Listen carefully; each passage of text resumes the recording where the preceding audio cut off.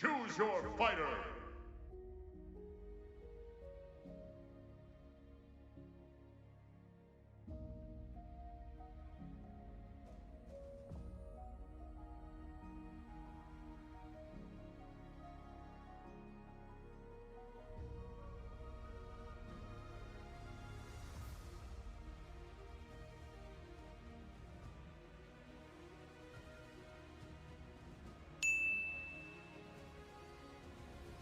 Fight! I'm doing my part.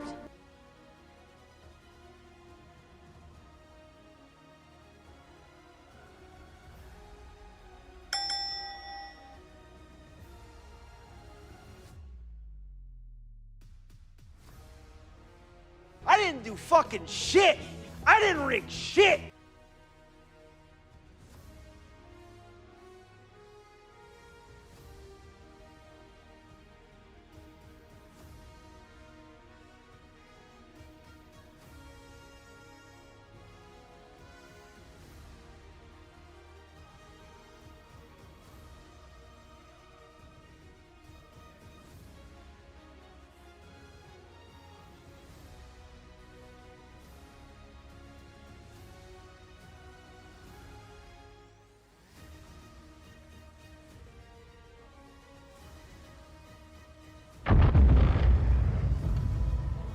Oh, fuck off! Adorn me, Beardo!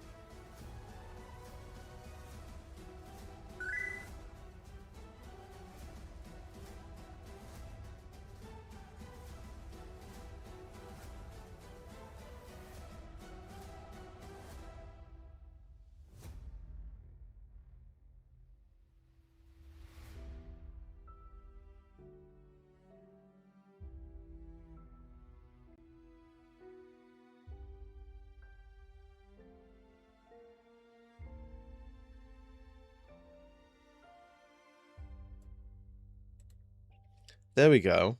Now you should be able to hear me. Hello. Hello. There was a Windows update, so of course, unlinked the microphone. It happens all of the time. All of the time, and I hate it. Yo, Ash, what's good, buddy? How are we doing today? Are we well? Are we well? We thriving? Gosh dang it. Gosh dang it. Anyway, what was I saying? Coney, thank you for being first. I thank you for being second. Mick, it's good to see you. Ash, it's good to see you as well. How was everyone's weekend? Tell me everything. Mine was good. Mine was busy. Busy, busy, busy. Now it's the week. It's time to chill out, right?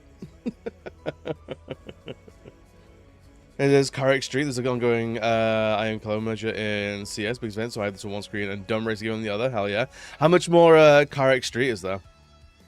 Sorry, more than thriving. I get back from holiday and I'm full of cold. That sounds like how it goes. That sounds like how it goes. You go somewhere you're not familiar with, you get the local cold, you bring it home. That's how it goes.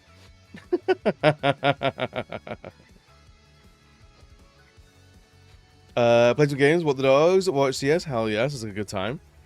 Went to a themed event for the first time, missed the parade, but I went to the big music festival. Unfortunately, it was EDM. What do you mean, unfortunately, it was EDM? All music can be great. Also, the gays do like to party, and EDM will do that. The songs about, right? Thought Squad are genuinely brilliant. 57 kilometers more. It's quite a bit. It's quite a bit. Yo, Mooney. Yo, Mooney. What's good, buddy? 2 grinded all 70 combat characters. It's next level 99. Took so long, like 69 months. Oh my god, Mooney. That's incredible. I remember you were playing these a while ago. That's amazing. I can't believe you did it. That's great. Hell yeah, dude. So I've got breakfast in my teeth.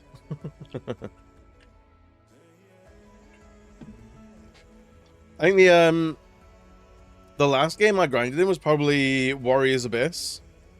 Because the last trophy, or one of the last trophies I had to get was beat the game with 20 characters. Fortunately, beating the game takes half an hour. Because it's a roguelike.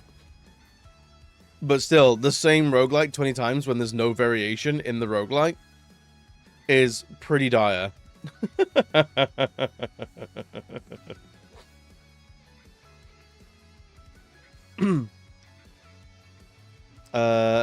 It's quite symbolic.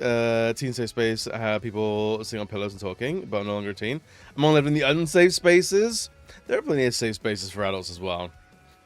But it's important that kids have them as well, because kids need to go out and socialize. Genshin, the internal grind to build characters. I feel that. I feel that was Zenless. I haven't actually logged into Zenless in like 3 weeks now. And I feel like I'm free of that shit just for a little while. Just for a little while. Just a little while. Played RE5 and chill mostly. Yeah, I saw. I'm sorry you didn't enjoy it more. I love that game. It's truly a game that the more you play it, the more you fall in love with it. It's a slow burn. 514. Damn, Lev Quest took 6 months because I'm being time gated. Oh, I remember Lev Quests. Holy shit. Yeah, I did that. I did that trophy last year. I finished that trophy last year. I've been technically playing since like 2016.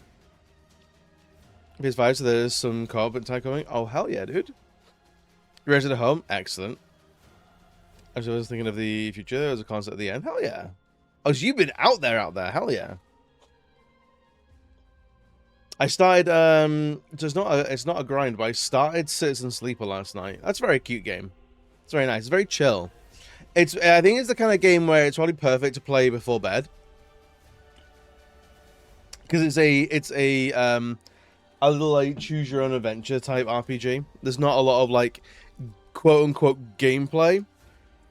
It's you get some dice, some resources to manage, and then it's basically how do you want to allocate your energy points to which task, and then like conversation choices. It's nice. It's a nice time. I like it. The AI can be a bit annoying. The AI in RE5 is really bad. It's actually bad. It's better in 6, but overall 6 is a far worse game. A sleeper and the reason I see? Yeah, you wouldn't like it, Coney. Not enough shoot bang bang for you. I was trying to work on my music review, but I heard about what happened in Rio and was distracted by that. I have no idea what's happened in Rio. Oh, do you mean, are we gonna get into celebrity deaths that I don't like to get into? Because I think I actually might know what it was. I guess I could try to do it for a second round. DLC was fun, even if it was short. The DLC's good. I think starting to with RE5, when you start getting like the bigger weapons and like really starting to kick ass in that, it's really, really good fun. When you're Resident TTFG moved onto religion when I realized that I need to establish the law of the land and didn't want to be too clinical. Need some looseness to give wiggle room for shenanigery. Oh yeah. Oh yeah, dude. How things on my end? They're good. They're good. I'm back up to like 4 days streaming, or like 4 streams a week, not 4 days of streaming, because my work schedule's shifted a little bit. And we're getting more Infamous time in, which I'm really, really excited about. I started For the King 2 on the weekend with Game Cave. That's really cool. That's a fun little game, little turn-based. It's basically a digital board game. It's really neat. I like it a lot. But that game is long. That game is super, super long. So I think we're gonna be playing that for a long time. I might play 6 with a friend, but I don't remember shit. That tracks. That actually fully tracks. That with RE6, that fully tracks. That game is so forgettable. So forgettable.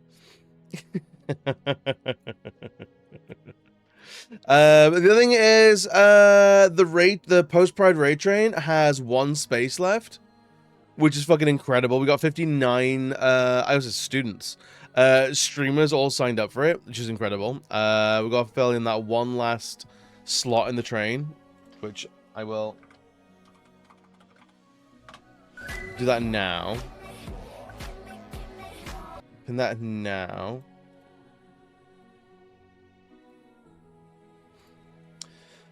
Annoying me the most was the fact that Shiva kept shooting like she had infinite ammo. So while I was trying to save some ammo, I ended up having to use Saber as. It happens. Also, the AI in RE5 will constantly stand behind you and try and shoot through you at enemies. Spiritual pressure. Because I'm allergic to gluten. There's a pill you can take for that now. You can build a tolerance. Yo, what's good, buddy? And Lum. Lum, what's good, buddy? I remember the opening level of Leon on RE6. Oh, in China with all the cars exploding. Yeah, that's about it. Oh, do you mean the one in the college? Which isn't really a bad level. It's not a terrible level at all. It's just the rest of that game is rubbish, to be honest. It's rubbish. But yeah, that game, you'll have more fun with the ones after it. The college, but then after that it's blank. That's probably for the best, if I'm honest. You don't need anything else. Use that brain space for something else. You don't need it.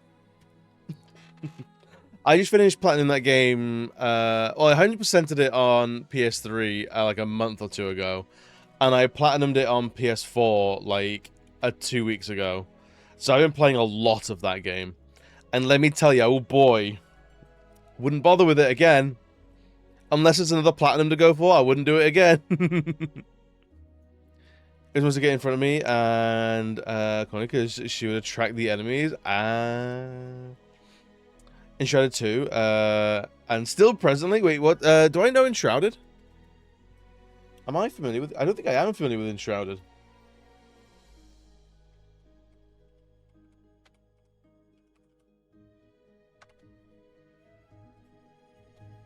No, I'm not familiar. I'm seeing Google Images.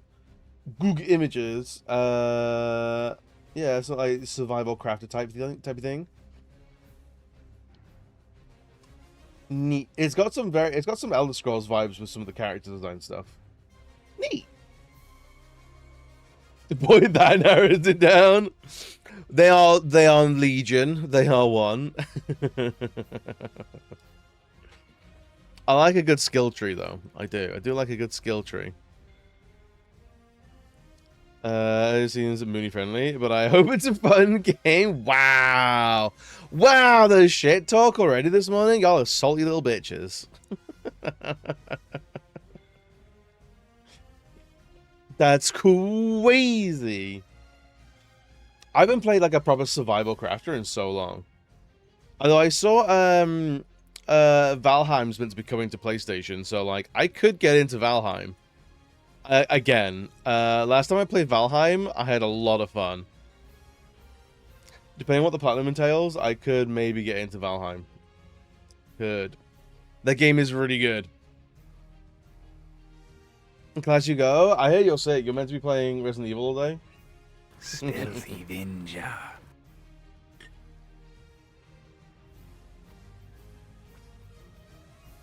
One of my favorite memories of Valheim is a buddy of mine was making a longhouse at the bottom of a hill while I was logging trees at the top of the hill. And when I would fell a tree, there was a 50-50 chance it would roll downhill at the longhouse and maybe knock a wall out or two. I'm like, look, fresh wood for the longhouse to repair all the holes in it. And that's where I learned that like tree felling permits are very important.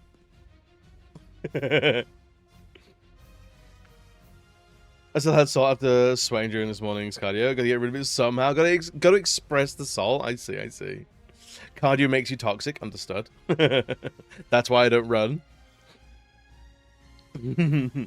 Valheim's interesting. I got to the third boss and couldn't figure out how to summon it, so I stopped playing. I think Valheim, because it was another early access game, they tend to be like, the documentation for them tends to be fucking dog shit. And like, I think Valheim was like very early access when it first appeared. And it was like, yeah, there's so much out here, and like you can just like fall into some of it, but then there's so much that you like, I genuinely have no idea. You can't get mad if you yell timber like Kesha. Just like Kesha is actually one of the world's foremost lumberjacks.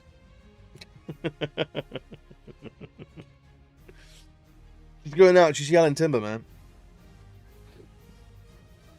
But yeah, Valheim was a really good time. A lumberjill. Wow. Wow. All right.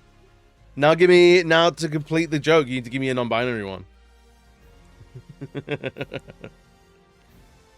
The non-binary is actually Lumber Theo. It's true. It's true. If you get that, you have more than 3 non-binary friends. If you don't get that, I don't know what to tell you. Limberfolk? No, it has to be a name. It has to be a name. If Jack and Jill are a name...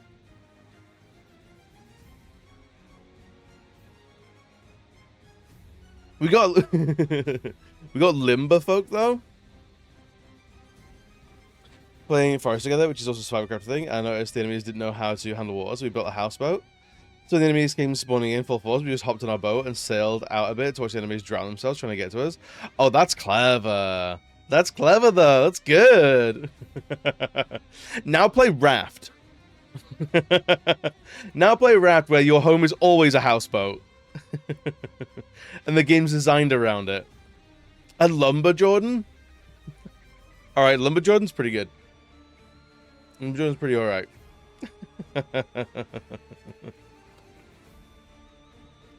Guys, we got a whole day's worth of grinding ahead of us. Should we boot game and try and get it out there? Let's game out. Break that thing in half. You gotta do it, man. You gotta do it. You gotta do it. And a J name that could be either. I mean, technically Jack. I don't know about Jill. Jill's pretty gendered. I think there's plenty of Jacks around. Of both varieties. Gilliam? Sounds like a drag queen. Oh, my favorite actor, Gillian Murphy.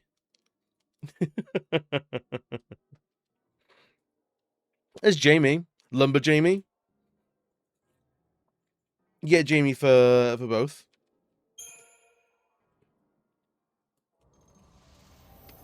Alright, we're here, and we are grinding perfumes as much as we can.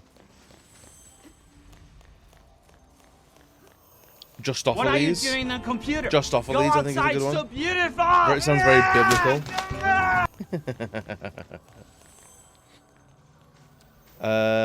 Yo, Chris, what's good, buddy?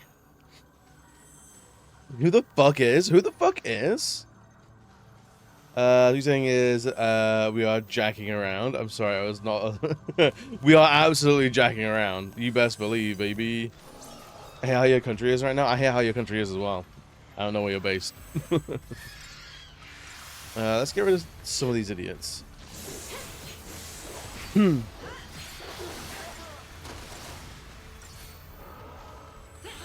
the guy from the White House fight that vomited himself when they announced his weight? No, that sounds gross. Why would I watch UFC?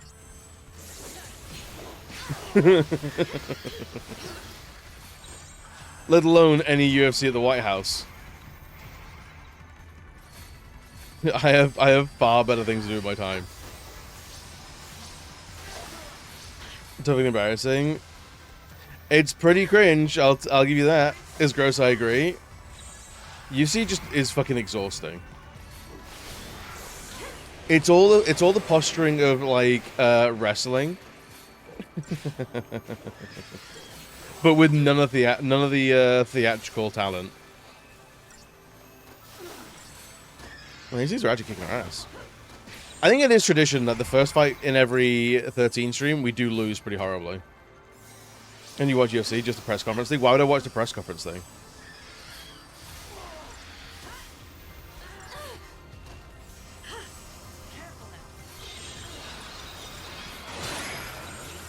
Anyway, we were talking about survival games.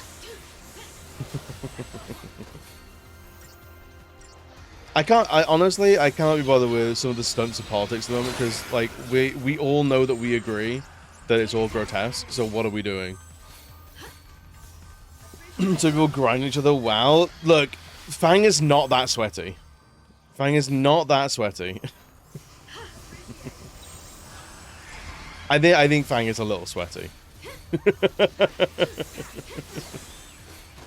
All right, how on a scale of 1 to 10? On a scale of 1 to 10, who do you think is the sweatiest Final Fantasy character? You can make us sweatier? Bold talk! Bold talk talking about one that snap you in half as soon as look at you.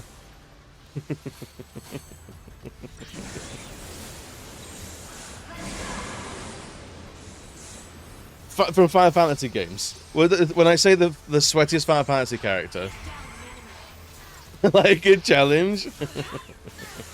I could climb that mountain. It should have been me!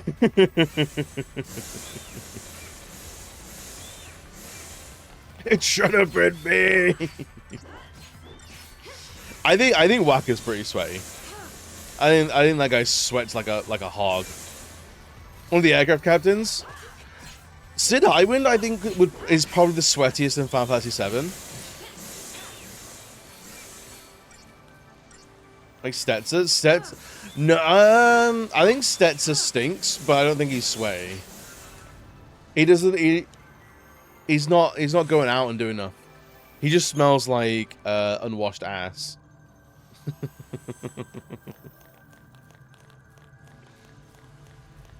Where are we actually going? This way, okay. Zell or Wakka? I think Zell I think is probably pretty sweaty. Wakka is absolutely sweaty. Do you like how I just fucking I despise Stetsa still to this day? That guy is like that guy is a gigantic blemish on that whole game. He's the fucking worst. Anyway, here's your airship pilot. He is known to just kidnap women all the time. Kina is like 90% saliva and sweat. I don't know. I think Kina is all saliva, but I think Amaranth is sweatier. I think Amaranth smells like used jock straps. Like a bucket of them. I reckon that guy fucking stinks.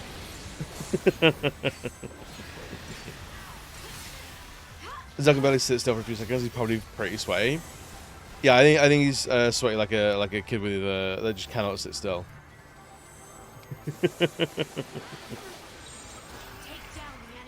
Maybe we heal up a little bit, shall we?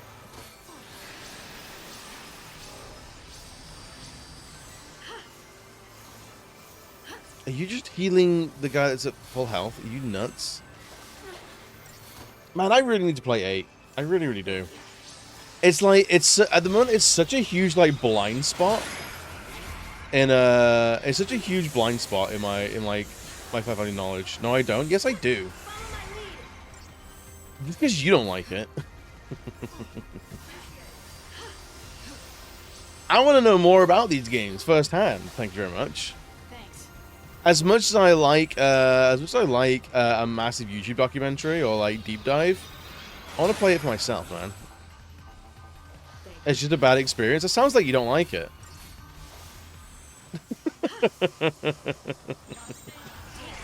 I don't dislike it. I just think it's bad. Elaborate on this, please, sir.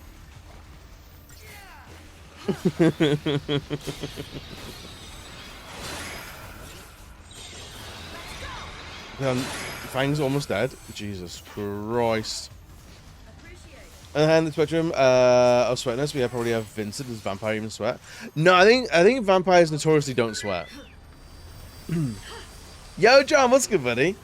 I think 8 might have the worst tutorials. Yeah, that's definitely why I didn't play it more as a kid. I played like maybe like an hour or two. They were trying to tell me how to junction my girlfriend, and I was like, I don't know what you're talking about. I don't know what's happening. It was quite tough. I'll take 8 is your favorite. There are dozens of you out there. Aside from tactics, entirely fair. Yo, Gags, what's good, buddy? Thorough, it's the most minute of details. I don't even know if it's. I don't know if it's thorough. I think it's cumbersome. Is the thing. I don't think it's a good tutorial. It's a very verbose tutorial, and there's lots of very like. There's a lot of menus and numbers, and it's not particularly well laid out. It also has more room for more text, but they have abbreviations everywhere. Right. I think 8 is mechanically without its flaws. I don't think any Final Fantasy is without its flaws. I think every Final Fantasy has flaws. But like, I see there's a lot more Final Fantasy VIII apologists around these days. And like, I want to know if that game is deserving of the apologies, or if was it a misunderstood game of its time, or was I right to go, I don't get this, and put it down as a kid? Because coming off the back of like 7, materia, colorful little orb go in slot, wee, is very easy for me to understand as a child. Then, all right, so you got to put your GFs in the right function hole, and then draw, and then you got to use cards, and then you got to stack, and like, what are we doing here? So grind is exemplary. Every facet of the grind, cards, GFs, draw, junction, transmuting items, building up gear, all feed into each other is glorious. It's when you inevitably have to translate all that into the combat system, and that is such an afterthought. It's disgusting. Complete with a level mechanic that actively punishes grinding. See, I've heard that. I've heard like both sides of like it does punish and it doesn't punish. So I have no idea what or who to believe anymore. Which is part of the reason why I need to play this game for my fucking self.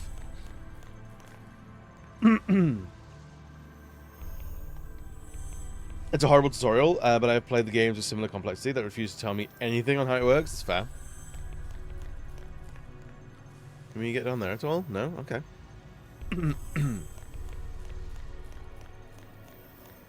Story feel is really good, but the battle junction system was stupid, so it depends on what you factor into if it's good or not.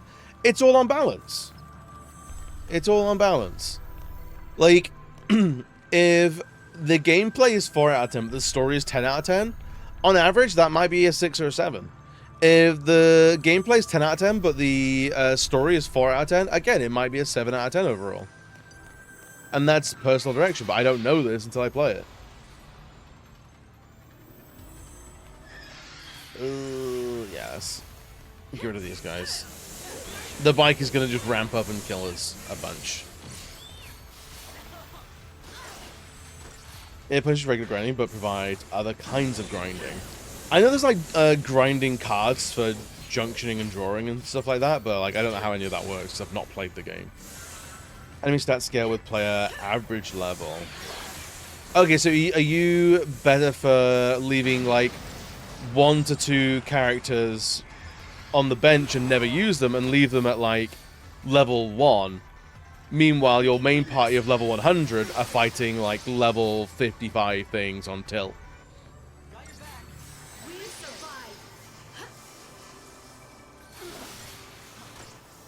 If you can just grind 100 of the best magic for each stat, for each character, and be way stronger than the game expects you to be with 100% lifesteal and stuff.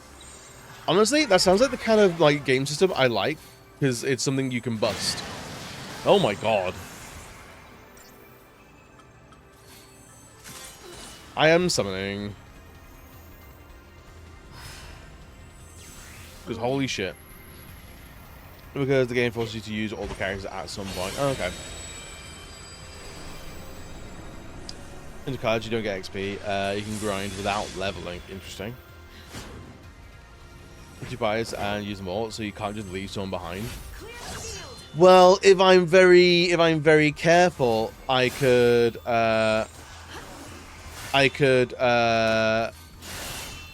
have 2 characters at level 1, so when the entire party splits, 2 of 3 characters are at an appropriate level, and 1 is dog shit and will die.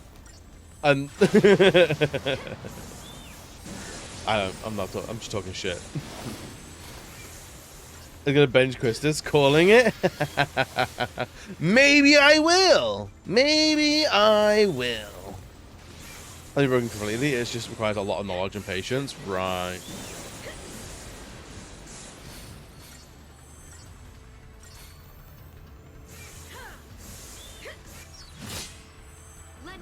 They had him choke up on his mission, and I still didn't like him, but I thought he was a better character after that. Fair. Found more than your characters, and you can swap them around. Right.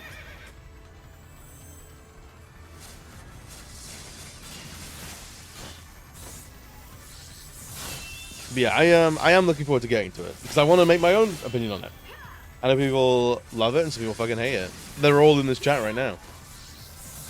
I've seen a level 1 party with maxed out stats just wrecking everything. It looks at the play a bit funny. But with these skill ceilings to reach that, it's pretty high. I don't fully understand how you reach that. It was like you have to like play the game like 3 times to like fully understand how that happens. And you know how I learn in video games, just by ramming my face into things.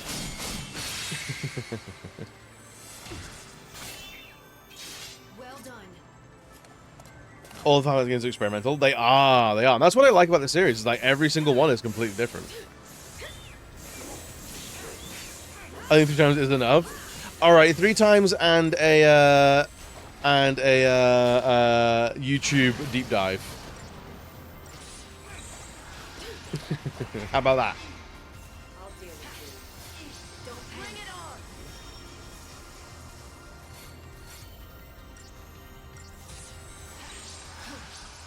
Alright, let's go back to whacking it.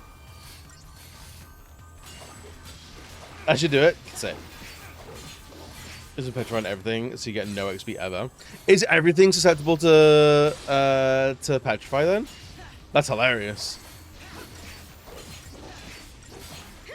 Fine, maybe we can call it a day. This is all fascinating with no context.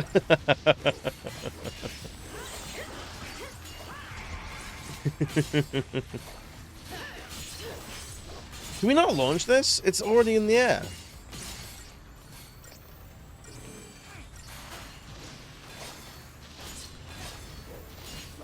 And we should be able to kill this before it goes away from stagger, right? Yeah, easy peasy. All it took was us almost dying 3 times.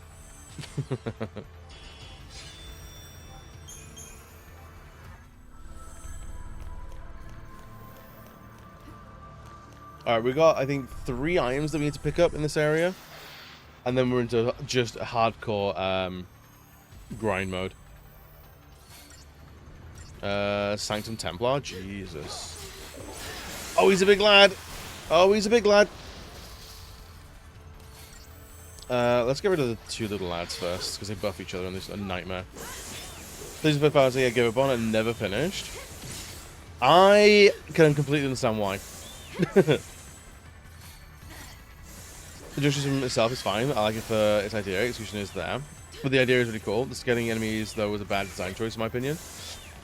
I feel like there's 2 designs around like advancement in video games. There's you constantly need to go to new areas for new challenges, or the game will always test you depending on where you are, like regardless of where you are. And I think the game always testing you regardless of where you are doesn't do a good job of showing you how powerful you've become. So, like, Area 1 will always be a challenge for your characters because the enemies are getting tougher. Or, if you're doing some sort of advancement in every area, you should outpace some areas. So, as you level up, your stats will gain above enemies. You will spin up past that enemy, but as you get to new areas, they start at where you are.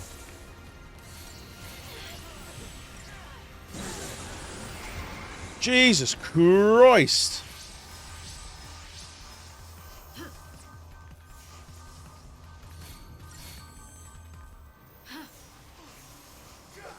About how this 2 in Oberon made me give up back at release. I came back a few years with a debuff and buff knowledge, pissed it. With Cocoon Gate Crash cutscene. So that fight wasn't too bad for me. It was the first Bartanthalus fight. Was like, that was a genuine put that game down moment. And in true video game fashion, I think we spent like 2 hours on it, and then ended stream, and then came back next stream, did it first time, first 10 minutes of the stream, absolutely fucking annihilated it. And we're like, well, that's what that does then. God damn it. It was, it was kind of annoying how easy it ended up being on that second light attempt. Yeah, right. I know what it is. I think at the end of stream, I was just like, maybe my mind was just fried. And I was like, I'm not seeing it. I'm already pissed off. I'm so annoyed at everything this game is doing, and then like come back to it like, oh yeah, it happens. Like it just happens like that. It's like, okay. Star Blossom seeds, cute. There's an item over there as well. God damn. Can we actually get over there? I think we can. Somehow. The second one though, was like, I think the second one was very close to being quite overwhelming. So we got you there. Whoop! He's by himself. Oh, you idiot!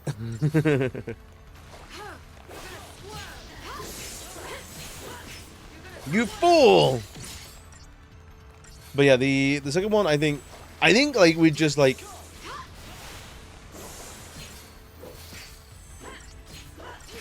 I think we knew Bartanthalus was a genuine problem, so we took it very seriously. I managed through, but like honestly, with some of these boss fights, they're just gonna go, "Oh, you're steamrolling some things a little bit too much. Now you're not." And I think the RNG in this game plays a huge role. Sometimes a boss will just laser focus on one character, like, "Oh, I need them dead," and they'll do it. don't like our characters are flimsy. Hence why the Sentinel is such a vital role. But then you're either in full defense mode or in full attack mode. And there's very little you can do and be to sort of be halfway between. So if you can't like ever get out of defense mode, like you're not gonna make any progress. That's kind of tough. You kind of hate how tanking works in this game. Same.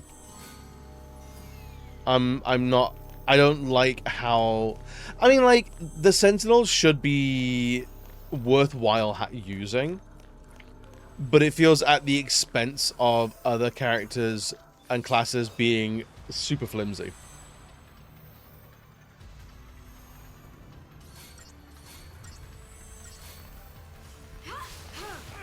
Provoke should be passive. Thing is, I wouldn't want any character to have oh, do you mean like a passive of the class? I think so, yeah. Give them something else to do. I thought you meant passives in like any character class can do it. I'm like, I don't want any Ravagers or Commandos with Provoke. They'll die in a heartbeat.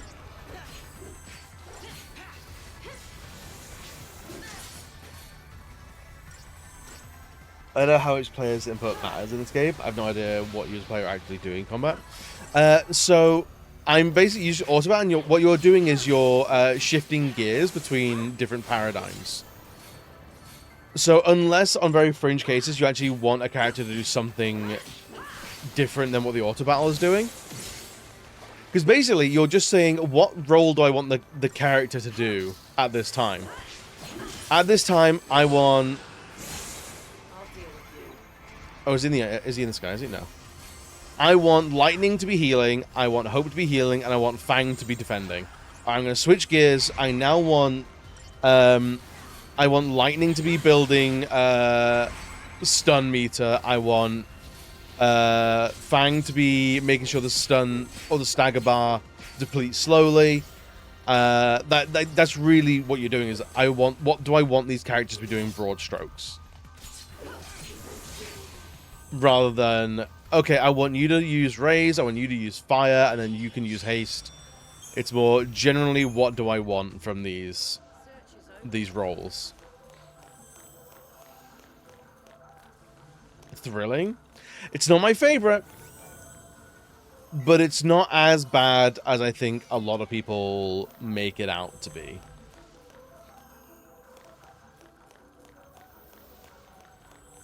You know? This game's about doing things quickly, so it sucks having to give the tanks enough time to provoke. Yeah. It's just 12 again, but you can't manually program it. I think 12, like, this game is much faster than 12, but, like, the comparison is fair. The comparison is very fair. But then, like, I've talked about this before, of, like, there's a very clear design shift on, like, what Final Fantasy wants to be. And that's been going since 10. If you follow 10 to 10.2, 12, 13, 15, and 16, like, it's a pretty, like, there is an evolution of those games to that point. Of, like, the further, like, the automation of your party members to eventually, like, the full automation of them. To the point where, like, this is now a single character action game.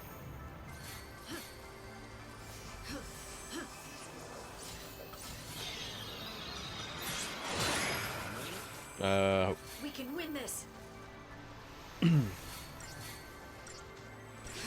This is to 12, what 7 is to 8. In what way do you mean that? I don't understand the comparison.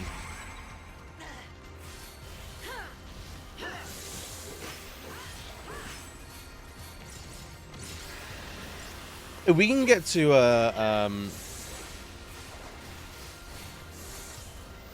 If we can get to the point where we don't need to do any, like... Jesus! And sometimes that happens. 8 is open source. Oh, it's Material Linux. I see. Play Xenogears? I want to play Xenogears. I wanna play the unfinished mess that is Xenogears. And 12 is open source paradigms. Okay, I see what you mean there. I see what you mean. I'm on board.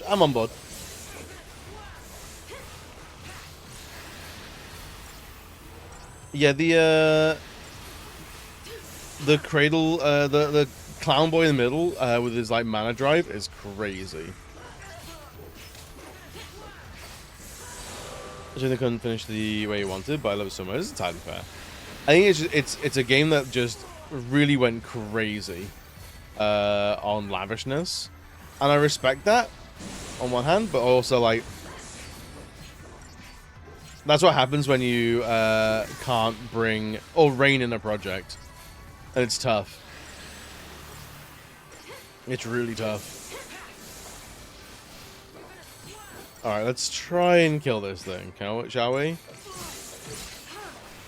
Hope's just dying a little bit. It's fine-ish. Let's heal, because he's going to do that fucking mana drive move in a second. God damn it, Fang's dead. This battle is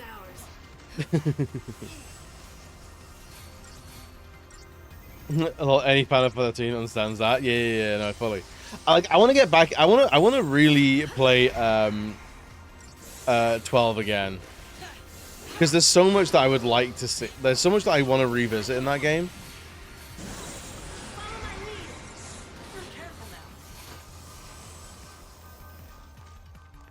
Can we heal a little bit? Thank you.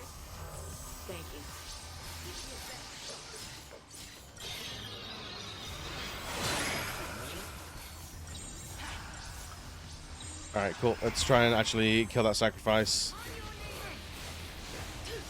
Well, we ran out of stagger on it, so that's great. And Fang's almost dead again. Phenomenal. Yo, Dan, what's good, buddy? How are we doing today? I didn't super care for Sora 12, didn't hate it either, but I really like the Gambit system. I like the Gambit system. And the people talk shit about the license board a lot, but honestly, I kind of liked unlocking things. Because it felt like you unlocked things like at quite a fast pace. So I was like, is it silly to have to unlock the ability to wear an iron helmet? Sure. However, is it fun just going like blink, blink, blink, blink, blink, just unlocking the spaces on the board? It was a lot of fun. I liked it. Was it Iron Lung? Ooh, it was alright. Just alright.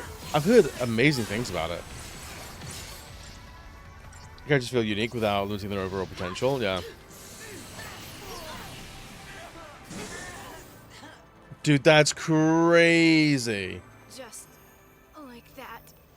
Van getting there. Do you have a license for that hat? The mana drive guy is crazy. Maybe we go for him first. Sanctum Templar. I feel like the judges in 12 had a much bigger effect on Final Fantasies going forward than we like to admit or realize. Like this Templar right here. Tell me that's just not a neon judge, right? It absolutely is. This is a conflict horror movie, given how little material there is from the game alone. They managed to fill in the gaps, but a bit of a slow burn that but pays off at the end. Oh yeah. The blood! I've heard that there is a lot of blood in that film. Come on, can we please kill the Templar before we need to heal at all? Okay, there we go. Now heal. A judge at a rave? Yeah, just the weekend judge. Dude, the judges in 12 are fucking cool, man. You see those guys all over, like, 14. They're in 13. I think I've seen them in 15. And no doubt something similar turns up in 16.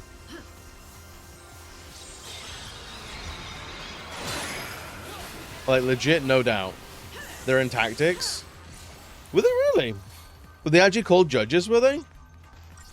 Because tactics was yonks before. Or do you mean the like Tactics A2 and stuff like that? They're in Tactics Advanced. Yeah, that's because it's literally the same world, isn't it?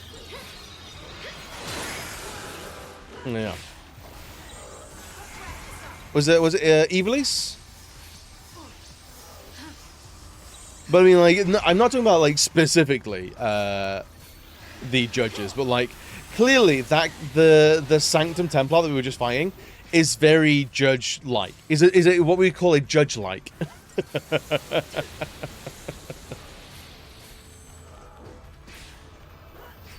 Tactics 12. Yeah. Sweets loves some Star Wars. I mean, like, hell, like, you see, so much can be based off Star Wars. The Star Wars is already based off so much as well.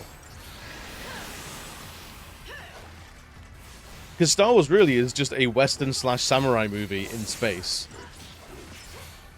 Really.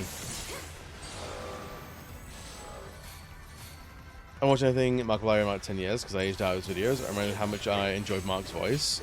Mark's content is so odd in that, like, he's doing there's like two Marks. There's like the stuff that grows with the audience and the stuff that's still for young adults.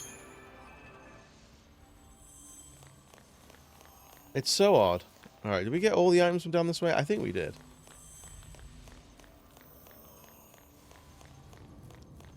The judges set the rules for each combat. I thought it was the was it the judges or was it the Zodiac? Or were the judges representatives of the Zodiac?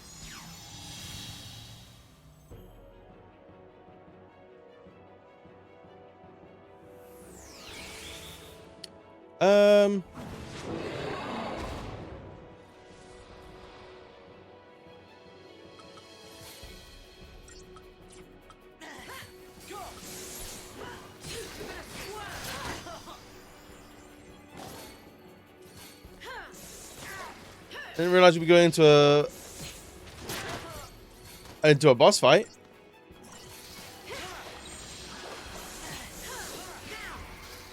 Didn't realize that.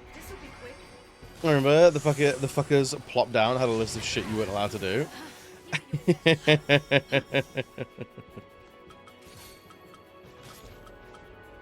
Let's renew.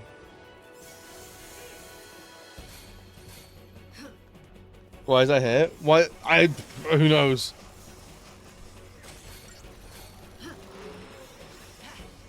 Bounty of the Wood. I think I've seen that film. Is this just a little, like, boss rush area? I want to go back. This is not where I wanted to be grinding.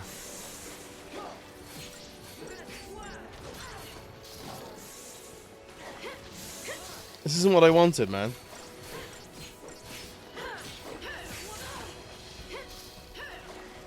This thing is fucking huge, dude. I should have almost staggered it.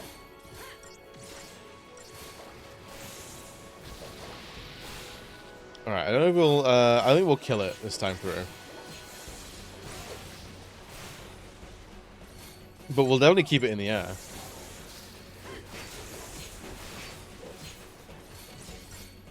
I think the 14 definitely has a bunch of like 12-esque judges. I need to play 16, man. I feel like 8, 12, and 16 are like 3 of the Final Fantasies that I have such a blind spot in Final Fantasy like first-hand knowledge that like needs to be remedied. At the very least, 15 is meant to be 16. Sorry, is coming to PS Plus soon. So I will actually be able to play it basically without paying for it. Alright, that's... was fine. I mean, I've heard a lot of, like, people like, the Final Fantasy old heads are like, it's not real Final Fantasy! And, like, that's exhausting. I have a bunch of preconceived notions on what 16 will be like. Yo, here, what's good, buddy? Fellow glass cake enthusiast. But I wanna see it firsthand again. You know? Dude, this thing is hefty.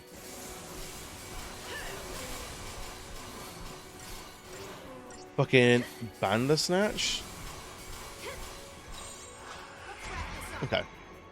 I don't know how long Case is gonna last for. But will I stream 16? I don't know, man. That might be a game that's just for me. So I can kind of enjoy it in a bit of a vacuum. Clive is well designed.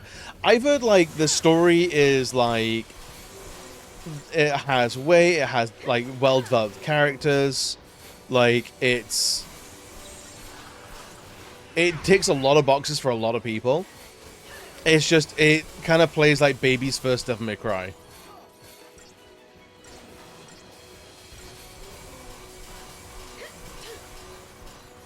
It's so funny how I kind of have some of the energy for 16, even as I try to sell people 12 who also don't have the energy for it.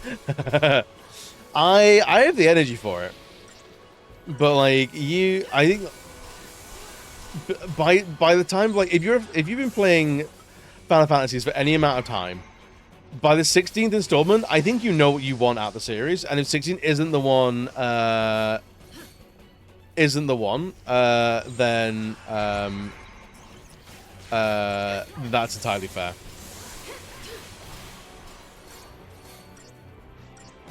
Is it the one that black people have no place in the world? Yes, yes, it is.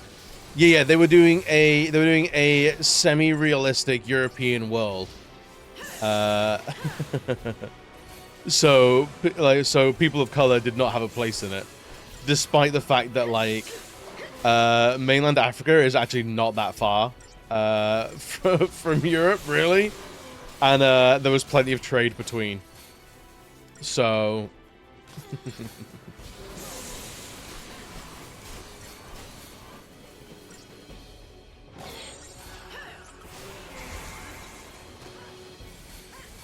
You can get a DLC of a secluded race of even purer white people. God damn.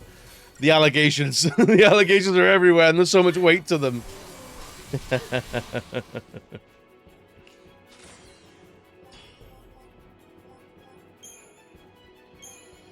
32,000 is pretty nuts.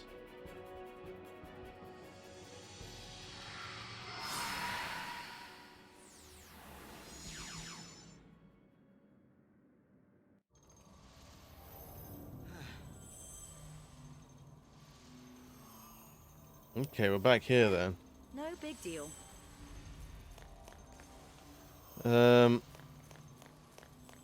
Have we gone too far now? Was that a point of no return? Where's this end? If there is one, I can't see it. I can't do this. All these Seath were people once. Like us. But that's what Bartanolus is going for. Don't you see? Make us feel guilty, lose faith. And the second we give up, it's focus time. Wait till we're broken, and slip on the leash. But yeah, so When you think about it, so having not played 16, my read on the 16 situation is Yoshi P was like, so we're trying to make it grounded in, like, European history. So there was no there will be very few, if not no, people of color. Just that time's running short. While, like, medieval Europe was actually a massive hodgepodge of different peoples because travel and trade exists, and I don't think there was a single isolationist nation in that era of, like, Europe and surrounding areas. So, like, already they've not picked up a book. However, I think the real tea is they wanted to tell a story about slavery, and they didn't want the association. Books are heavy. It's true. Especially if you're a wee little nerd. I think they got in their head about, oh, we want to tell a story about slavery. We don't want to have it too too related to like the slavery that people think of in modern day. So we're not going to have those people that were primarily slaves in the work at all. It's like, okay, so now you're saying that like a certain group of people cannot be in media without referencing back to how they were slaves. And it's like, that is also super kind of icky. So I think there's a way they get out of jail free with that, to be honest.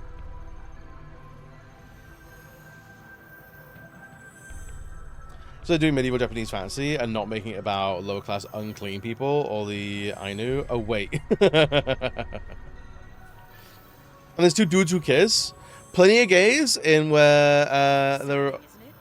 Can we go back now? Perfect. We're honoring black people with erasure. Pretty much. Pretty much.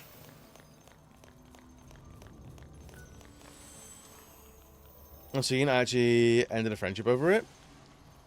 I think I remember you talking about this. Return to the entrance. Okay, cool. We can go back to the entrance. Neat. We have Starium to spend. I think I remember you saying about this. Like they got super out of pocket about just some very milquetoast gays existing in media. Got viscerally upset about gays being in his game. It's crazy that people in 2026 still feel the ownership of media. Yo, Lenario, what's good, buddy? Imagine gays existing? Not in this timeline. Yeah, that's some mega cringe bullshit.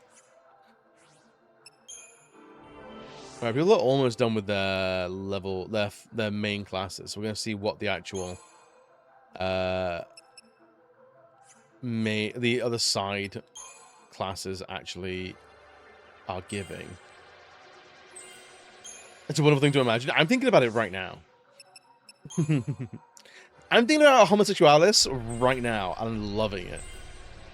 You can have homos or black people. You can't have both. Goddamn greedy lefties want all the representation. That's crazy. Square Enix literally in shambles. But our engine can't handle two dudes kissing and melanin. You either get one or you get the other. Maybe with the power of the PS6 we could do it. But the PS5 just isn't strong enough.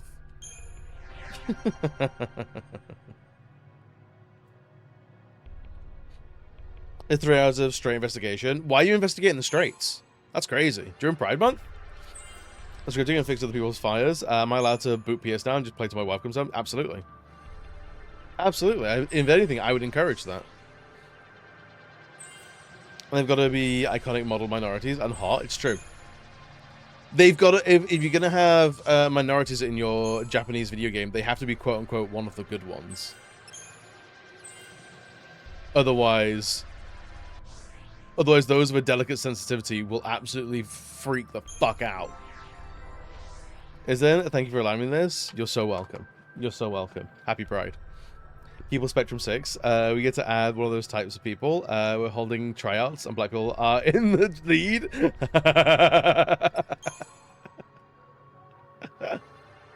Incredible. Incredible. I do not understand Barrett is one of the most popular characters. I genuinely don't think they do understand that. I genuinely don't think they understand it.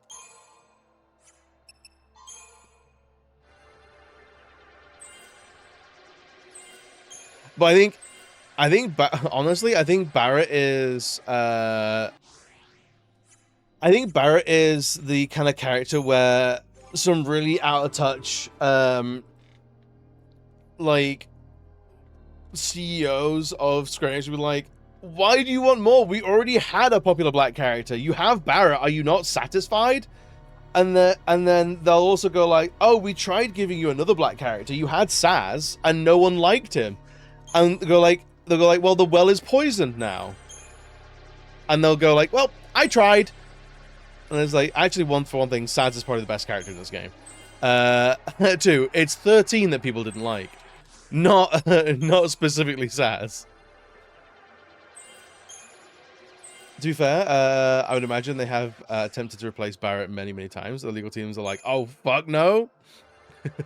That also would not surprise me.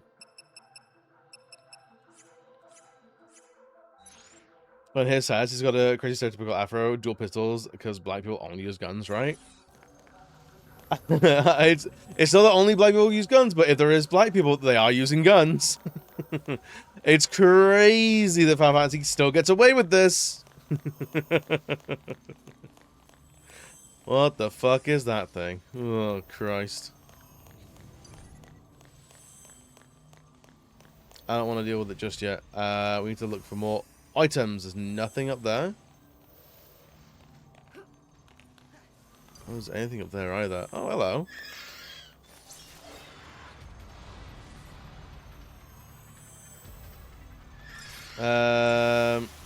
Yeah, let's get rid of the Dragon Axes. They are weaker. Yo, Sasa, what's good, buddy? Oh, so he gets away with stereotype reputation based on ethnicity. Color me shocked. Interesting choice of words.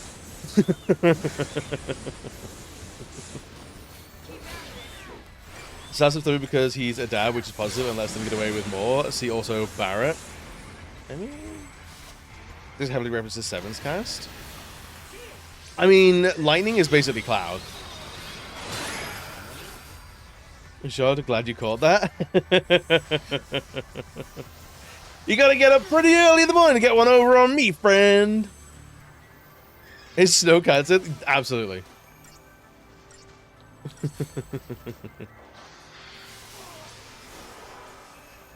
Absolutely. Oh my god, this fight is not going our way, is it?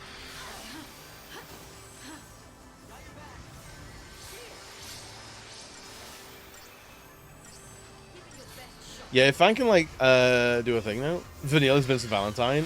1 for 1, honestly.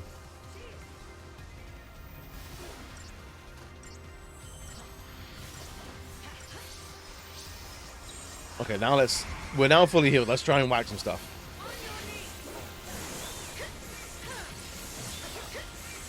Cloud's just a rip-off of Terra. The dev team admitted Cloud was the original prototype of 6.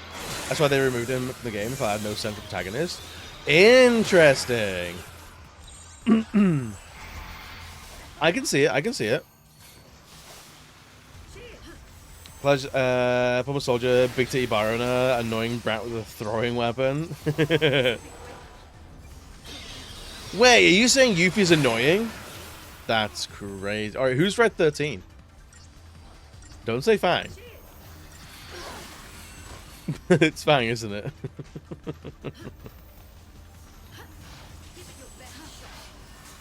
Love Yuffie? I thought Yuffie was great. Okay, I won't then. You'll never get it out of me. Fang is Sid. Why would you say something so controversial yet so popular?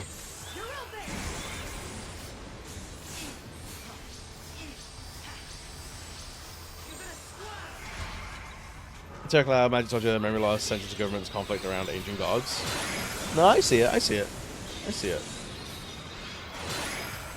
Hope is Red 13.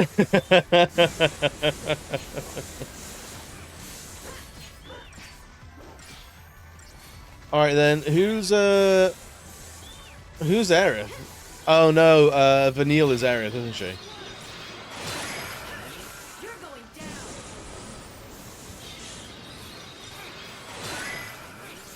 Yo, Jolter, please don't. I'm sorry. I'm sorry. I don't know what to tell you, buddy. Aerith and Vincent merged. Oh, that's why she feels so fully fleshed out. I see now.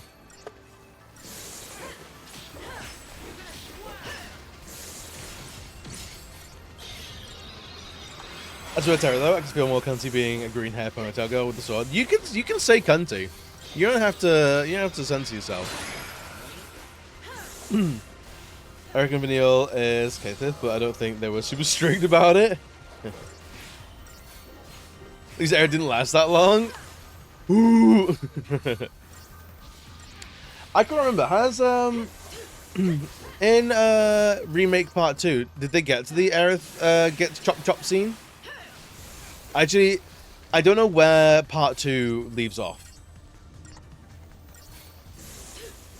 And I don't know if I haven't, of all like the recent part 3 remake stuff, I don't know if Aerith is there or not.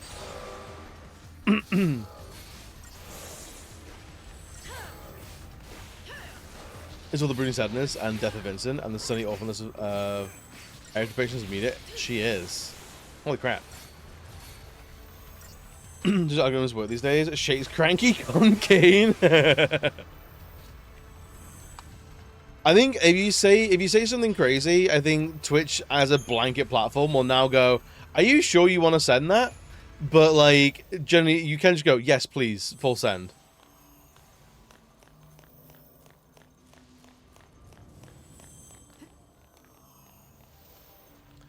Alright, is there any items here?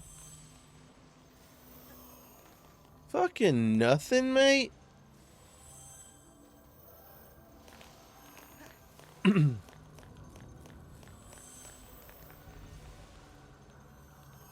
just thinking like there's apparently 3 accessories in this area. I feel like how long is this area gonna go on for?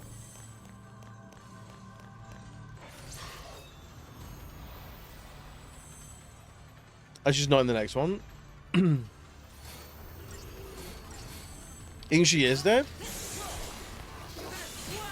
Because I know like Zack's meant to be back or some shit like that. I don't particularly care about spoilers for that game, to be honest.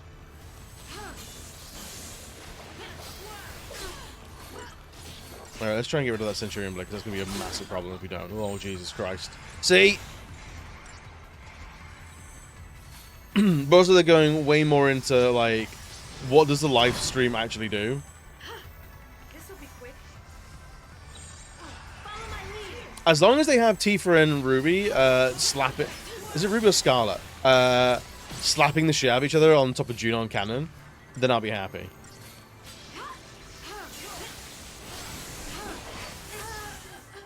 Oh, Jesus.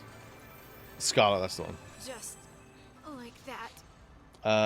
Fantasy XIII leaves off with Tifa whistling on the dock to try and get Cloud back, and they do a big pop concert. I hope. I hope.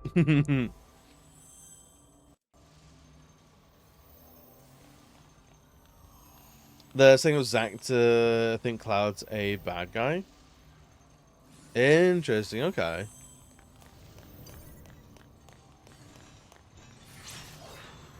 There's an essential empty party slot that's shown after Sid and Vincent have been recruited. I don't think she's coming back, but the devs are intentionally trying to make sure she's remembered. Right. So 7 Part 3 is going to be miserable because it's all going to be 100% in memoriam. The body was stuffed into a Moogle. Would be iconic if it was.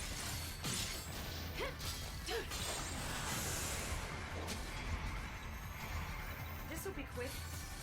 Alright, can we cure people up? And go back, because we need to get this blade done. 100% stress because the weapon's about to whoop our ass. Yeah, that's going to be a tough one. The weapons at least do look very cool. We can win this. So basically, as of the end of Part 2, Aerith is dead.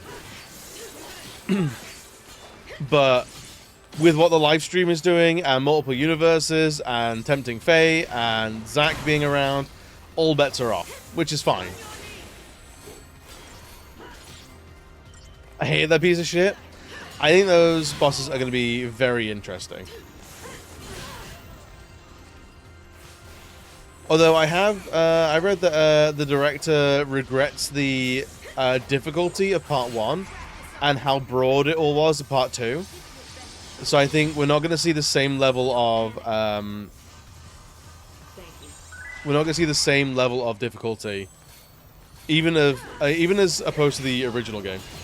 Yo, Lodge, what's good, bud? Actually, does and with a to be continued, it reminds you to do the level 110 raid sequence and the upcoming 14 expansion. Oh, that would be fucking hilarious, though. That would be really funny, though.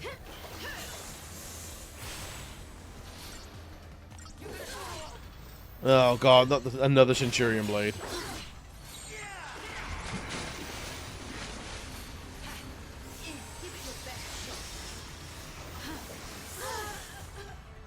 From full health. From full health, they got one hit. God damn it. I go to stream. It's going well. It's going well. We're getting our ass handed to us a little bit, but it's okay. Mostly. Alright, that's all. Let's try and ambush this asshole. Like Chadley, has he got old in the second part? I think Chadley is gonna be a super secret bad guy. You said this game was hard? Me! Actually, no, I've said like this game varies wildly from like bust your ass hard to like cakewalk. He's gonna be one of the weapons. I think he's a Sephiroth clone. Honestly.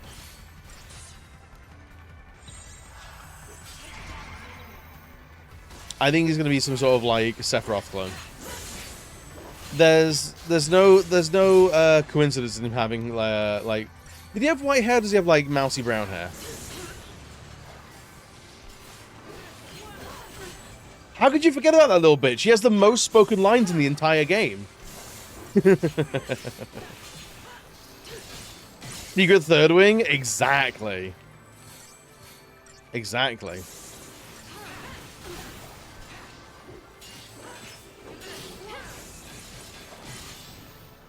He's the 13 multiple for Neil. I think that would be absolutely incredible.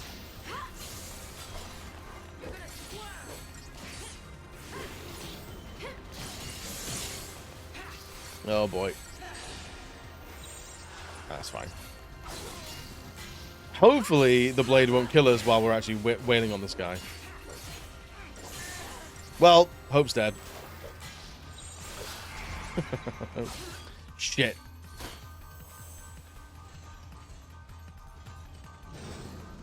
This'll be quick. Techniques. Renew! Bring them all back!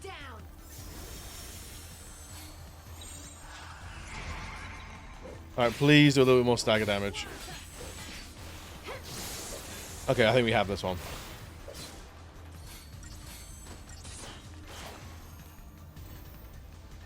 I'm glad no one sweated.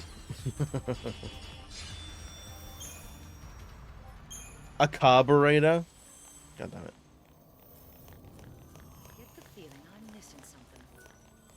Where are we warping to? Warp to the upper level? Sure. Oh,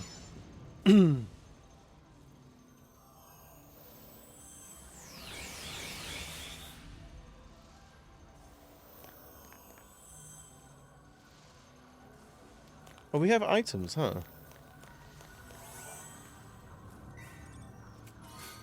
Well, there's our adamant bangle. Okay.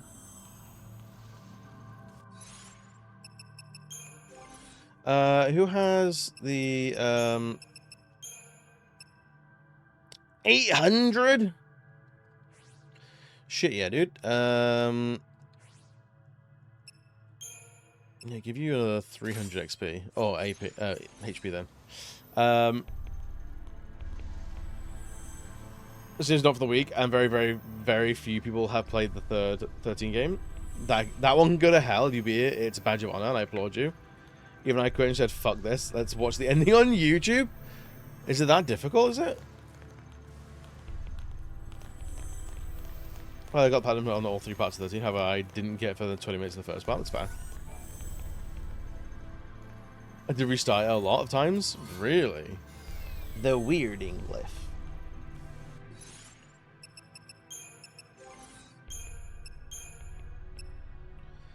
Magic by 150. Damn. Our oh, that's 170. All right. So we just need the Imperial Armlet now, which is somewhere.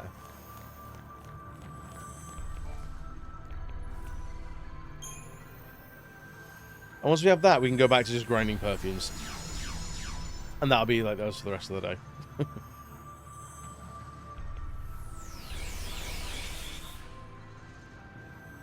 Okay.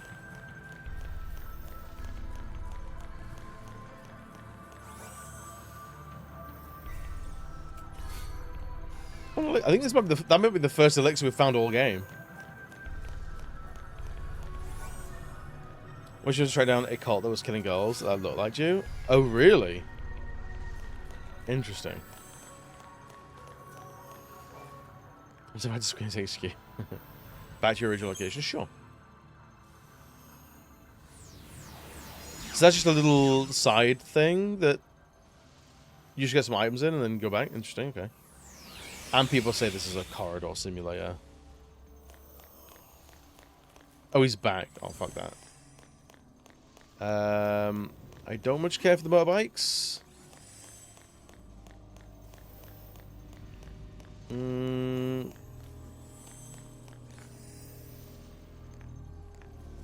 Got these assholes as well. Which way are you facing? You're facing us. Let's see if we can get the drop on this guy.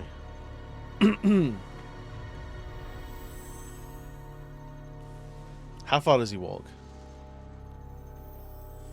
How can he walk?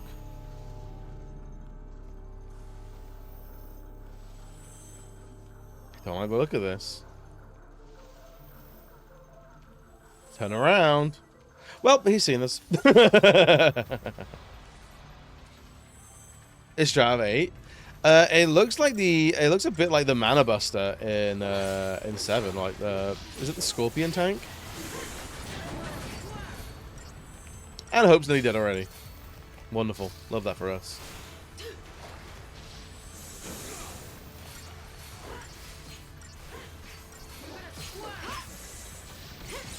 Let's do a quick bit of healing, shall we?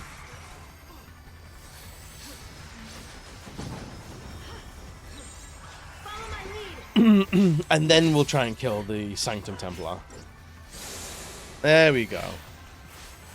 Once we've done that, the last guy should be fine. Should be fine.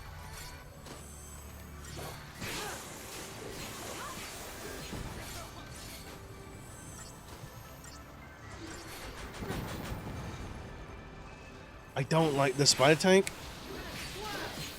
Just pounding. I don't like it, dude. Alright, sick. Now let's heal up a little bit, shall we?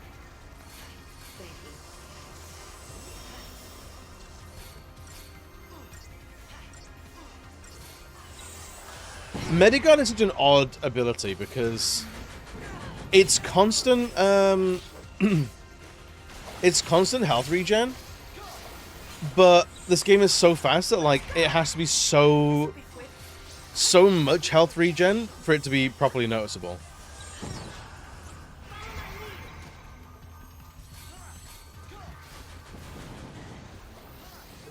Okay, I didn't like that in particular.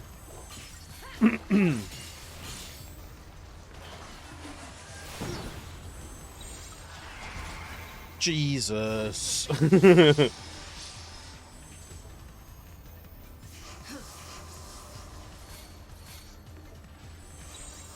Okay, please, let's... I'm just gonna do some attack right now. I'm just gonna take someone else down to 0 health. Oh, maybe it... Nope, it nearly kills Hope. Wonderful.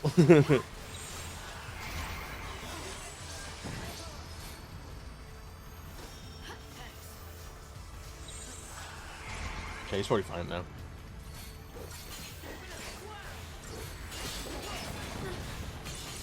Can we get this thing staggered before it next decimates a character? No? Okay. Sick. Love it. Thank you. Alright, a little bit of aggression. The longer it's in the air, the more it can't do us any harm.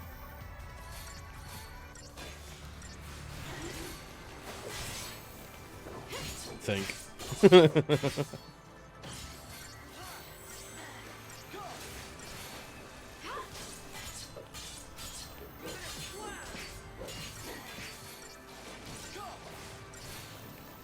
Okay, this is much better now.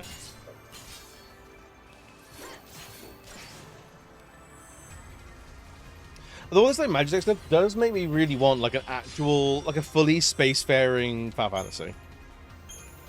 I feel they've done sci-fi worlds, they've done fantasy worlds, but they've never gone full on like spacefaring. And I do wonder what a an actual spacefaring Final Fantasy would look like. Because you get a lot of like cosmic horror with like Chaos and Genova and things like that, but it's never fully. When have they done full on space? Space in 8? Yeah, but that's terrestrial. So if you're just going to the moon, I want more. I want actual like different planets. And that's not based in space. You go to space, but it's based on Earth still. I want fully space. So do Star Ocean then, coward? No, because you've already answered the question. Because of the aforementioned being the coward. Yeah, you go to the moon, but like that's still like, in terms of like, I want to be in space. The moon is fairly terrestrial.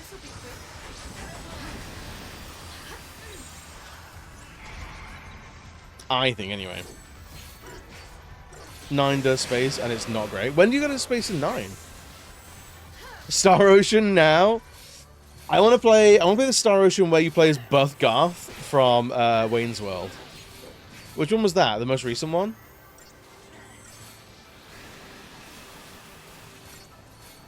Does literal spacewalking and floating about in there? That's cool. I can get on board with that.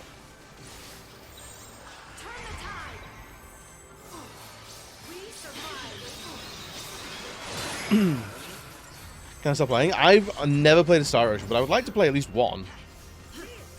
Get a sense of what the series is about. Although, Star Ocean is responsible for one of my favorite platinum trophies of all time. I think it's like Star Ocean first, like Star Ocean second C revival HD European version, and that's the full name of the platinum trophy, and that fucking kills me. It was First Departure. I think it might be First Departure R. Was the platinum trophy that I love so much.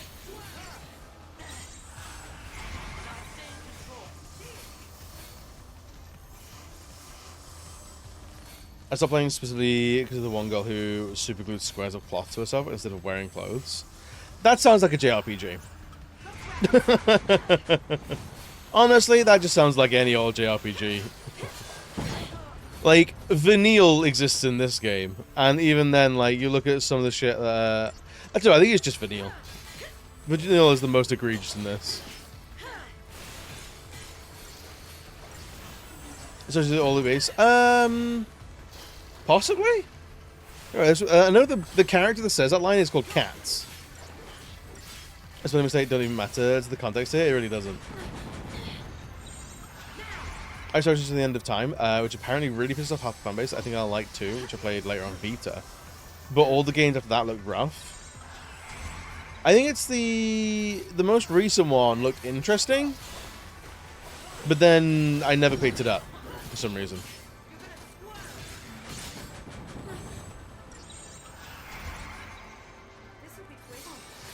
Because we all know my proclivities against anime at this point, don't we? Yo, Lania's fucking buddy. How we doing? Are we well? Are we well? Are we well? We're thriving.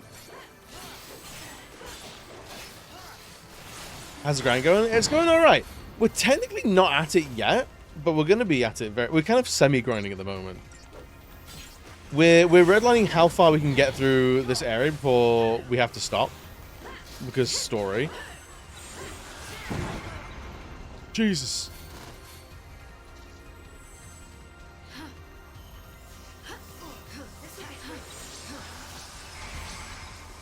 Okay, so close to being staggered.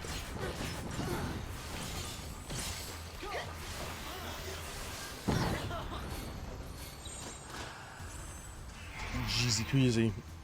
I'm talking Fantasy Star, which is also JRPG. Yes! Fantasy Star is also a series I need to play at least one installment of.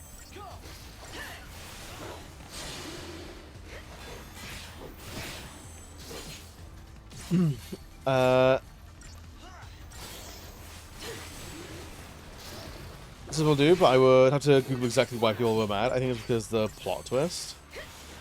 Fior Brunelli, if you want to see what I'm talking about. I actually kind of do. Alright, after this, we can take a little sidebar and, like, deep dive into some Star Ocean shit. And see what might be the most appropriate game for me to start with.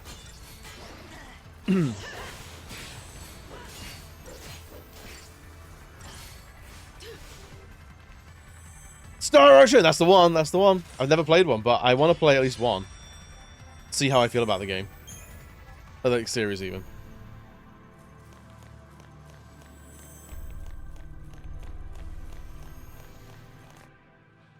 Other entirely nonsense series.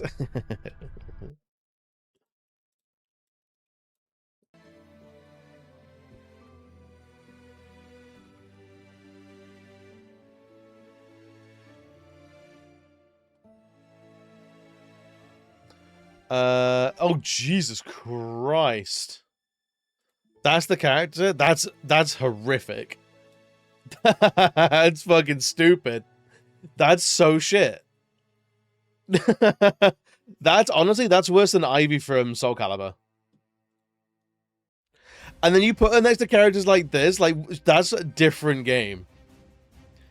That's fully a different game. What the fuck is that? That's peak? It's making me feel peaky. In what way is that peak? What's good about that?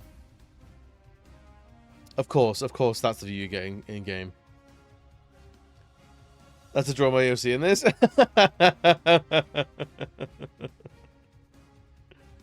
When you get other characters that are wearing this shit, sure, whatever. At least they can dress children, you know. It's a low bar in JRPGs, if I'm honest.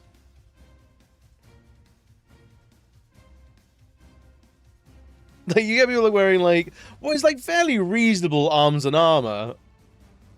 Get that shit. That's an absurd design. It's crazy.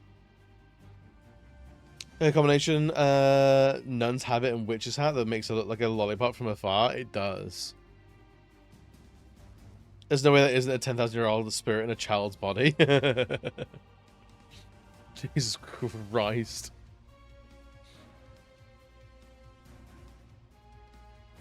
Like, you have all the resources in this game and you can't buy her a fucking t-shirt. Which one is she in so I can not play that one?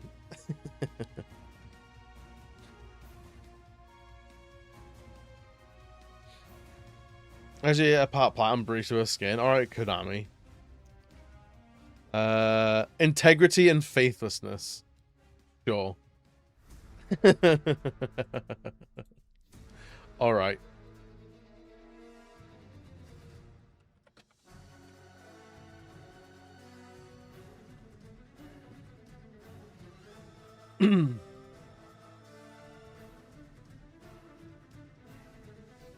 Is it Star Ocean Second Story R, is it? No. First part? No. What was this? Oh, that was it. Yeah, this is the platinum trophy for Star Ocean: The Last Hope International. So the title of the trophy is Star Ocean Registered: The Last Hope Registered International Platinum Trophy. The description is: congratulations, you've collected every last Star Ocean Registered Last Hope Registered International Trophy. Like, what are we doing here? Why is it like that? Trying to interface this is the one I've seen cutscenes from, and each one is a nightmare. Glorious. Yes, slowly now, so I prefer. And that's probably less revealing. But yeah, if that's the standard of the series, I might play it, but you're not gonna like me when I do.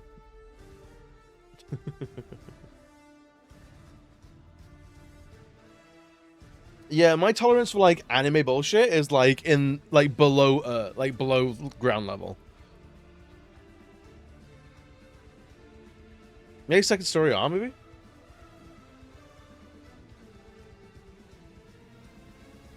was just bad. I'm glad so. I mean, some people are like, I'm glad some people are like, oh, fair enough. I mean, it's a lot, dude. I'm so tired of it. I'm so tired of it.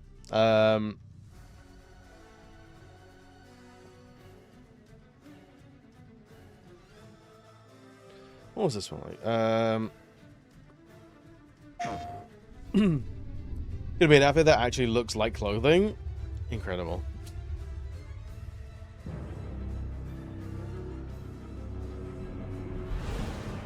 None of them are, they're not connected at all, are they? It's another Final Fantasy thing where they're just all... beings with your shallow, trivial thoughts.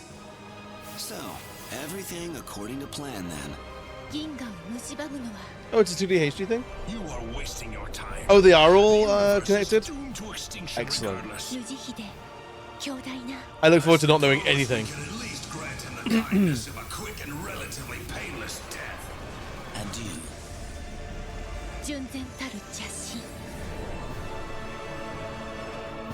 This is telling me nothing.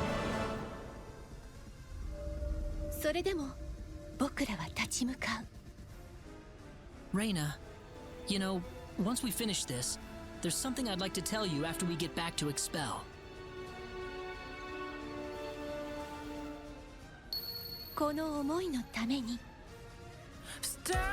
You think you can? Ah, you came. How about we... They literally have Robocop in this? Welcome, insects. I wish you could entertain me a little more.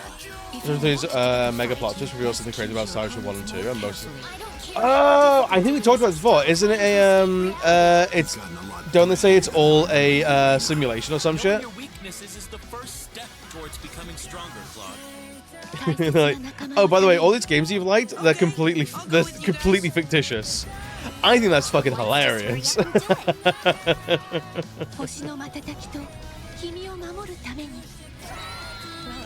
Let's hope integrity and faithfulness are the ones that look deeply rubbish to me, and I have no idea what's up. Right.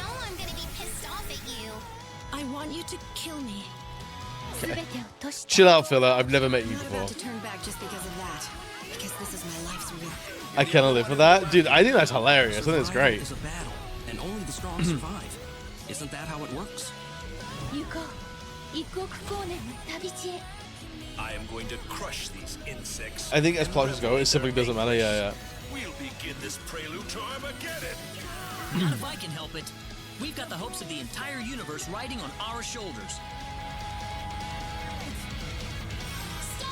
That's good. Hey, that's a new game for you to play. I think we're a winner. It's just writing random lines of code.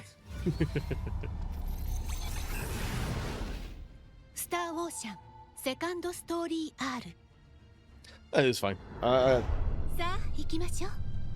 don't think I'd be able to pick that out of a. I don't think I'd be able to pick that out of a lineup, to be honest.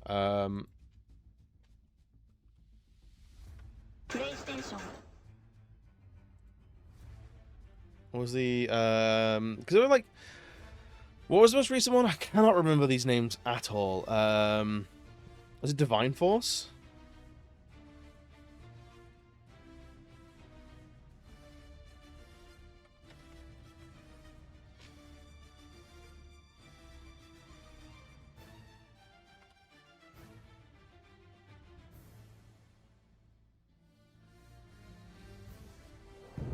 Any further violence will serve no purpose.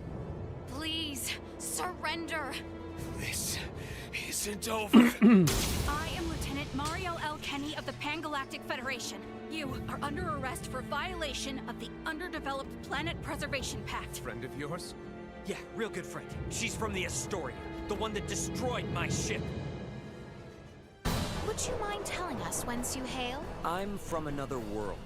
One that's far, None of far those away characters saying inside. those lines in that I scene. was forced to flee here. The kingdom of Osirius and the Veal Empire are on the verge of war. An unidentified developed planet holds some malevolent sway over Aster 4. Your efforts on that front will be in vain. I am not one to slink away in fear, while my allies are in I can't look like a toddler. Honestly, show me a They command all manner of monstrous a abominations. gross 80s movie, like horror action movie called Toddler Cop. We are taking massive It's just a fire toddler from the with a gun. Empire's naval battalion. That sounds like an absolute banger of a movie. As long as the Empire wields their power, the kingdom is doomed. You telling me the feds are in cahoots with the Empire? Not the We do the this space for the feds. Pan-Galactic Federation, for universal peace and prosperity. Surely a Kenny would understand. I hope to have you all at my side in the fight to come. You will give chase, even into the sea of stars above? I will avenge you. Being free of gravity's shackles ought to be fun. Why am I upside down? What is this? Every aspect of life here is like another world. No, another dimension. Honestly, this looks like a fan like someone tried to recreate the actual Star Ocean trailer in Final Fantasy XIV. What is that thing? Scorpion, our home, was subtly, yet irreversibly infiltrated by Scorpion. Everything is in such chaos at present. Suddenly, It is yet not impossible irreversibly to discern infiltrate. friend from foe. I swear to you, Sure. that all I speak here is absolutely true, including the fact that I think you played this one, it wasn't came here to horrible. help. You What think is you this played this bull? one? We have no sufficient proof that this ragtag band that follows you are not in So it left actuality it left no Imperial impression then. spies. I have a proposal. These graphics are what they I'm trained sure all you'll AI on. reject it. We should take our leave of Leticia and the others. The whole cast was children. I forget it was called, but I want to say it was from the 80s. You think That sounds thing's hilarious. dead, don't you? I doubt you understand. This is clearly beyond your kin. Those were no human. The evolution of humanoid races, huh? A monstrous invader? That A very transforms necessary people crotch to into tit shot. something they are not. Otherwise, I'd never remember that character. Rather prefer death than allowing such a thing come to pass. From our perspective, that person would no longer be human. But Another the thing, soul not much remains the else. same. Dearest Leticia, I am sorry you must see your companion suffer so. What is wrong with you? You would truly condemn Her Highness, Letty, to death? Ronix J. Kenny set foot on the forbidden planet Styx. Claude C. Kenny violated your precious pact. As a result, But it's our so firm studies and of large. psychometrics expanded greatly. I'm not gonna lie, again. This History looks has like dog proven shit. That the law must be broken at times to move worlds forward. His heart is consumed with hatred and malice. Why do they arm themselves? Why do they fight? I ventured beyond. This looks really fucking bad. Nothing more. Our aim is not to take life. Everybody's like, dude, she needs a waist pillow, otherwise her spine will just be destroyed. Follow after Her Highness, Leticia Osirius! What reason have I to escape? I am come firm in my resolve. Yep, you got that right. Naught can be done to stand against the menace, to defy them.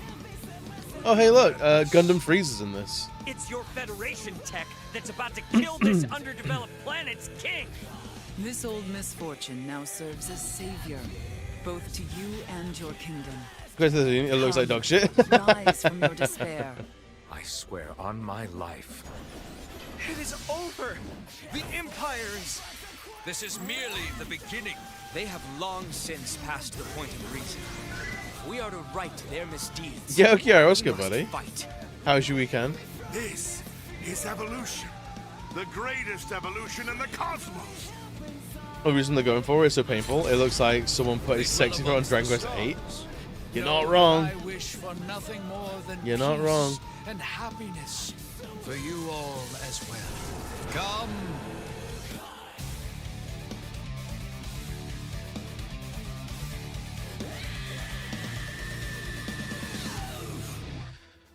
Maybe I won't play Star Ocean game.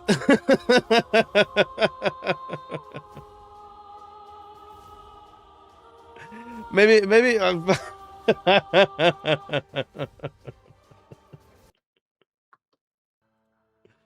we won't.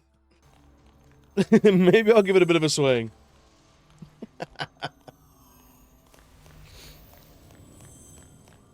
That hasn't exactly impressed me, I'm not gonna lie. Doing things. Congratulations on the things to be done.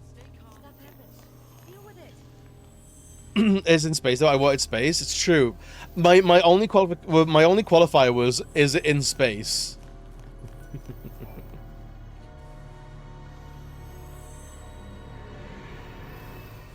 Watched the video before that one. Looked neat.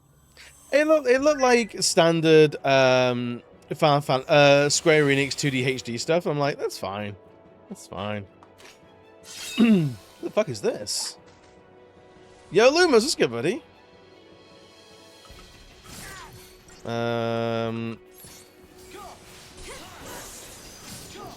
Waldislaus? Vasislav? This was grinding when I reached this part. Got stat checked hard. Yeah, I've noticed these. They're all starting to hit harder and harder and harder. He hit Wugger. Oh, well, Fang's dead already. Eesh. It's Knife Guy. Everyone's favorite Knife Guy. Let's do some of this actually.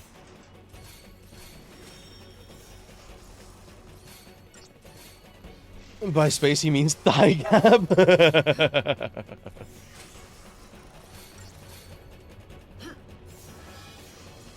Not the thigh gap, please.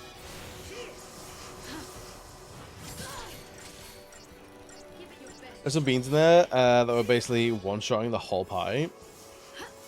Did you go after work? Absolutely. Absolutely. All right. We've got protection. We've got haste. Let's try and whack this thing to pieces. Its stagger point is 9999999. And what's the point?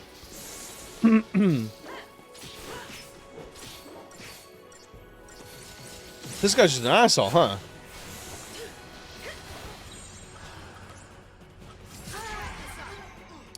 Oh, good. Oh, good. She's dead. That's exactly what we wanted. Can't truly stand by Star Ocean 2 and 3 because it was 30 years ago, but I refuse to believe that anything like what the series is now. I feel like there is definitely like something to be said about how a lot of JRPGs that arguably looked quite similar back in the day, with sort of like the little chibi boxy sprite, is now some very generic anime nonsense, like 3D anime nonsense.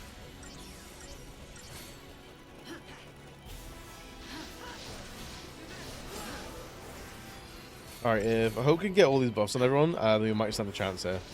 Otherwise, we are hella fucked.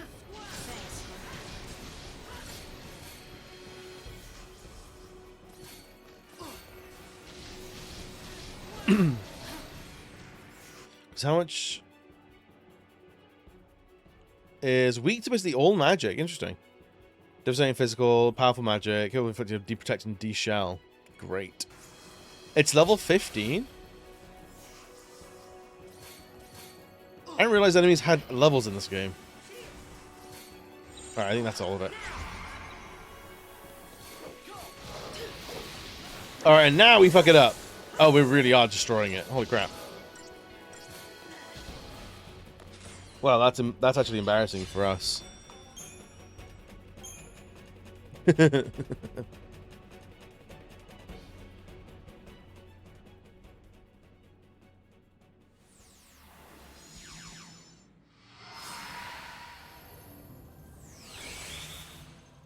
Alright, now where are we?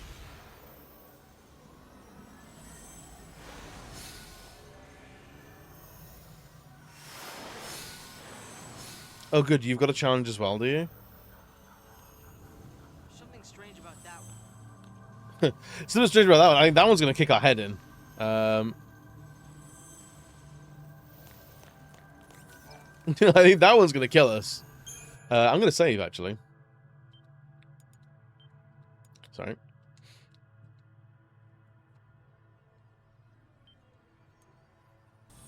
I want to see, actually, here, now you said, like, that series is not what you remember it to be. I want to see a trajectory of, like, a lot of different long-standing JRPG series. Of, like, how they've looked throughout the years. In terms of, like, character sprites to models.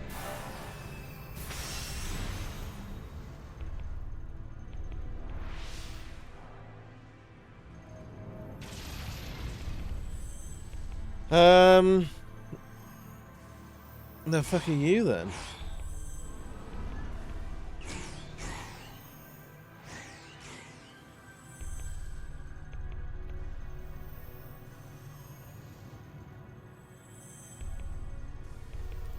Be interested in seeing what the child's like, right?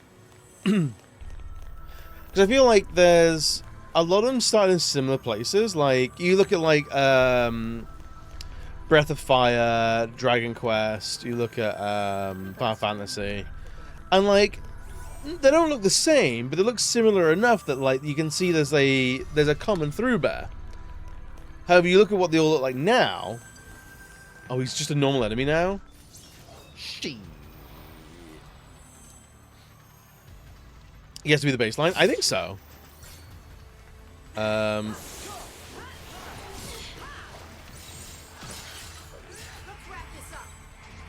Let's get some buffs on this, because the Wildicious is nuts, as see. The Wildicious is actually crazy. Because Dragon Quest has not moved. It's just gone into 3D. And it's been in 3D since the PS2. What was the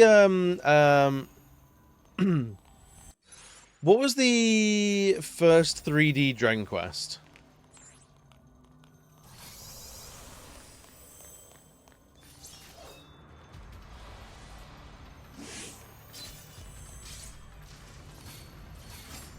No, not the Templar. You yeah. The Valdicius, please. That's the bigger threat. Well, great.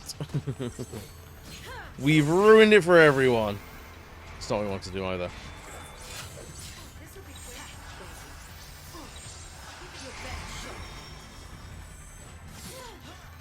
It's fine.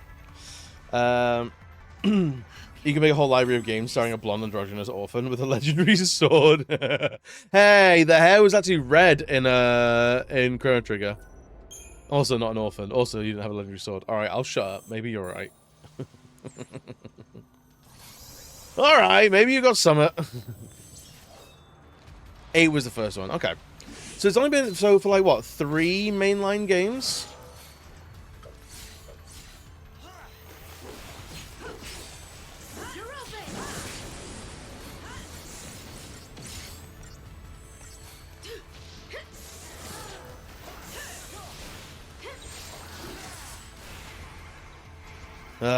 Christ.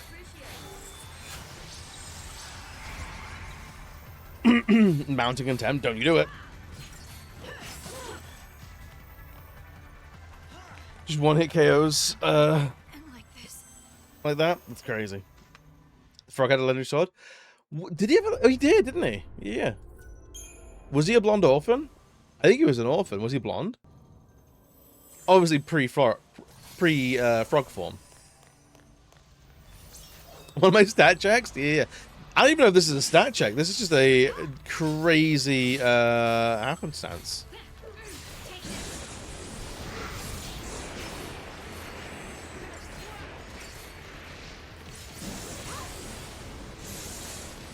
Alright, can we at least kill this thing before Fang dies?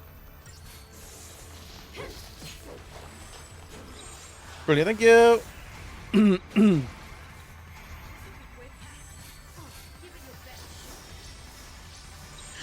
There we go. He was kind of blonde? Do you mean brunette? Do you mean light brunette? He had greenish hair? Alright, so he bleached his hair and then went swimming. Wasn't that always the old thing? You bleach your hair blonde, and then you go swimming and the chlorine turns it green?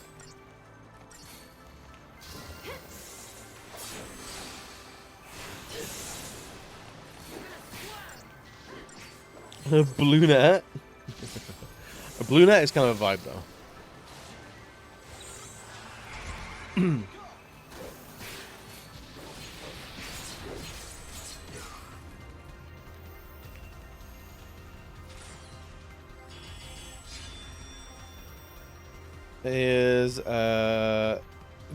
He was grande. I mean, yeah, he was a frog, so he was the whole. He was destined to always be a frog, I guess, because he has green hair. Wow, such a small amount of money. Thanks. Gee, thanks.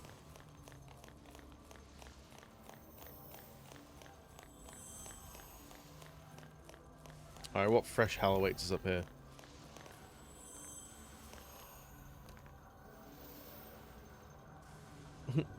Oh, it's you guys again. Okay. The kind of chlorine. Exactly.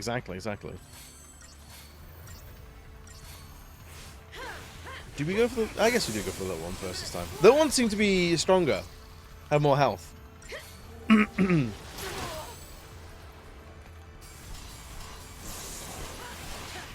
mucosphere. Do you know what? I choose the mucosphere over the manosphere, actually.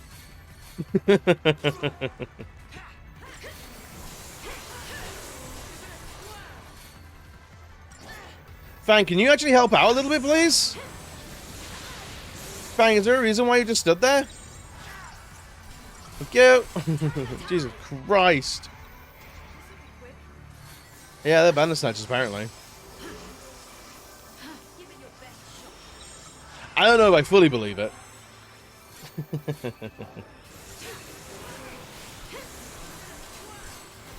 Dude, we... Oh, the other one's healing it. Oh, piss. I didn't realize it was being healed. God damn it. This game's a fucking mess sometimes.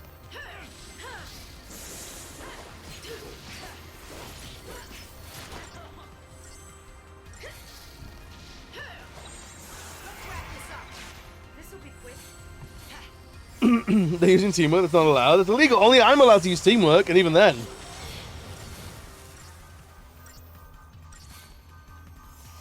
Even then, it's super frowned on. Ow! God damn it.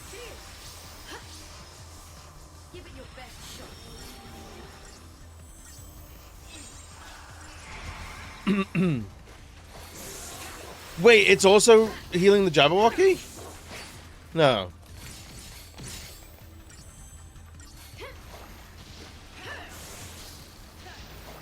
I don't know, man. These guys make me miss the Bahamut. Not behemoths.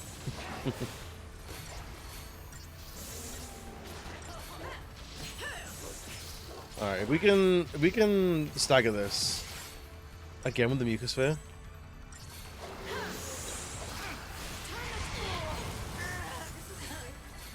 Oh boy.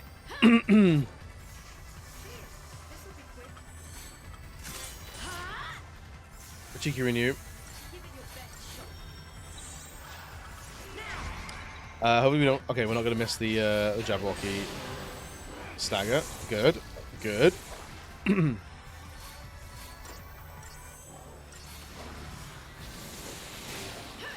What do you mean it's blocking shit? That should be illegal.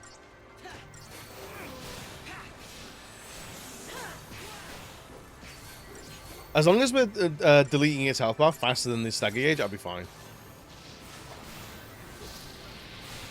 I'd complain more about how the Jabberwock looks.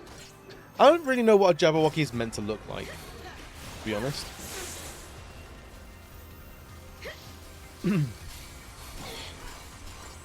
But like, again, it's a JRPG. They take like European fantasy and then just do whatever they want with it, and that's kind of fine because we also take Eastern fantasy and do whatever the hell we want with it. Is a funny word. It is. I think a Jabberwocky is meant to be like a trickster creature, or like is meant to be like a pretty ridiculous creature. They're conspicuously not described. Are they not? That's kind of cool. What is the D&D stink horse? What's that one called? Catableepass. Catableepass is another fun one to say. Other band is often drawn as a wolf, and the Jabberwock as a dragon. So I remember, like, wasn't Jabberwocky wasn't that mentioned in like Monty Python for some reason? And like that's where I first heard of the Jabberwocky. Thanks. But then I can't like it. That's like 4,000 years ago, so I can't remember it that vividly.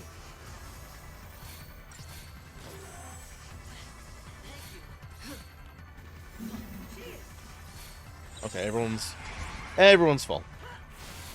Back to whacking.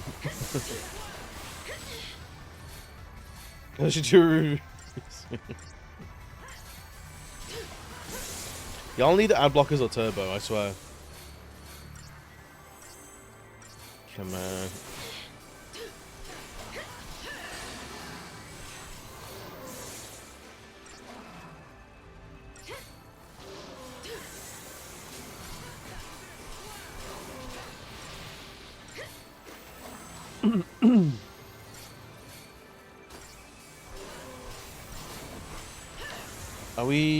We're not gonna get to actually kill this thing, are we?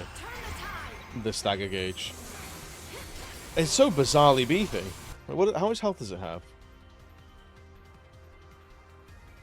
Only 250,000, which is not a huge amount considering the rest of the enemies in this game.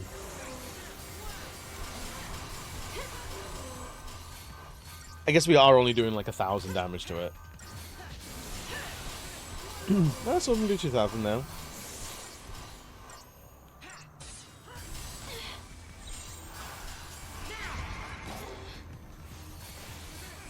All right, maybe we do a little bit of healing, yeah.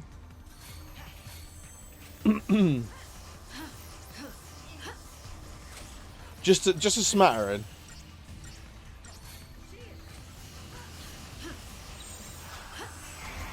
All right. Whatever we got haste up, so that's fine. So that'll do.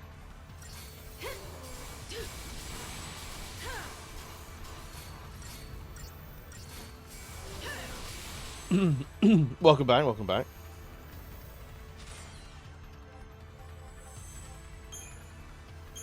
Loomis, I was saying, I was surprised more people need either ad blockers or Twitch Turbo, I swear to God. The ad situation is never good. Items down this way? Maybe? What are you, friend? Why are you here?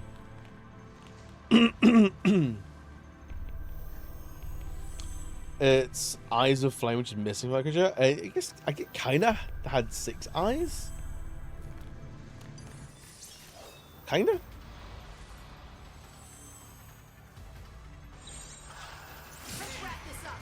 Okay, let's do this from the get-go, because this thing is an absolute fucking nightmare.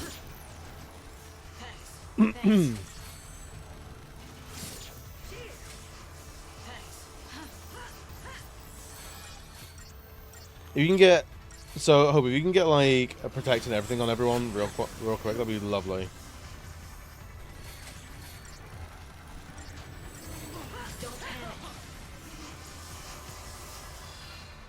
Well, an ad blocker that works on Twitch. If you have one to recommend, I'm grateful. I just got Twitch Turbo. Because I watch across PC and then mobile. I've not been able to. I haven't been bothered to look for one, to be honest. Was I giving into blackmail? I refuse out of spite at this point. I mean, that's fair.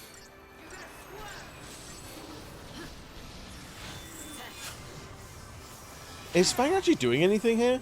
Okay, she's deprotecting and stuff like that. Okay.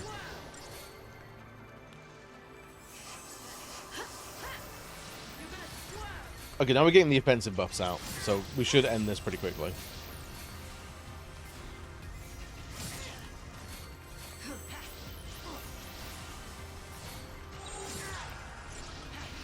Just stop watching Twitch. I feel that's what a lot of people are doing. I think as these platforms try and lock shit down, people are just leaving.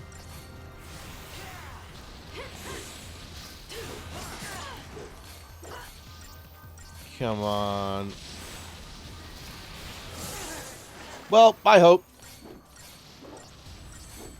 We should be able to kill this though. Yeah, yeah. Thanks to Hope's sacrifice.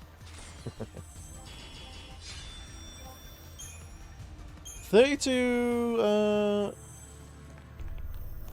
thousand whatever XP points was pretty decent though. 50k? Shit, yeah, dude. Used to have Twitch on 24/7 as background noise, but since the ads became so prevalent, I now watch a couple of people I know personally.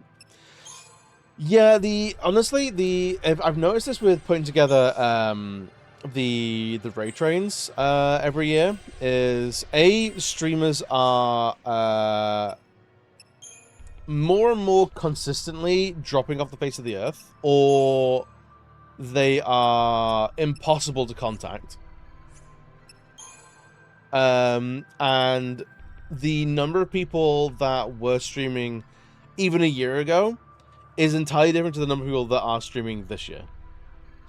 The number of people that I have contacted because I have contacted them before, and they've gone like, yeah, I'm not streaming anymore, is like double digits.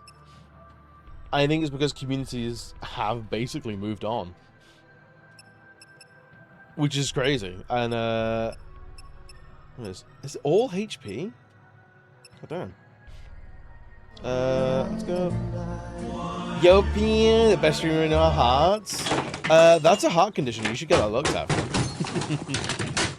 Yeah, you've got barrel heart. Your heart is the size of a barrel. That's not good. We've got a whole Grinch situation going on. Yeah, I need you in surgery immediately. Let's do Synergist. Why not? And we'll just see how far 100,000 CP can take us.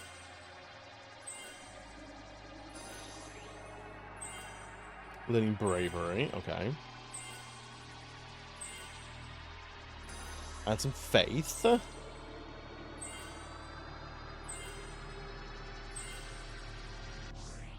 Not a lot, huh?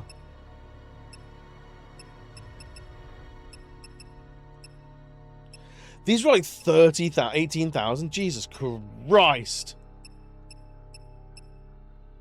What is the point in this? Alright, so you get a roll level and you just go all the way around these. Was Boon? Okay. That's as far as you can get at the moment. Increases roll level by 1 to be roll level 2. That's so prohibitively expensive. It's actually kind of nuts.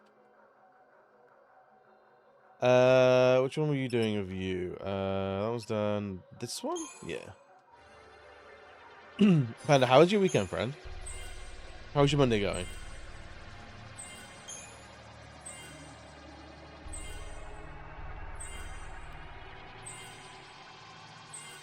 Wow, actually, pretty sizable. What do you Synergist? Sentinel? Ravager? Let's start at the top. Start the topmost class. Why not? once the 3 mains are maxed out.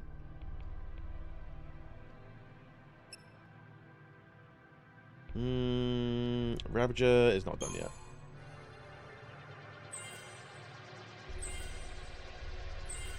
Will we actually finish this one? Okay, that's very short. That's fine.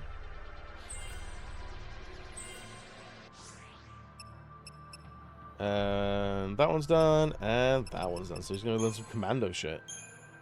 That sounds hilarious. All right, kid. Let's get you loads of loads of strength. You'll need it. You'll need it.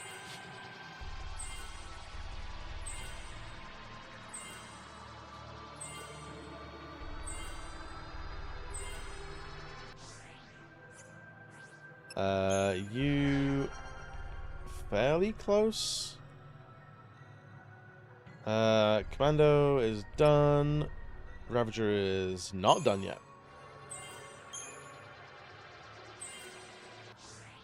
Finished Horizon and its DLC. Went to an all-you-can-eat Asian buffet. And Sunday, I relaxed out a new co-op game on stream and started playing RE2 Remake on stream. Ooh, busy, busy, busy. Hell yeah. How was what do you call it? How was the Horizon Zero Dawn remake? That's what makes sensible moves. An RE2 remake is something I desperately need to play. There's so many games I'm like, oh, maybe I'll learn that next year, or maybe I'll start that next year. But next year's gonna be absolutely jam-packed if I keep that attitude up. That one, that's fine. That one's done. That one's got some left to do. Whereas holds up, it's not just fun. I did find some weird audio things that fell off, but nothing major or game ruining. Hell yeah. Starting to get sleepy, go to the grind. Hey, no worries, have a good one.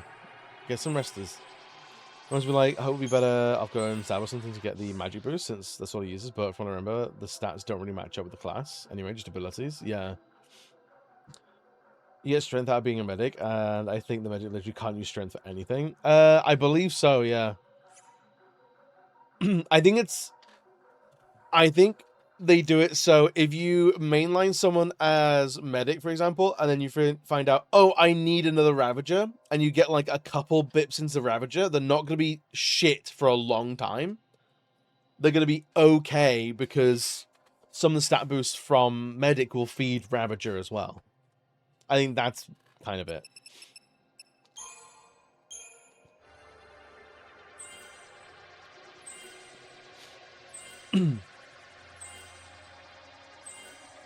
Which means that if you've... I suppose that's for, a problem for further back in the game, where you might not have been grinding to the point where I have, where it's like, oh, I've got, say, for example, Snow at level 4 Ravager, but now I need a Sentinel, and he's only level 2 Ravager. He's only level 2 Sentinel. So a bunch of the stuff from his Ravager path will apply to a Sentinel path to mean that his Sentinel isn't utterly dog shit for a long time. I don't know. It's the only thing I can think of. Ravager needs to be done more. It feels like another choice is being taken away, for sure. I mean, like, that's kind of what happens when you have health, magic, and strength nodes, and that's it. Defense is not a node. Speed is not a node. Luck isn't a node.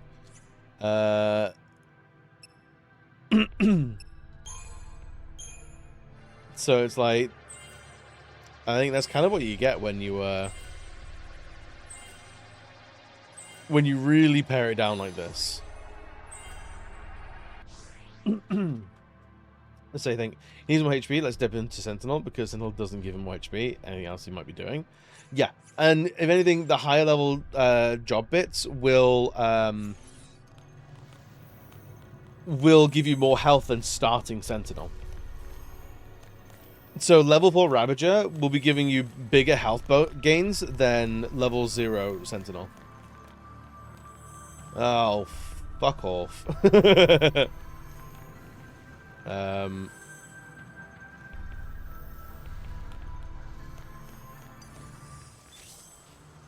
Just keep doing the thing, don't think about it.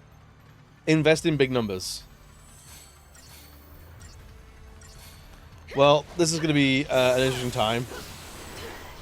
Being that all three of these guys can one-hit KO any party member, I think.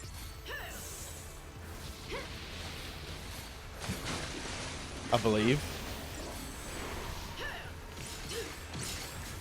If we can at least kill one before they start doing things, because I know they're just walking around. And long may that continue.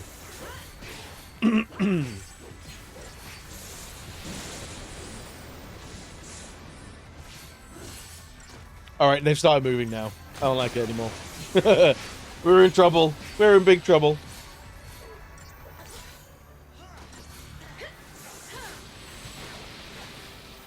Come on. Alright, that one did not come back down. So he's gone.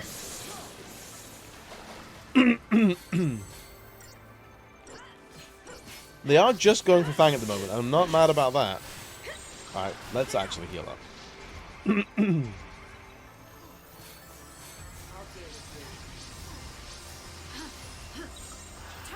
There we go. Alright.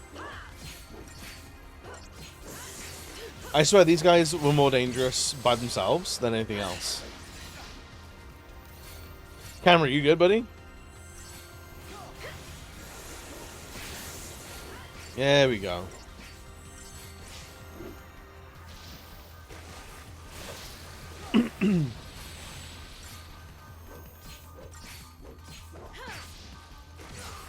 So if we were to look at the trajectory of JRPGs, what are the other, like, the big, long-standing series? You got, like, the Trail series, the Tale series, Persona, Final Fantasy, Dragon Quest, Star Ocean.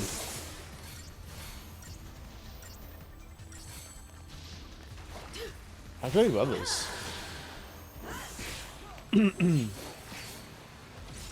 Because I might, if I have some time at the weekend, I might actually put together like a little like graphic or something like that. Of like, here's what the main character looks like in every JRPG that's been going for like 30 years, and just see like how has the rendering changed. I guess SMT as well.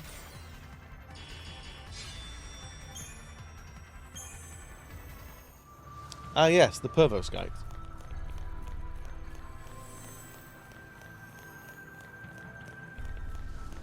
Right, so one more time. We're just looking for the what is it? The Imperial Armlet. And then we'll return to grinding out perfumes.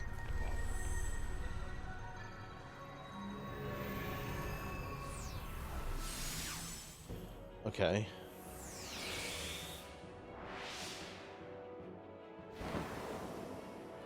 What are you?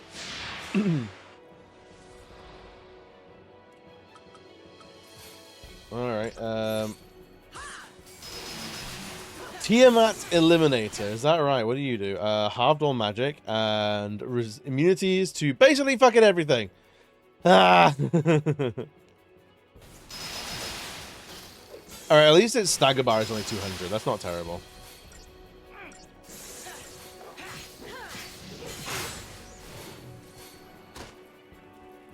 Alright, so it wants us to be weak to ice, and it's going to use loads of ice. Okay. Well, we can't allow that, can we?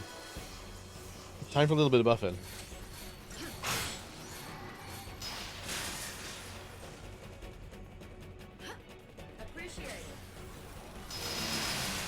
Come on.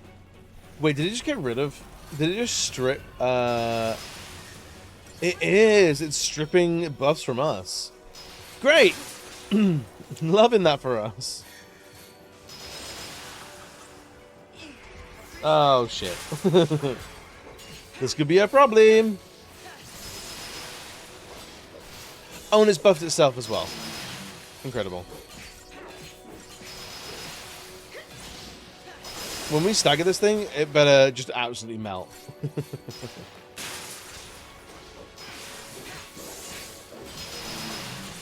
Oh, it's actively casting slow on us as well.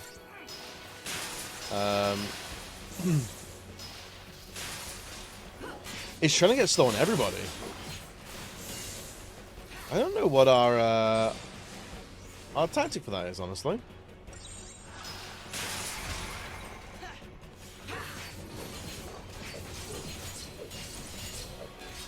Alright.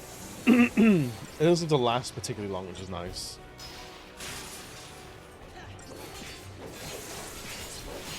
If we can get like a third of the way down in this this stagger, I think that'd be fine-ish. Even though that's such a slug of a fight.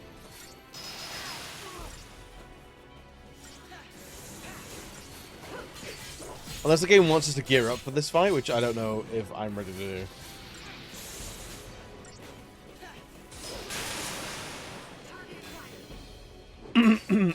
Okay.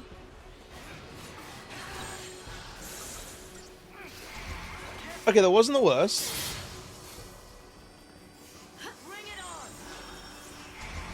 We did, I think, what? 2/5? Oh, laser rain sounds like fuck off. I don't like that.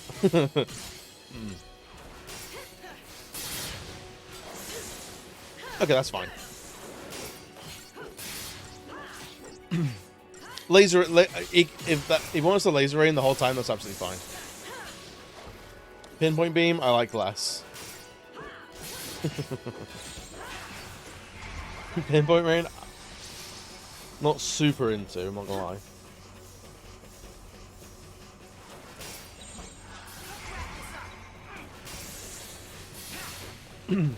There's still not a huge amount of damage, or health rather.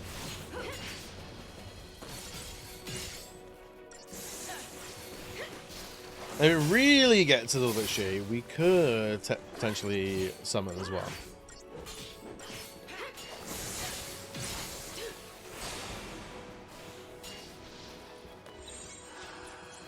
Wait, it still did did it successfully do the photon blaster even though we staggered it? Because the animation played, but I didn't notice it's taken any like damage or anything.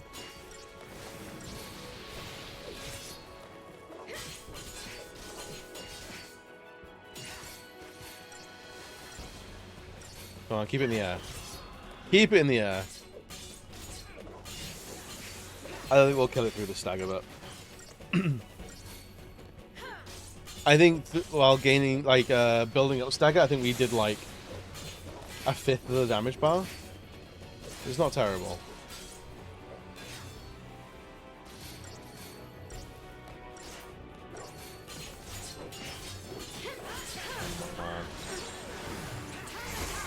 Alright. Actually, no, maybe, combat clinic.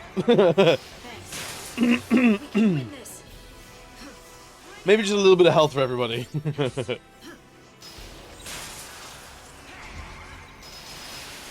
You and your fucking ice grenades, dude. Needs to not.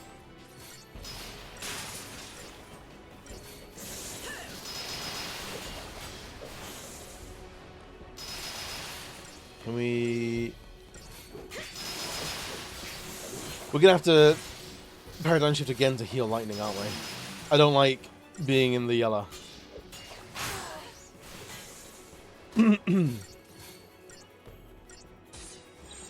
Especially as it's weighted, it's looking at lightning.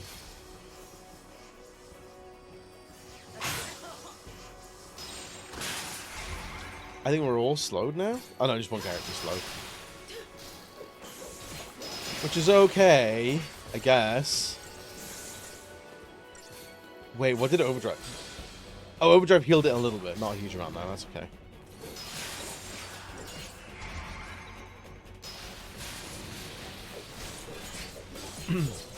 Physical character in the yellow here. Dude, yellow is truly, like, not safe. Yellow may as well be, like, 1 HP. For as safe as you are.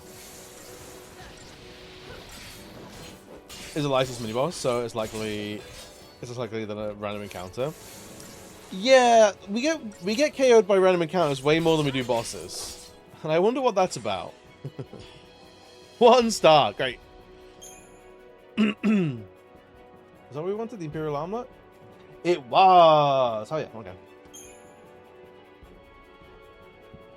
Excuse me.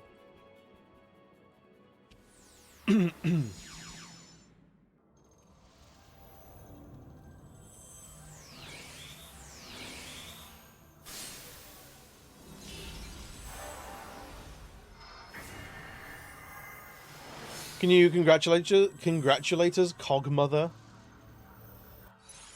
Alright, what does it actually do?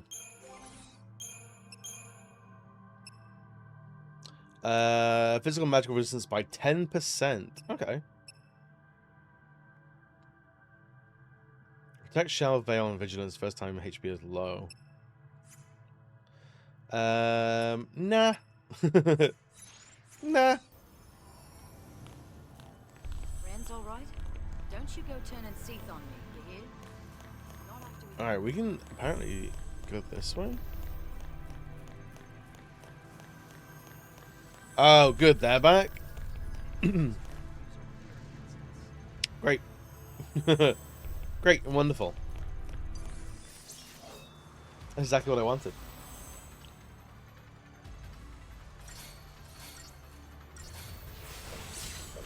Balance aspect to the fully healing after each battle thing. It does. At the very least, I think it means that when you heal fully after every fight, it means that every fight should be pushing the character to the limit, rather than like you wearing down throughout an adventure through a dungeon. Every fight is do or die, whereas in traditional RPGs where your HP doesn't refill, each individual random fight is not made to push you to a limit.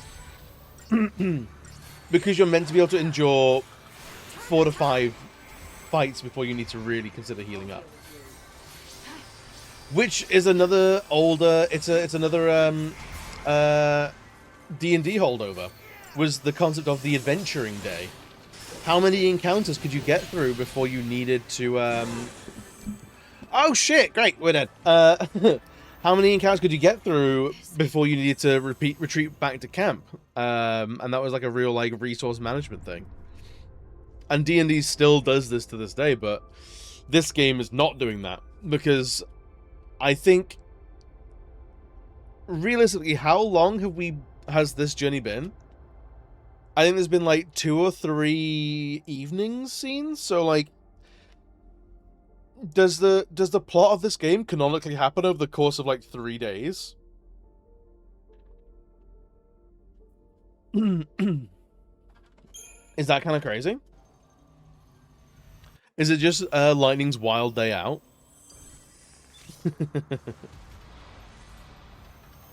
There's a stain. How do you make random encounters feel challenging? Bosses feel possible, yet bosses are more dangerous than random encounters. Yeah, it is a genuine balance of like, if bosses need to be more difficult. I don't know if it is strictly a difficulty thing. I think a good boss doesn't have to hit stronger, doesn't have to have more health, it doesn't have to be faster. I think a boss is meant to be the culmination of something the player has learned.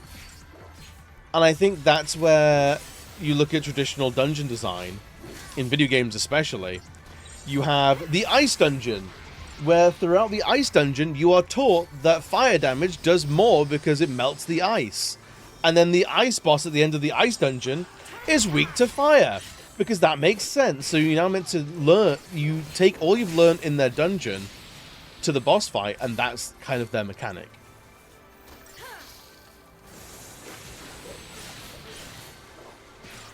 Is typically how that goes. So it's not all or nothing with the HP refills after battle thing. I don't think any bosses don't. You're not taught anything in preparation for bosses in this game. A boss's mechanics are completely independent from the level preceding them. Like with the first Bartantalus fight that I struggled with, because it was like, I'm going to do a super move. I was like, cool, I'll defense up so I can endure the super move. Whereas the actual play was to ram yourself down his throat and cancel his super move.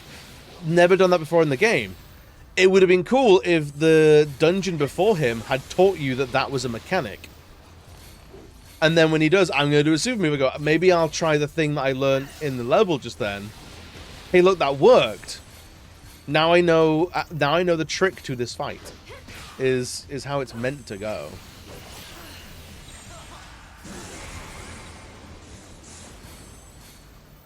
Jesus Christ.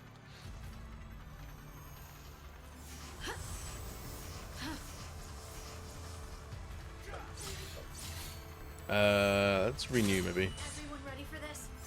Appreciate it. Turn the tide. Maybe it was a mechanic before, but the game doesn't. I never saw an enemy that had either worked on or we were indicated that that was a thing. I'd be interested to see if that is even a thing anywhere else in the game. Or if it's maybe it's like specifically a Bartantalus thing, and every fight that you have with Bartantalus, he has some sort of big move that you can interrupt by whacking him in the head. I think that would be an interesting thing to see.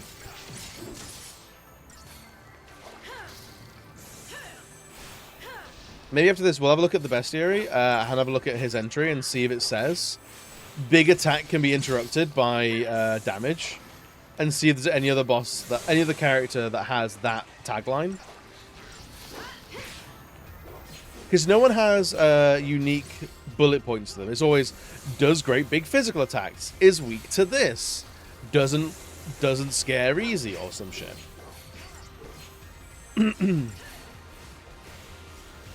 So I'd be interested to see if it is anywhere in this game outside of his fight.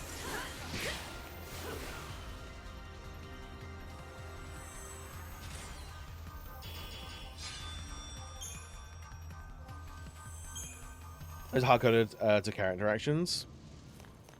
There was the boss we just fought, the mini boss we just fought, had one thing that said like it's immune to all status elements. So it's like they're not all just like offensive abilities. There's some defensive. Like how is it on defense as well?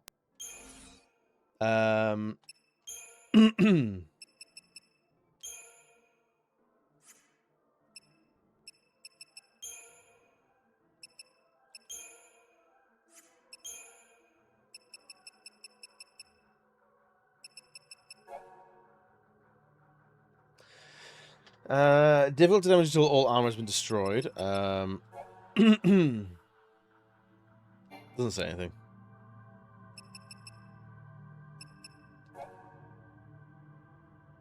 See, that one says susceptible to peril. So that's a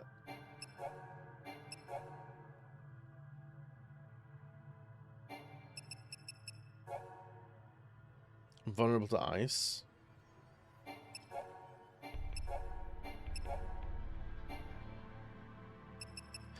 If anything, these pauldrons might have been the the tutorial for, hey, maybe use Libra, because your character is going to start using elements that will heal these guys if they don't know. But that's a hard maybe.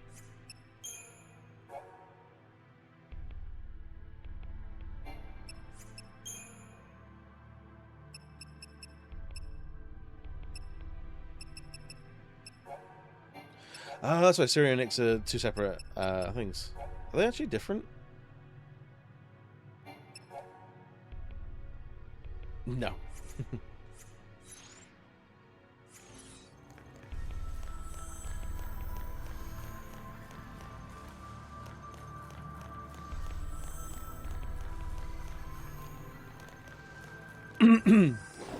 Why was it already facing us?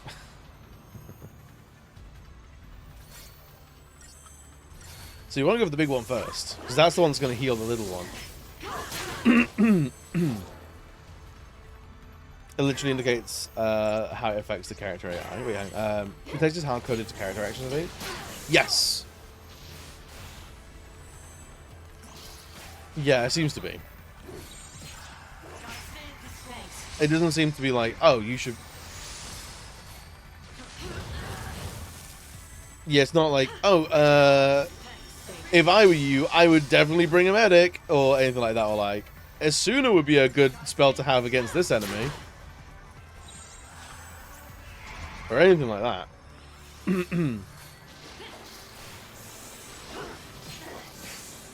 Alright, that one does do small nature's blessings, but it's like 7,000 damage restored. It's nothing.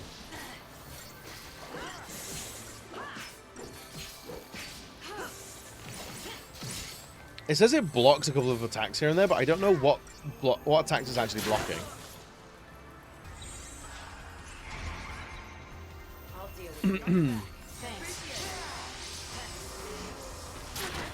Jesus.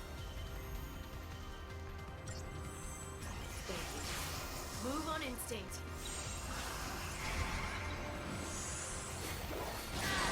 Breath of the Beast. Oh, that move. Alright. Well, we're gonna have to heal while we're in stagger, so.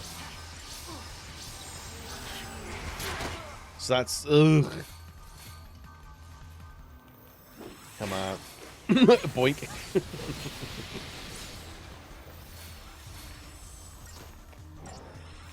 Come on. What is it blocking? We're at least chunking it down pretty well now. Sometimes.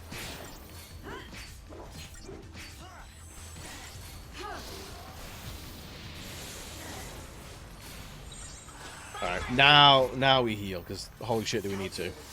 Holy crap do we need to.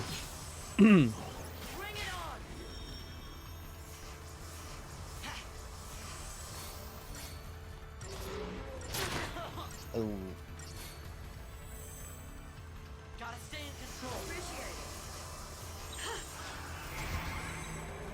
I'm curious to like spend some time on like the 13 wiki and seeing like how that Bath Tantalus attack and see if it's anywhere else in the game. Damn.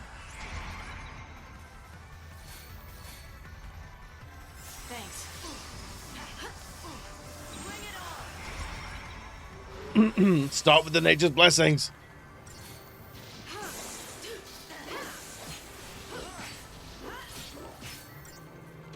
How much health does he actually have?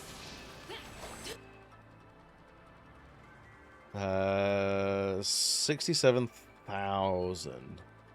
Oh, 670,000. Great.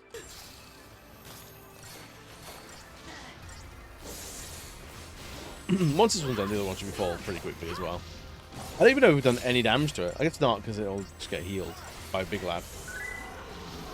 Yo, Will, what's good, buddy? How are we today?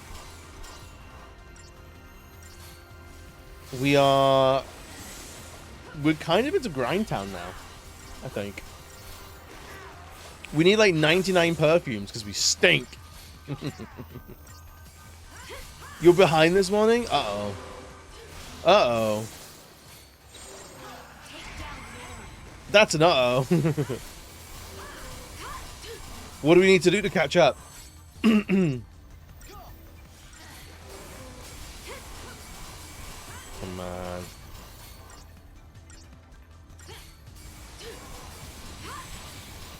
Yeah, this will take a couple staggers to get through. Unless our damage is really good. Unless Fang wants to do something. Thank you. Everyone else thinking like a plethora of spells, and she's there like, I'll see what I can do in a minute.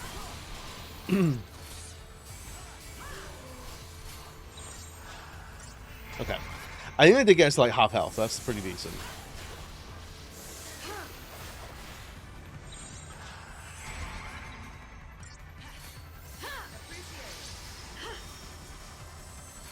I wonder if we'll ever be at the point where do we have once like we're sort of completing everyone as every class, do we start every fight with 2 synergists and a medic and then just wait for us to spin up and then start whacking stuff? There we go.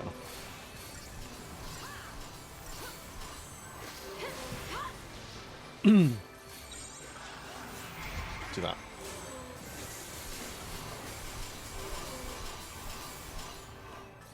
Is it like... It's halved every element. Immune to... Is that physical damage? And resistant to blank magic. Jesus Christ. It's just a lump. I gotta eat so far, and then go to work. I heard you were sick, actually. I don't think you have to go to... I think you should go to work. If at all possible, I think you should stay home.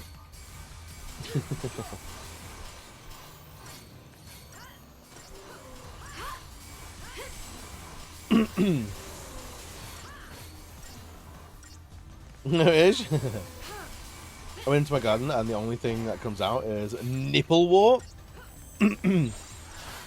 I love the sound of nipple wart. I assume it doesn't look anything like how it's named. You have a week off soon? Oh, hell yeah. Do we have any plans for the week off? I have a week off soon as well, and all I'm going to be doing is babysitting the raid train.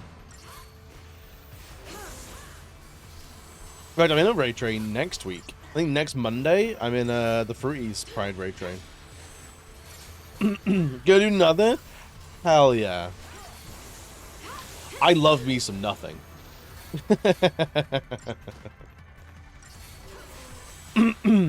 Love me a cheeky bit of nothing.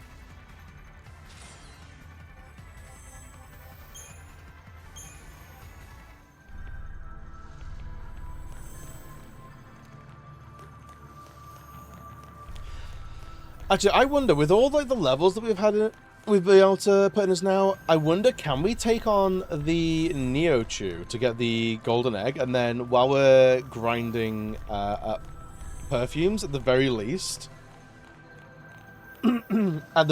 we'll be able to grind more XP. Oh, they've seen us. It's like very, very tall, very delicate little dandelions and thin stems. I actually adore it. It's waist height, splashy yellow. 30 times longer than most of the bulbs I planted. Honestly, sounds amazing. We're pretty close before. Yeah, should we? Maybe we should try it.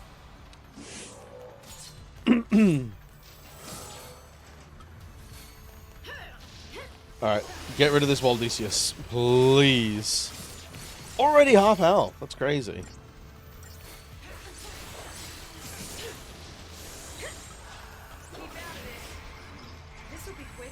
Alright, please help us out. Okay. Jesus. You're a Toto! What's good, buddy? Having a day? Did you beat Mina on the weekend, Toto?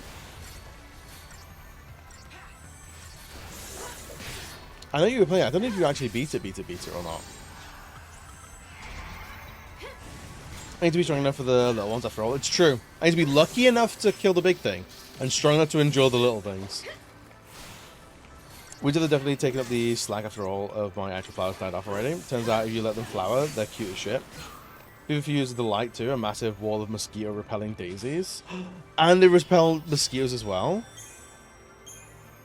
Actually delightful. So if we get the golden egg, that fight will give us 70,000 experience, which is a lot. Far from being, oh no. I mean, it does mean there's a lot more game to play, which I think is wonderful. But also, uh-oh. Oh, whoops. Wait, can we not get back?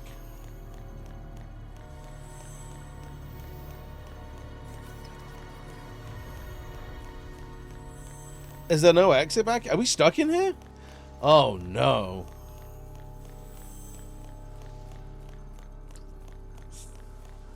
That's bad.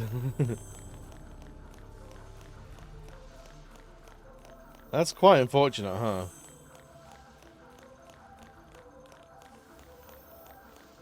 At least I know we get the adamant bangle from a boss fight, so it's unmissable. Oh, for fuck's sake, they're back? What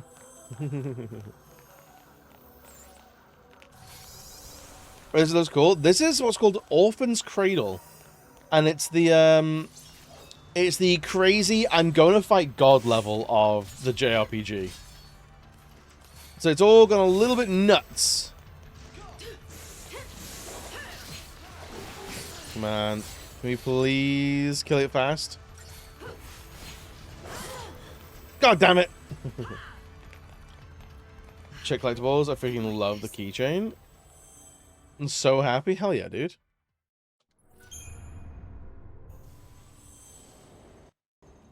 Okay, we'll try that again, but we'll do better this time. We'll do better this time.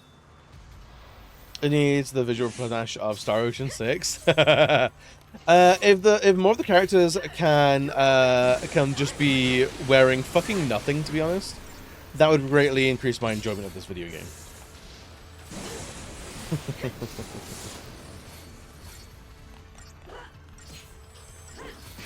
Okay, there we go. Now we're making some progress. Now we're making some progress. Game's themes of where are we? What is this place for? Why are these characters doing the things they're doing? Look, if you weren't so correct. We survive. I think once we're at a level where we can comfortably take these guys on, this might be the best grinding area of the game. This is like, what, 30,000 XP? 70,000 with the growth egg? And then they respawn so fast.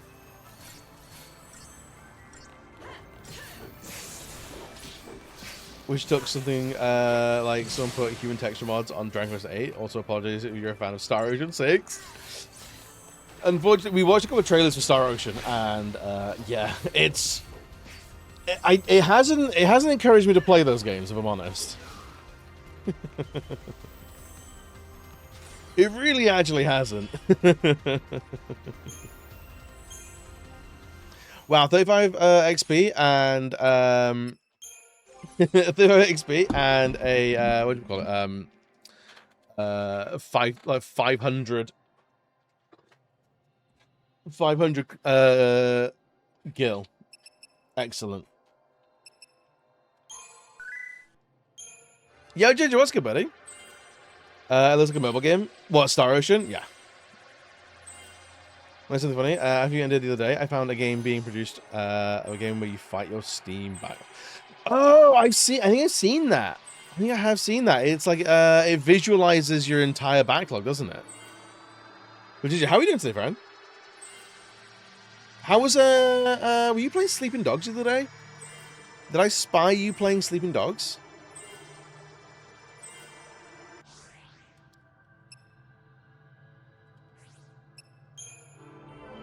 Might just called Backlog Fighters. I would sue.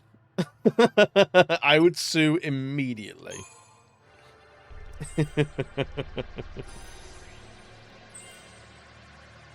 Now I'm gonna make a fighting game where you fight your backlogs. And call it Backlog Bashers. The better games, I saw an adorable little indie the other week. It's basically an indie game that rewards you for every day you don't go on Amazon. Amazing. I love that.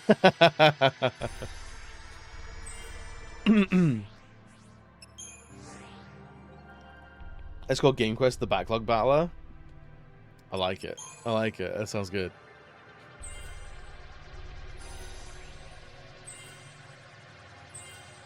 See, this is all very expensive for getting like 5 magic, 15 HP. How expensive does this get? We're so good at the game already. Hell yeah.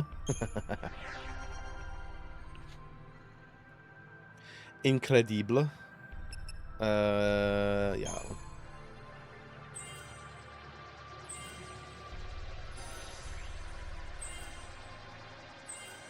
I guess you don't need all the... I guess you don't need all the stat boosts you would get from a normal class, but you just want all the abilities. It doesn't stop it from being prohibitively expensive to do this.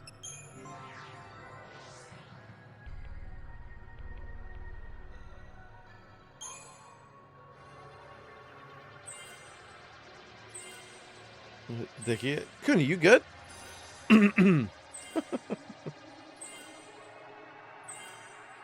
The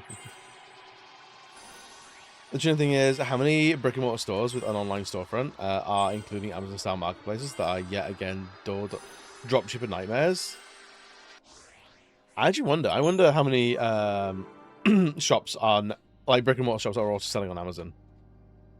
It's because just in a regular straight path. Yeah, so you've got like your 4 main classes, which like do all these like spidering out like interesting visuals, and then you've got the 3 like ones that aren't their mains, and it seems to be you get 4 nodes and then an ability, and then you get another 4 nodes and then you get an ability, and you get another 4 nodes and you get an ability, and then you get 4 nodes and you get an ability, to then get 4 more nodes to get an ability, and you get 4 more nodes to get an ability.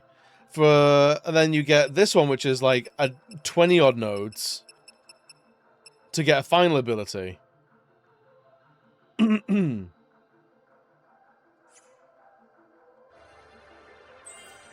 So it's very odd. I'm not sure why it's quite laid out like this. Like if you're just gonna give us like token amounts of like health, strength, and magic, just give us the abilities, right?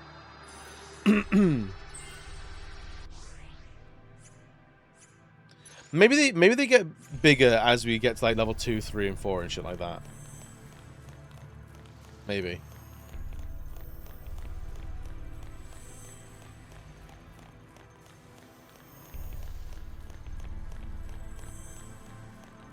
I don't want to fight these guys again. These guys are respawning fast.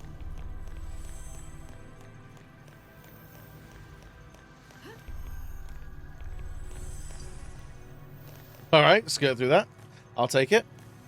We will have to fight these idiots, though. All psychopaths did was give me anxiety about missing one and having to go back to look for it anyway. As I've been very diligent with not missing anything. And it does give you totals here, at the very least. Where it's like you got 15 out of 15, 41 out of 41, so on, so on. It's 10 sphere grid without the artificial freedom, knowing that gamers like the process of selecting upgrades without the anxiety of doing it wrong. This is true. You know what Sleeping Dogs is? Well, who was streaming Sleeping Dogs? Someone was streaming Sleeping Dogs. I thought it was you. Apologies.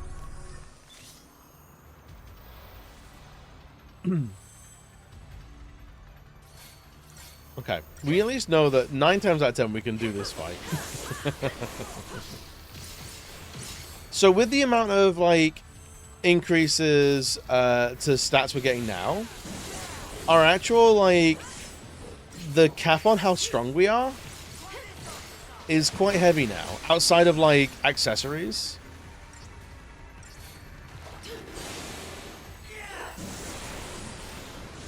But I feel like every character wants like an adamant bangle, and then either a strength up or a magic up item.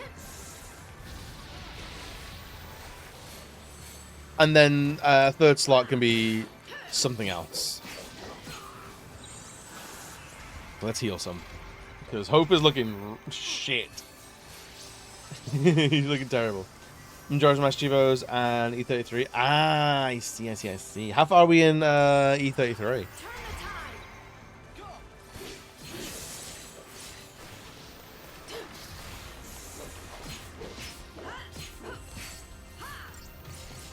I absolutely devoured that game when it came out. It was so much fun.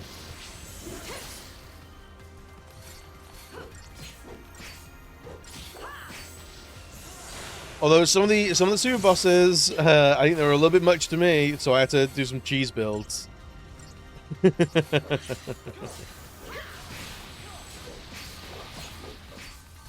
Please leave Fang alone. We want to kill this guy. Please. There we go. All right. Now to heal up. Did 10 to 12 already? Holy shit. That's crazy.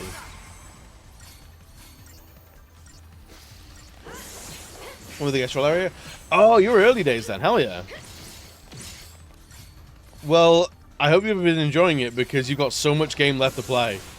Hell yeah. The Gestrels are so much fun in that game.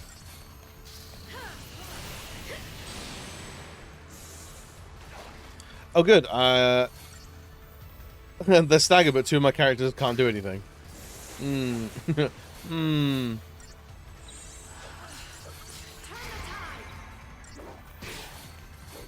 Alright, now they're doing things. Or at least Fang is.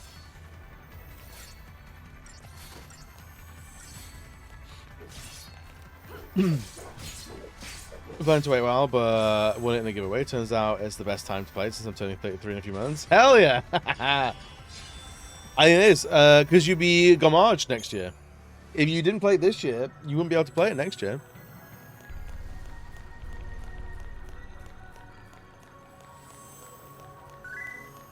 Right.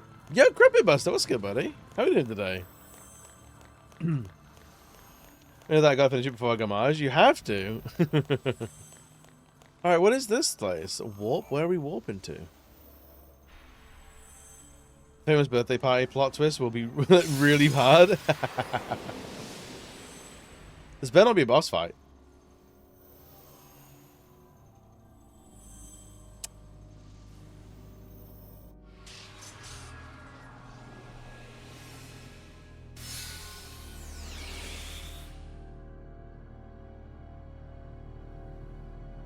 Okay.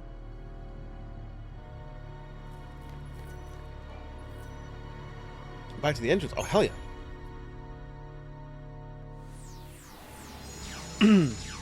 Wait, I'm 33. Uh-oh! Sad French music plays in the background. Fuck, dude! Server currently recovering from download? Hell yeah. Did you have fun then?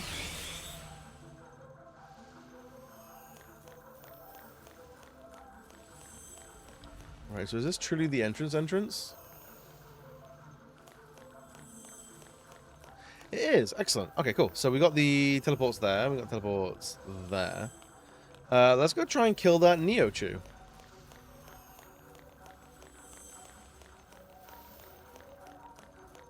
Where will this dump us, do we think? Oh, no, that's Eden Hall. We don't want to go back there. We don't want to go back to Eden Hall. No, thank you. How much money do we have? 100k? Okay. Best time ever, but I sound like Mickey Mouse and my body is broken from all the pits. Yeah, you need a holiday from the time off you've taken to go to download. Man, I think the last time I went to download was like 2016. That's crazy. Actually, was it 2016? No, it would have been 2006. Maybe 10 years before that. Holy shit.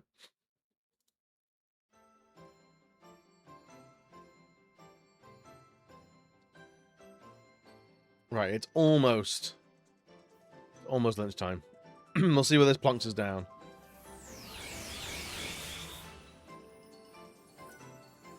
Where is this? Oh, it's here. Okay, interesting.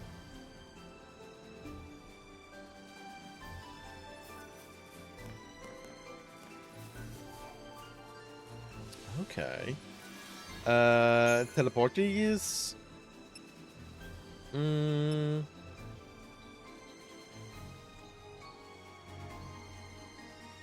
Central. Let's see it. This is the last time you went, and the first. Oh hell yeah! Oh, were we at the same download? Hell yeah! We might look very different. We were 400 years younger and covered in mud.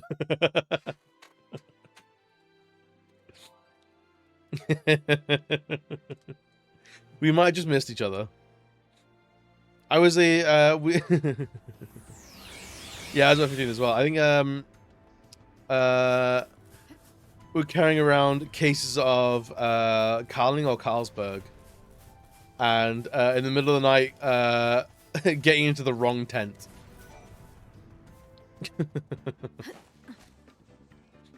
We were coming back from the after show when it was like pitch black, and we found what we thought was our tent, crawled inside, got in the sleeping bags, and then I was like, one of the lads was like, hey, where's my stuff? Like, I can't find my things. And I was like, hey, there's a big box of cigarettes under my pillow. None of us smoke. And then it dawned on us, we're in the wrong tent. So we very quickly dashed out of there and and found our actual tent. Fortunately, like, we didn't nick it. We weren't assholes. We're just drunk idiots. We were like, this looks like our tent. Walked back past it in the morning, and to be fair, it is the exact same model of tent. It just wasn't ours.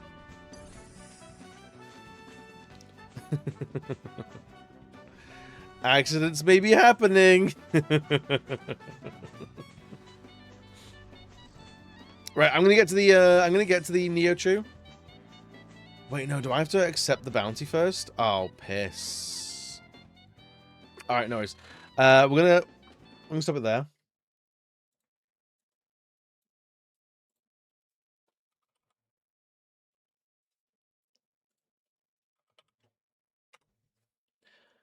Have some words on stream. I'm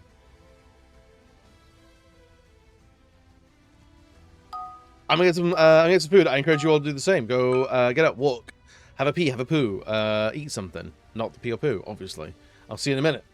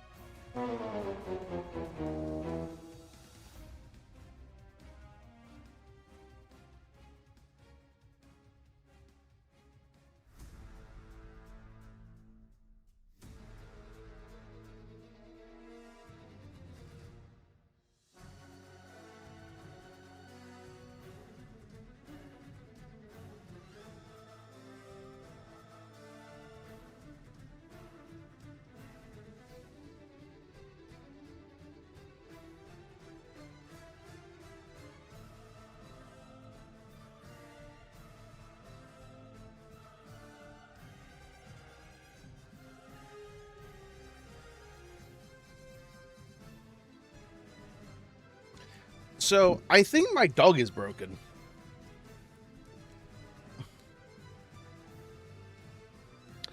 I think my dog's busted. He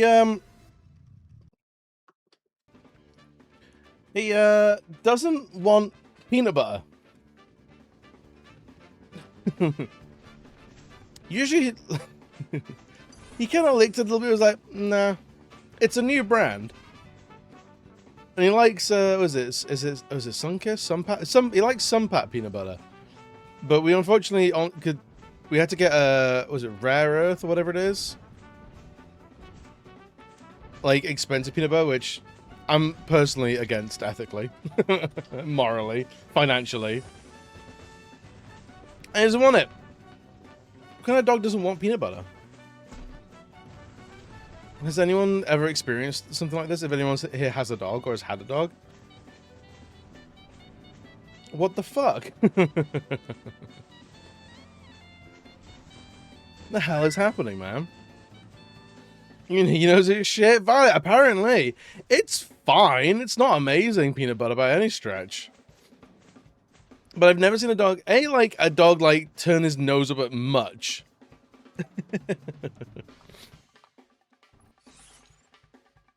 But it's kind of crazy, right? Is it this one? Yes.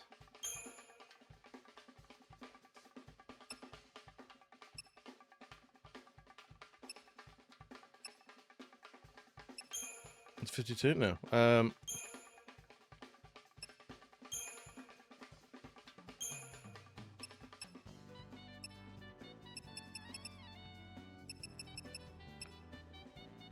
Where is the oh, is that our current mission? Am I stupid? Am I the dumbest man alive?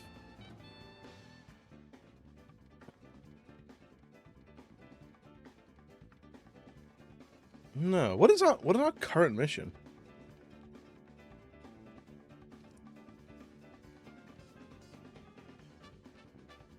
I'm pretty sure mission 52 isn't there. Isn't the puppet peanut butter that has no sugar in it? It really blows. Yeah, it's the I don't know, is it popular? I guess it is popular. But it definitely has the skin on peanuts, so it's like it has this little flecks of like reddish brown, but it just makes it look like dreary peanut butter that is like properly unfun on all levels. And I'm like, ugh. Like, it's fine, but it's all the shop had at the time, so I was like, well, it's that or nothing. Alright,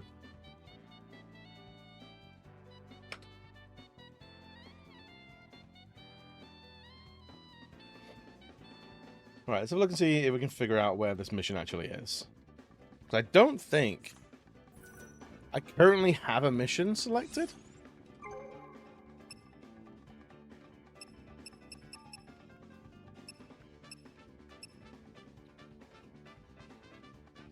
No, I think it's not just because we're not on the same map as it.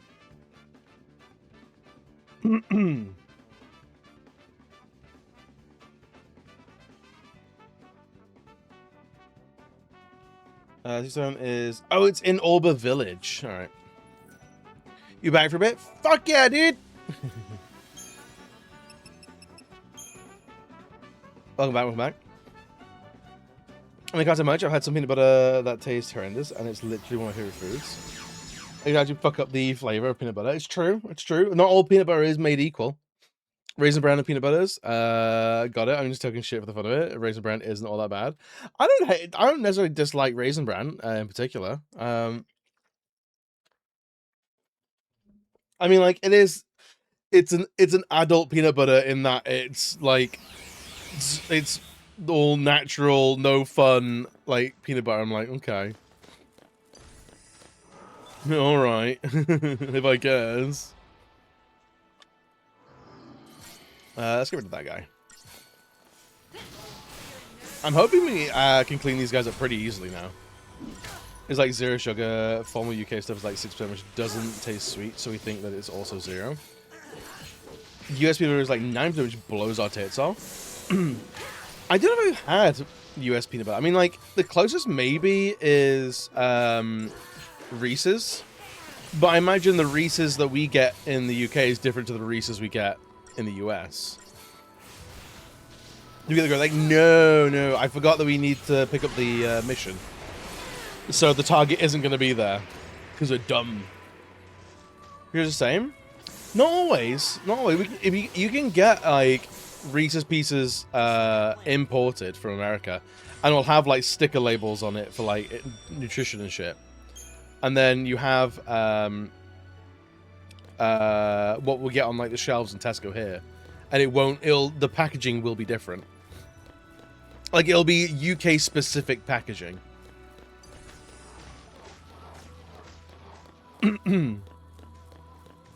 Reach peanut butter is pretty sugary though. Yeah. I mean, it is definitely like it's almost. I know it's not, but you would almost call it like confectionery sugar, like peanut butter. Whereas like this is made to go in sugary treats rather than like having it open to being like, oh, this could be in a savory dish. You know.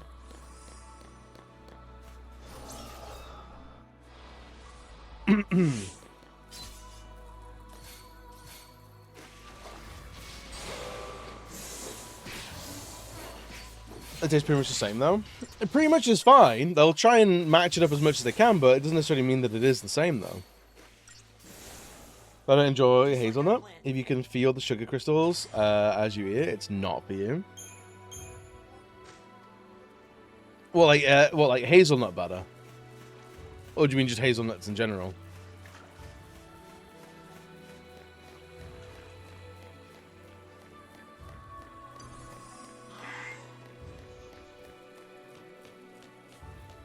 I know a lot of US chocolate isn't legally chocolate over here. I don't know. I think that feels like a that feels like one of those like old wives' tales kind of thing. Like the reason why we're not allowed to sell it is because it's legally not chocolate, rather than like there's just different food standards that aren't as drastically different.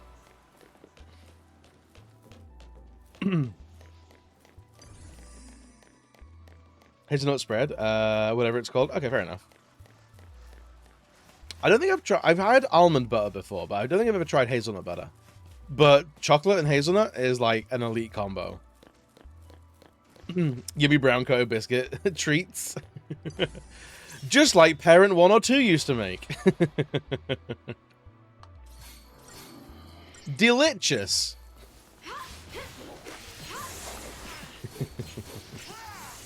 It just reminds me of that Friends episode with mocklet rather than chocolate. I'm really a fan of how it crumbles.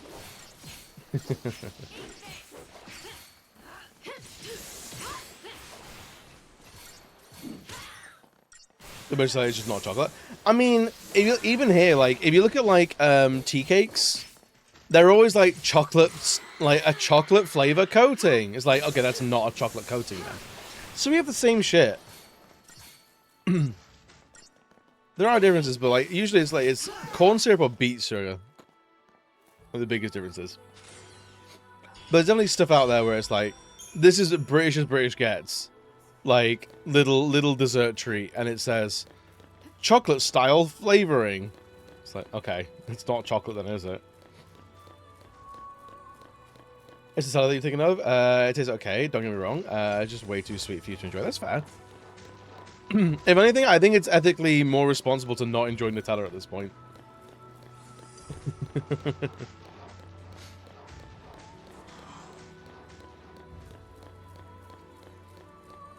I mean, with the ecological disaster of hazelnuts, the slave trade of chocolate production, and then the deforestation of palm oil, I think you're fine to not enjoy Nutella. Chocolate flavor coating used to really disappoint me until I really realized you're not buying that shit for good chocolate anyway. Just take the sugar. Yeah, it's like you don't go to watch the Transformers expecting Shakespeare. Why would you do that?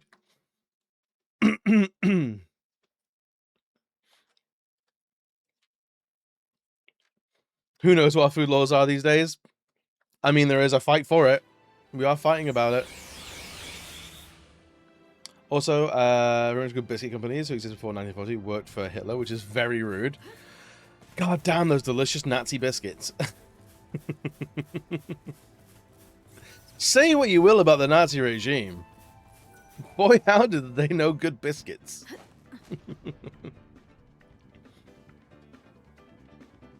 We can't let this information get out. We can't let this information get out.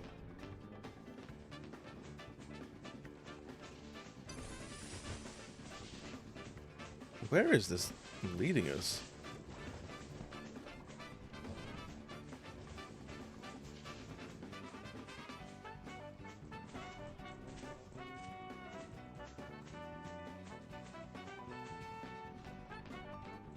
We've got to find 20 items like this.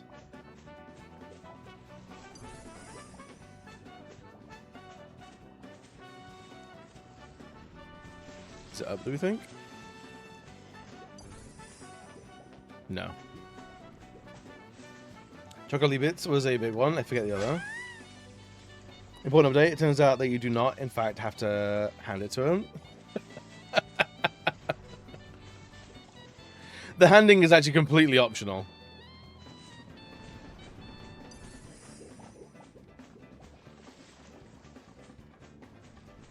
Where is this item, man?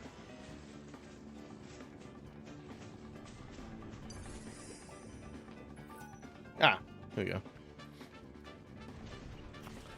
Can't sleep anymore, so I'm just waiting for my groceries. Picked up a pretty good, cool game of the day, which I've been enjoying. Oh, hell yeah. What did you pick up? Slackers?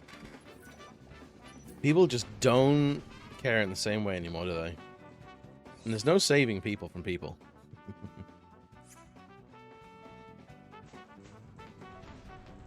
I think we go this way.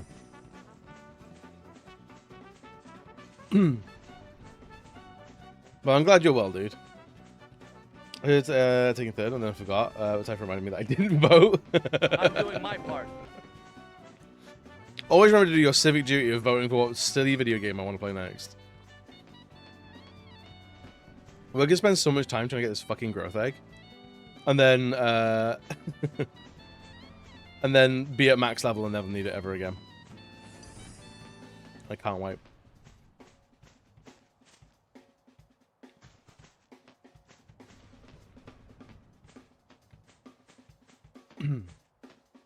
All right, we have to do some shimmying and shaking of the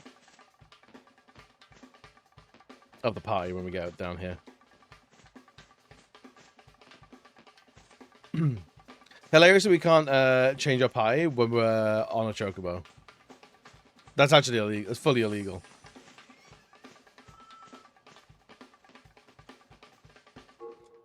I'm going to record admitting that this is just the Calmlands. If they haven't, then they're cowards. They're liars and cowards. Right. Battle team. You. For you. I'm going to start with Saboteur. Saboteur and Medic. And then that's for building damage, that's for defense, and that should be everything we need, right? Yeah. Of 10 remake using 13 assets. I would actually fucking love that. That would be so interesting. Pick up Bloodless. It's an indie game that tells the story of you being an infamous samurai, but you decide to leave your blade behind to not cause any more deaths. So the combat instead revolves around you parrying enemies until they're chased off. Fucking difficult game. That sounds brilliant. So the ultimate like pacifist. Does Neil have equipment on? I forget. Yes, she does. Just about.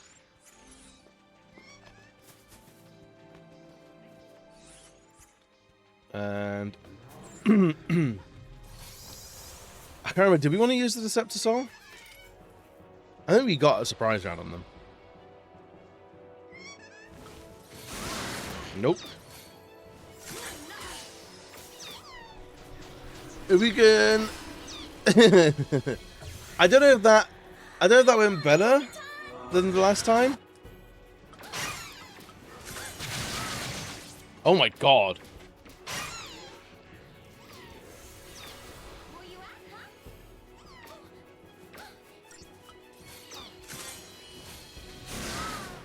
Oh, I think Is it really over? I think we were putting Fang as Sentinel, weren't we?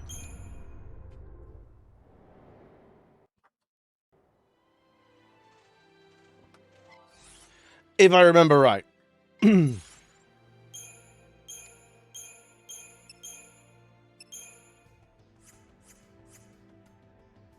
that makes us a little bit more survivable. Or we'll be doing this and that. I think.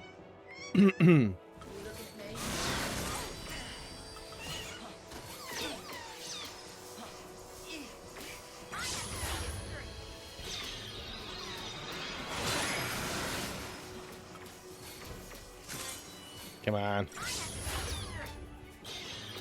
Is when we'll have about 10. The Calmland's supposed to be this massive, sprawling space. And people get lost and vanish, but it's one of the smallest places in the game. I think it's the largest in that, like, there's no walls in there.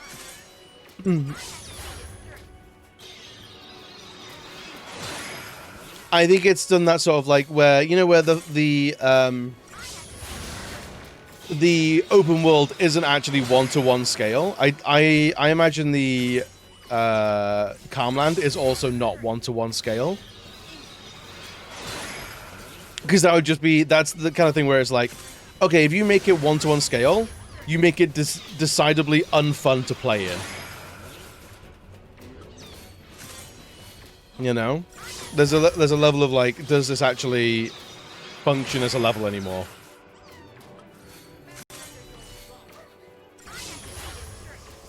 It goes large enough with the enemy encounters, yeah.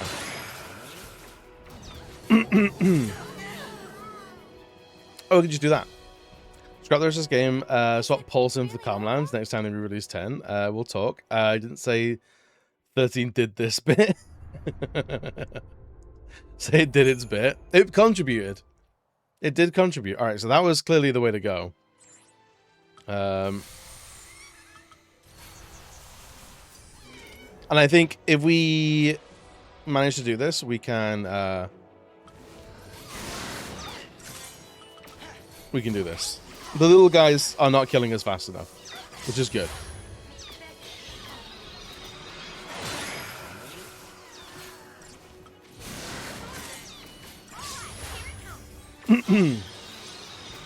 It's the optimal size of an area on your character speed, so if you wanted larger, you could act as a vehicle. True. Come a long way in this fight? I think so. We're doing not terrible anymore. I mean, we're doing not great either. We just gotta wait for that 1% chance for it to actually kill the guy.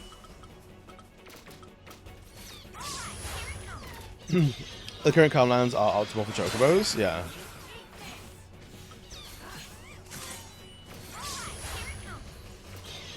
So yeah, so Fang and Hope are taking care of themselves pretty well. So we're just waiting on for Neil to actually do a job. Whenever that's going to be.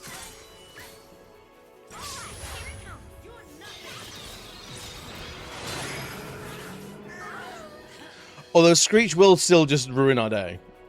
Is it really over? I pretend everything is bigger than it actually is in game, but the Calmlands are small, even compared to other areas of the same game. Are they though? Maybe, but I feel like because it's a big open space, and like the other areas may be bigger, but they are tighter corridors.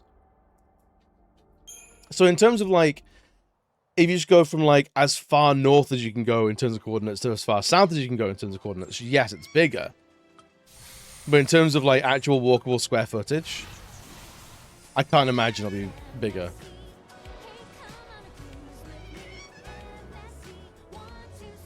Sorry, there's an advert on this webpage. How disgusting is that? How absolutely disgusting is that? We've got a riding area on Mihian High Road, and there's already a Chocobo trainer in the Calmlands. We could have a riding section. Maybe in the remake. Calmlands being a bit subdued is also its place in the plot, like Lulu's failed pilgrimage story happens at the same time. And it's one of the most personal moments, and the game is fully aware that you are too tired for it to have any impact. Lulu even says, I thought it would be sadder. The Calmlands is, here's where everything died, and it kind of doesn't matter. Let's go, yeah. I also think the Calmlands, like, it's an open space, but like, what do you do there? And it's got to be like, is there a reason to have this take up loads of time, or is it just, is it the 3-hour walk from town to town that's in Shenmue 3? Oh shit! Oh shit, we did it! We gotta survive the fight now.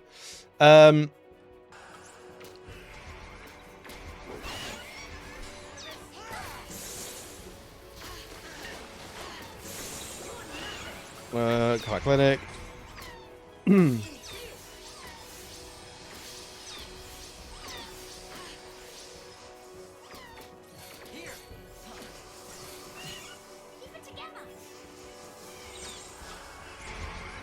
Okay.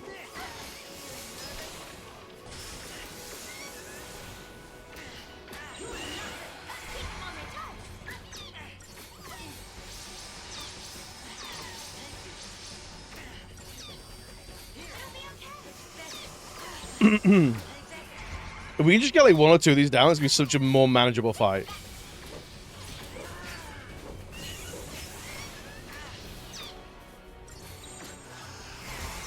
Jesus.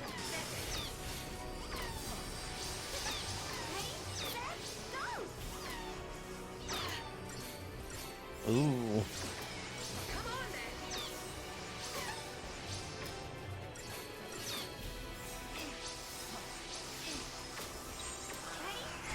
All right.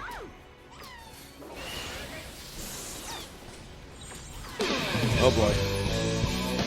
Yo, thank you for the gifty, buddy.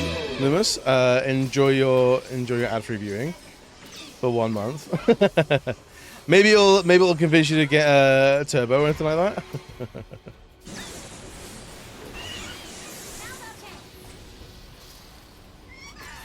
Come on, please. Can we get the second one down? Cool.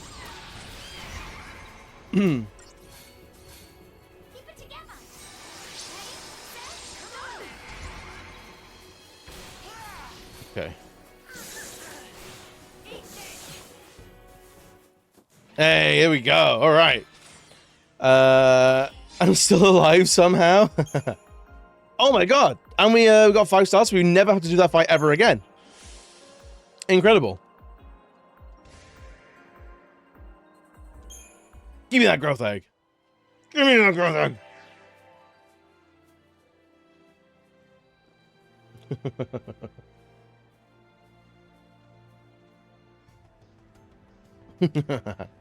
Give me that fucking growth egg. You son of a bitch. Alright, Vanille's going back into storage for the foreseeable now.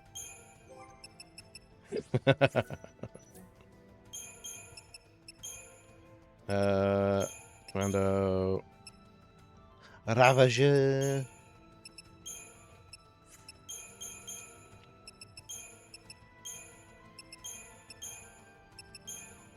Let me catch up though.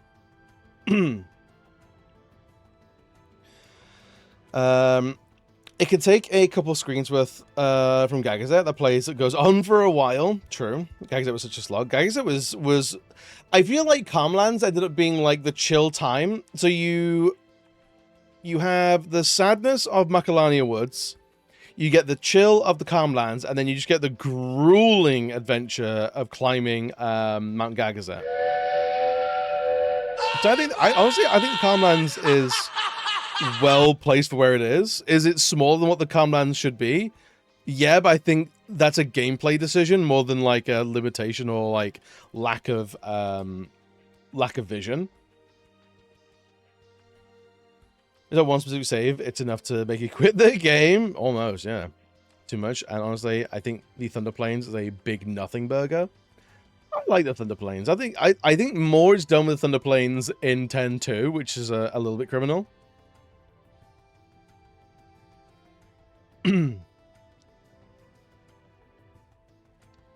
Alrighty. I've been sleeping like shit these last couple of days, and I have class days, so I'm like a zombie. Oof. More naps, I think. Make it a semi-open world Final Fantasy X. I don't know. I kind of like that it's not. I kind of like that it's not an interconnected world. It is you are on a pilgrimage, and your journey is very deliberate. I kind of like that, like the entire world is one long sequence, because that's your journey. If you could go from like Macalania to the Thunder Plains to Guado to Luca up to Zanakind without interacting with the other areas in between, it would make the idea of the pilgrimage not make as much sense, I feel.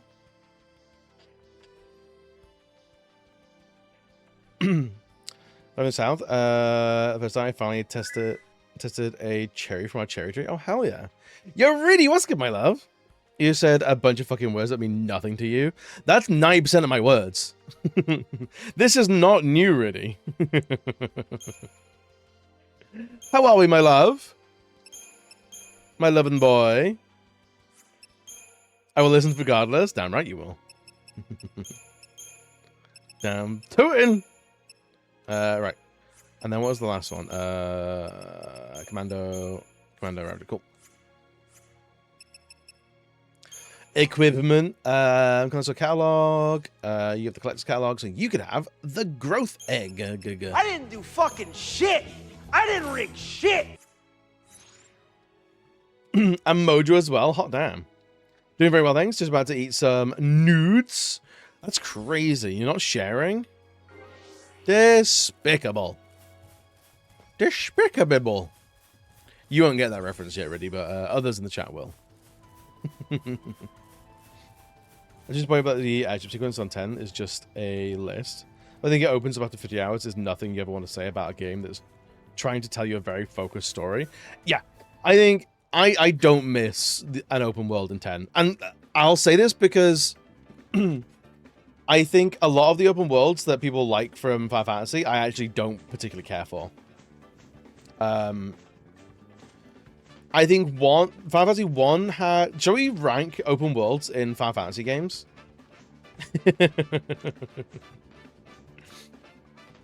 Because I think a lot of them are like kind of... They're fine. Because a lot of like 1 to 6, they had a little bit of something, but like a lot of the time it was you have one place to go, otherwise you're not progressing anything. And I definitely include 7 in that. When we were playing 7 the other year, I was like, I don't care for this.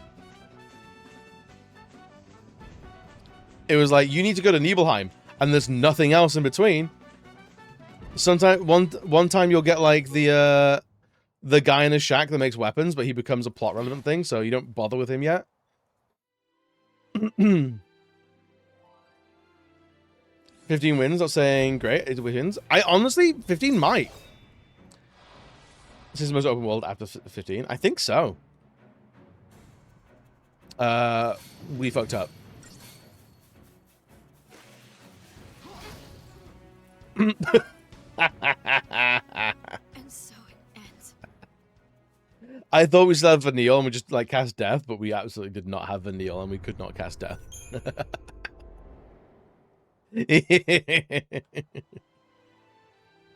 Nice one, Super Soldier. Right. Stay alert, everyone. Fuck's sakes.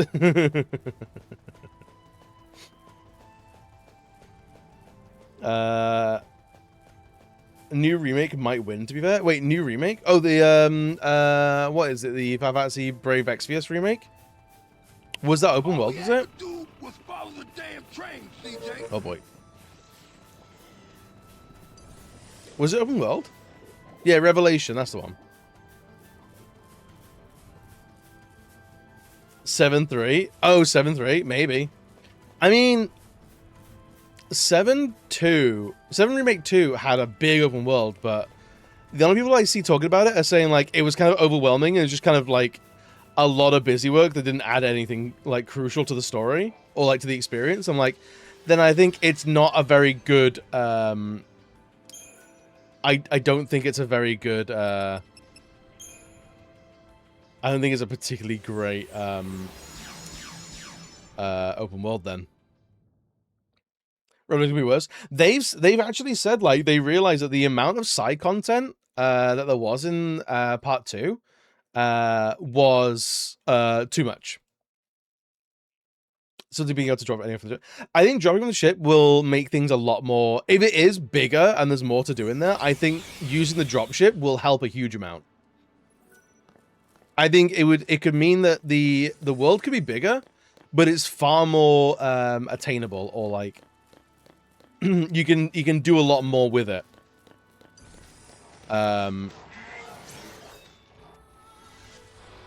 Yeah, so I think it'd be the ease of traversal will help the scale.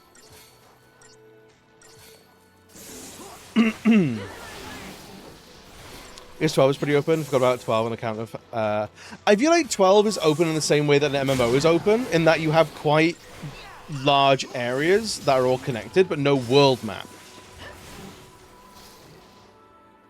12 slander on my Christian EB server. Dude, I don't know why I like this, really. I try to teach these kids, but they're just not having it.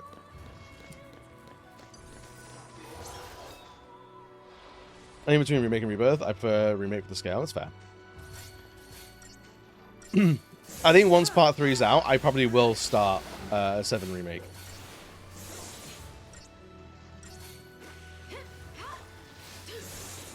So I need to finish off the PS4 version of 7 remake, and then because I started way back in the day when it came out, like 400 years ago, whatever. You're not wandering countryside, you're sort of moving between chunks. Exactly. That's why I mean, it's open in the same way that an MMO is open, in that you will go from like wide hub area to wide hub area. And they are far more connected than you think they are, but they all have dedicated entrances and exits.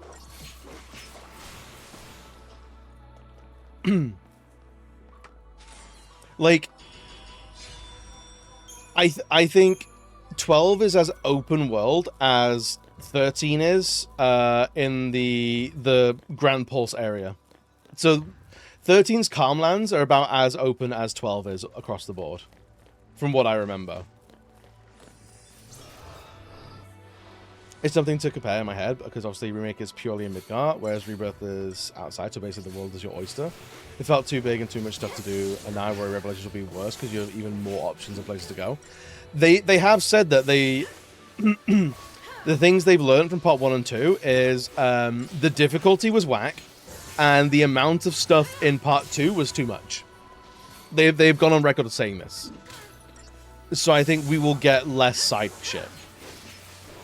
Or it'll be more even spread out, rather than you get to the golden saucer and your side quest log just explodes. You know? I think it'll probably be better paced than anything else. So, yeah. And like that's they've at least acknowledged that, like, yeah, this shit was, we went kind of crazy. So if they're acknowledging it, then that's great.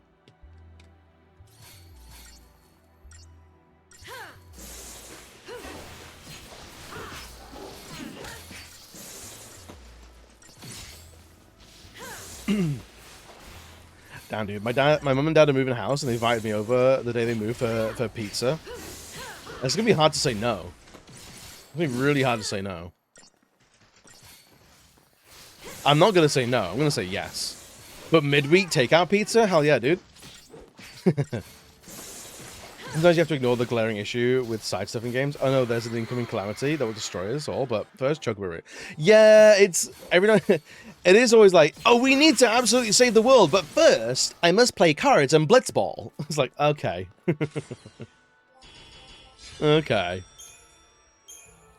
I think that's just a thing that's just video games.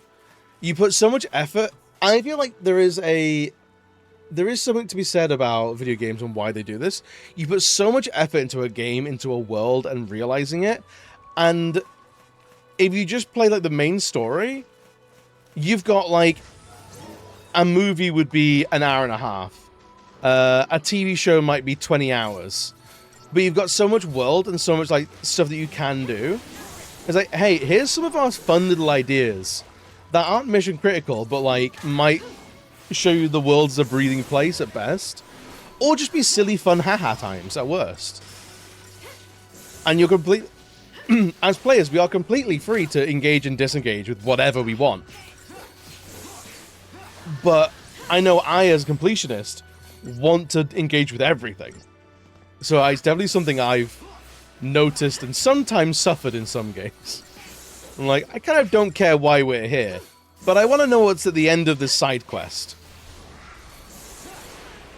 And then some games are kind of built around the side quest. I'm thinking that your Fallout, your Skyrims, your Baldur's Gates, like, maybe Baldur's Gate slightly less so. There's definitely an impending apocalypse in Baldur's Gate. But like, the main story of like any Fallout, there's not a huge rush. There's a small rush, but like, if you want to go and like make Megaton the gleaming city of the waste, you can do that. You have the time to do that, and it kind of makes sense in the game. Until you get to that one story mission where it's like, okay, everything's locked now. You need to go and mainline this story because it's now everything's come due. Like, ah, shit.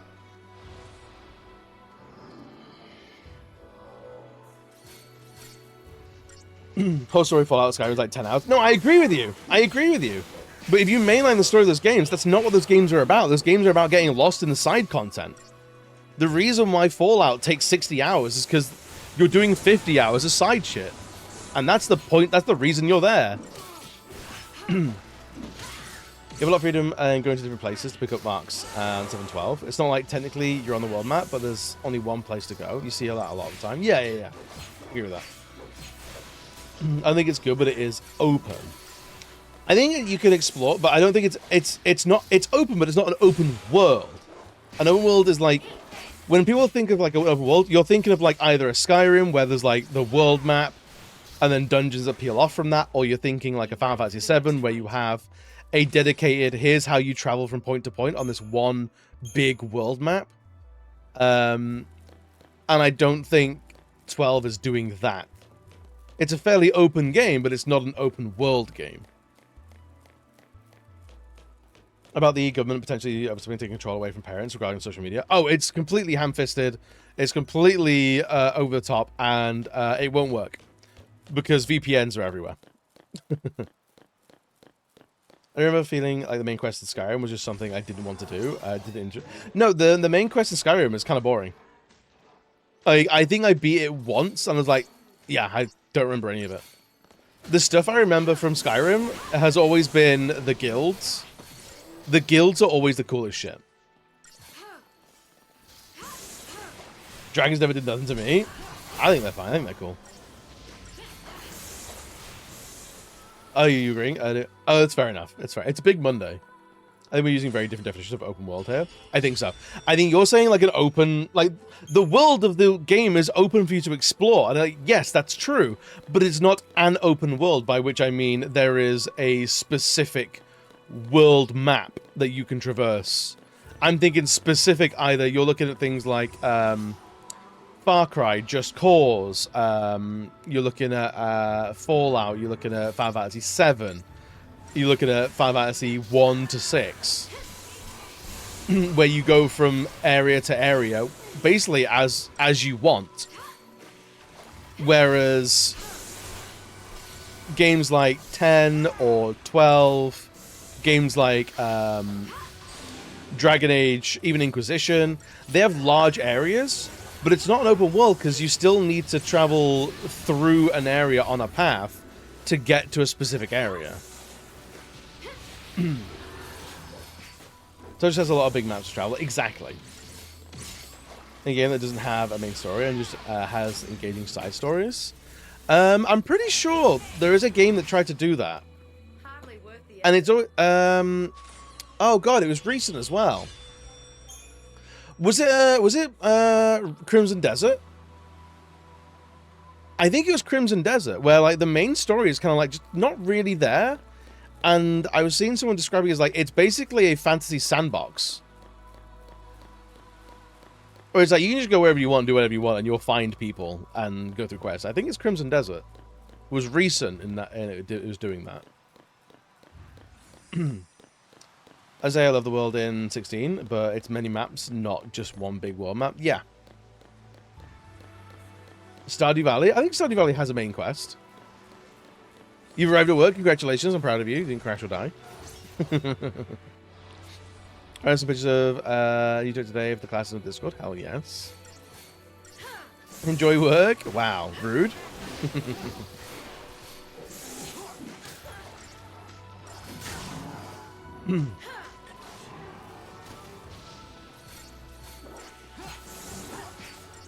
So it's just farm, that's it. Not really any main quest per se. I thought the main quest was rejuvenate the community center.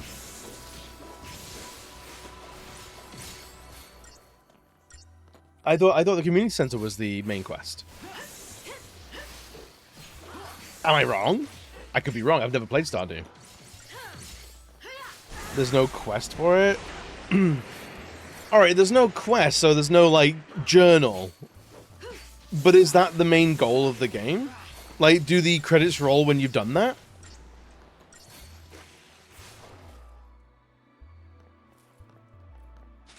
So that help you to open up more things. Okay. You have objectives. Your grandfather will reward you if you do the farm good, but you can fuck over the community center if you want. Main quest was to rise the ranks of Jojo Corp. Other than the main menu. Okay, fair enough. Yeah, that's I guess the main quest is to do farm good, but there's no like dedicated end to it. Then fair enough. How do we get back to Oh, I remember how. I remember how. I'm an idiot. I'm a silly little doo-doo boy.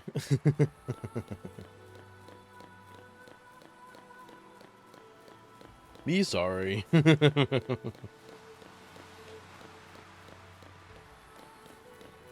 Let's continue on this way. I was never able to do the community center because I ran a vegetarian farm. Really? You have to... That surprises me with that game, that you have to farm meat in some way, shape, or form. Everyone pisses you, and if you try to date everyone at the same time, the town hussy. Do you want to kill wildlife? Fair. The only downside is all these side notes. Side stories are quite bad and occasionally embarrassing. So it does fail on the other side of no main plot and engaging side stories. I'm very tempted. I kind of want to pick up Stardew Valley, but I don't think I'm the right person to play Stardew. I think it'd be very much like a boyfriend dungeon sort of situation where it's like, is it a good game? Sure. Is it for me? Hell no. You know, it's not something that I will particularly vibe with, because it'd be like, oh, you want to hang out with all these kooky little characters and maybe date one of them? But like, absolutely not. I don't want to deal with these people.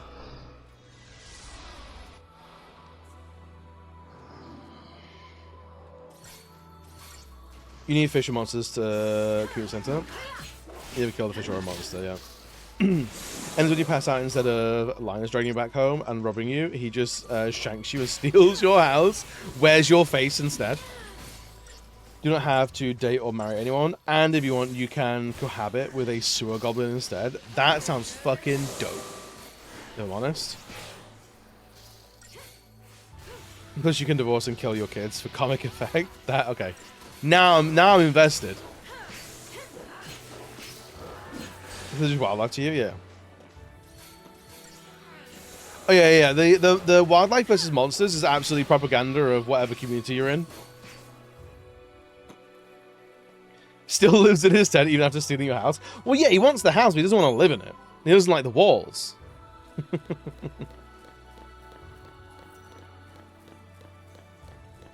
He abhors the walls. I have a chill farming experience. I don't want to go out in the wilds and murder animals with a sword. That's not what I signed up for here. I feel like the adventuring side of Stardew might just be there to try and get more people into it. Whereas like cozy farming sim, narrow appeal, customizable and expandable farm with a dungeon to quest through, slightly wider appeal. And I don't think it's necessarily bad for that, but it does mean that, like, if you're there just for the cozy times, you're not engaging with half of that game. Potentially half of that game. I don't know what the actual split is.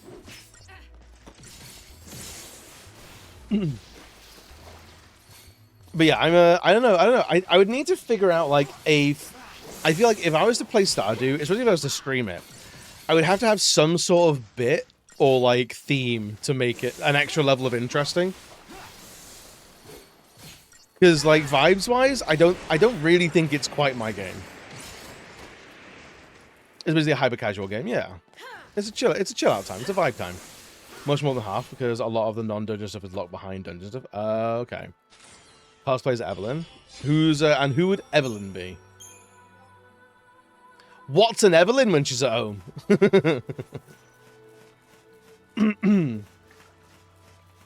I've seen the multiplayer mod. The multiplayer mod looks cool. It was like absolute chaos. She's the 80-year-old. Is she an asshole? Is she... That doesn't tell me anything. Is she addicted to Werther's Originals? Because low-key same. She's adorable. You want me to cosplay as an adorable 80-year-old? Hell yeah, I'll do the makeup and everything.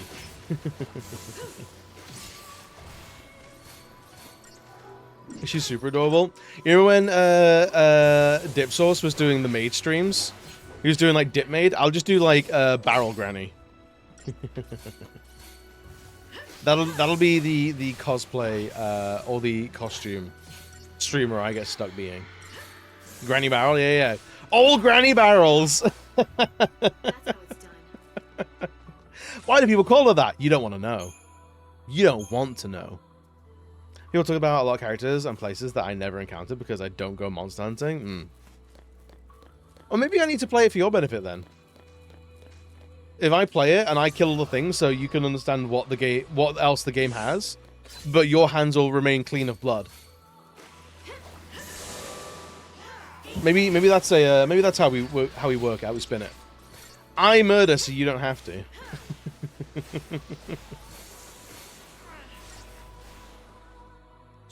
Kill this for me. Yeah, it's not that you're a pacifist vegetarian. It's that you're a foppish princeling. Evie, kill this for me. Oh no, I couldn't. I abhor the sight of blood. Murder them in the dungeon away from me.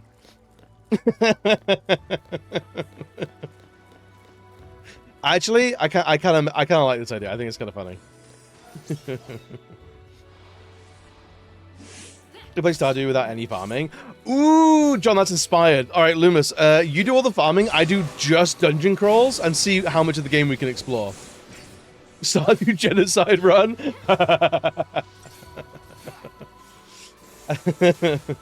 This needs to die, but I can't have it on my hands. Yeah. I think my 100% purity. I think vegans really live for the spectacle of cruelty. No. It's purely voyeuristic. I think vegan voyeurism is a phenomenal concept. No. I won't use any animal products, but I will absolutely watch security footage of abattoirs.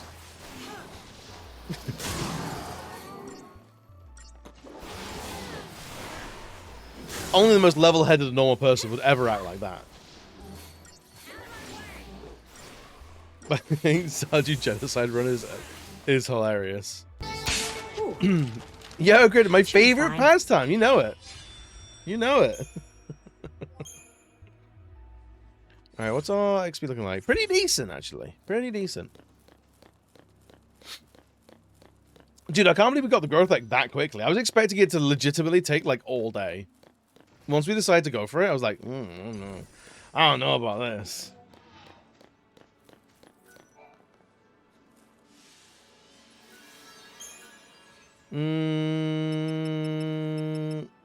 Is it base camp? I think it's base camp.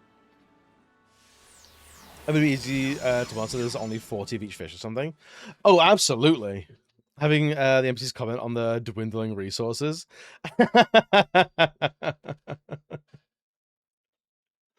Honestly, hell yeah. Is that not just like the corpo ending for Stardew? If you sell the farm?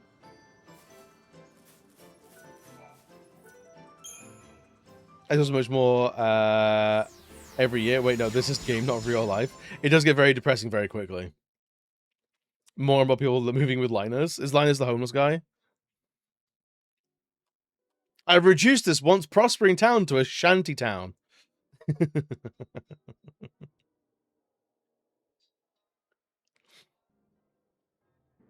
We hit the teleporters. What do you mean? We hit the teleporters. When stressed by Stardew despite it being cozy. It does, like the passage of seasons and things like that does worry me.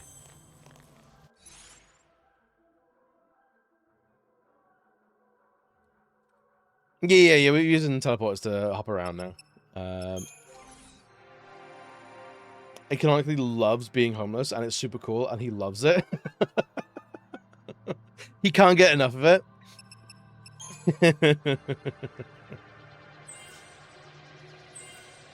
And that really frustrated me is that people constantly came to me with quests to kill fish, even though the town has a full-time fisherman. That's really odd.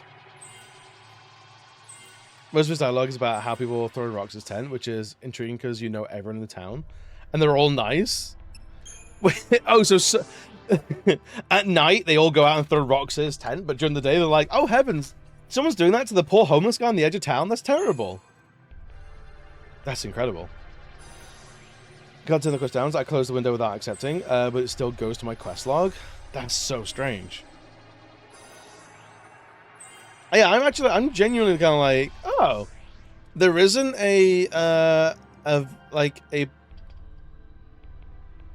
the game doesn't naturally accommodate that? That's so strange. It's Pam. Fucking Pam. Fucking Pam. God damn it, Pam.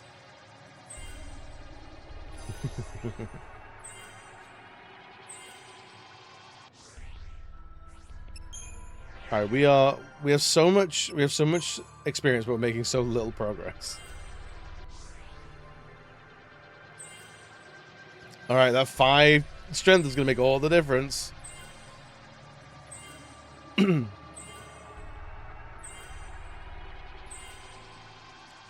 21,000, are you kidding me? You're drunk and abused his mother. I bet it's Alex. She's too drunk to throw rocks.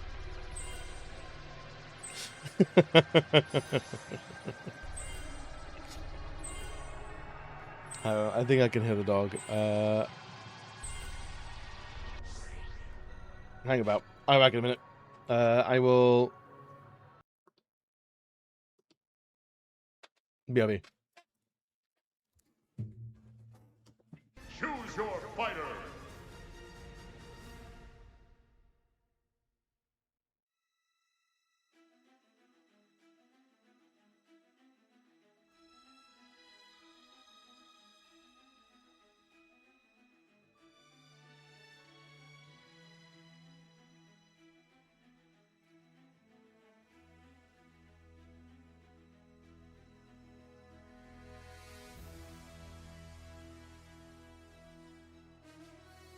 Fight!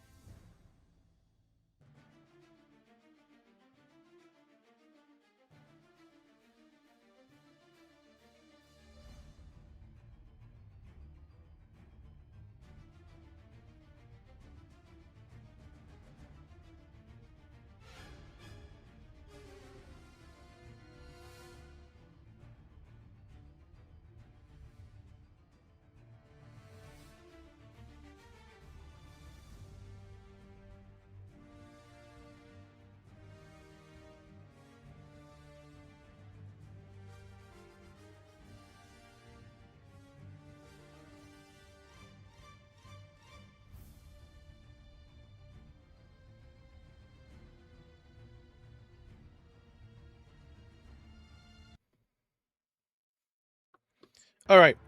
The dog was just like, "Hey, Papa! Papa! Papa, I need piss and shit." Abidey bit of shit now. So he's taken care of now. He's all right. He's all right, really. All right, what is he working on? Is it Commando? No, it's Saboteur. See,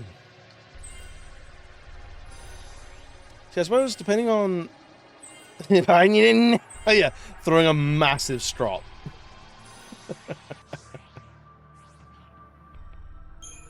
So how many more does he have? So 1, 2, 3.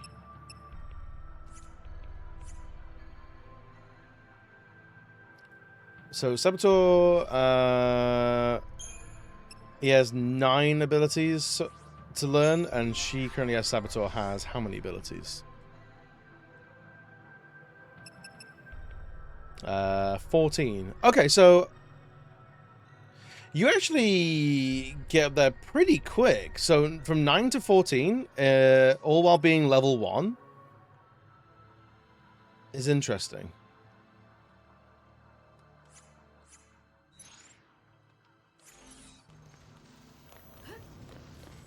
Right, but now we're farming these guys for perfume. If we can.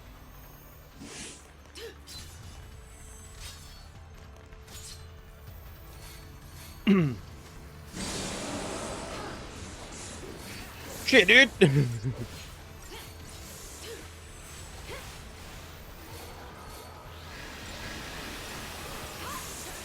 Alright, they really hate Fang, huh?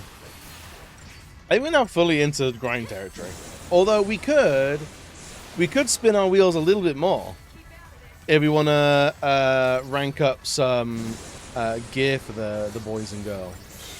Or the girls and boy.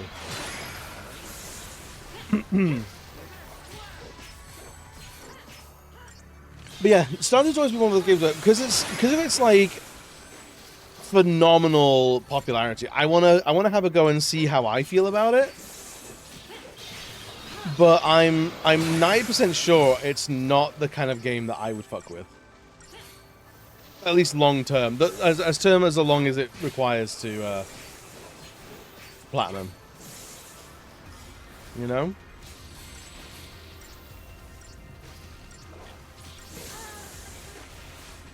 Oop. Bang, dead. Okay, there we go. Whoops. It wasn't as much my thing as I thought it would be. Maybe that's where the balance is. I don't think it's going to be my thing. Maybe it does really become my thing. I think it'll have much of a remarkable impact either way, yeah. It's always, like, the passionate to Stardew fans will always, like, historically when I've brought this up, I've always been like, oh yeah, dude, you can stream, be amazing, be incredible. I'm like, I don't know if it's the right game for me.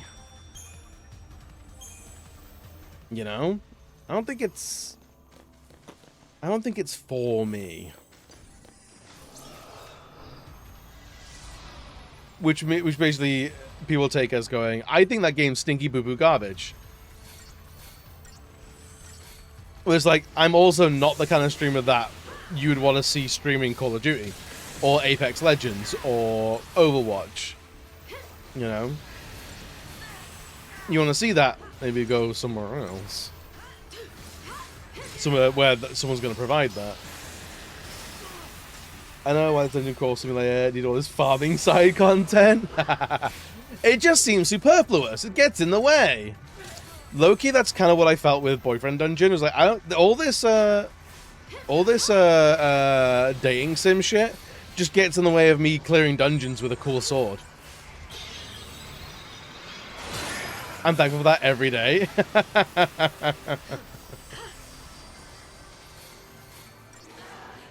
Can't stand those games. I just don't. They just do nothing for me. Honestly, they give me nothing, and I can give them nothing. To be honest.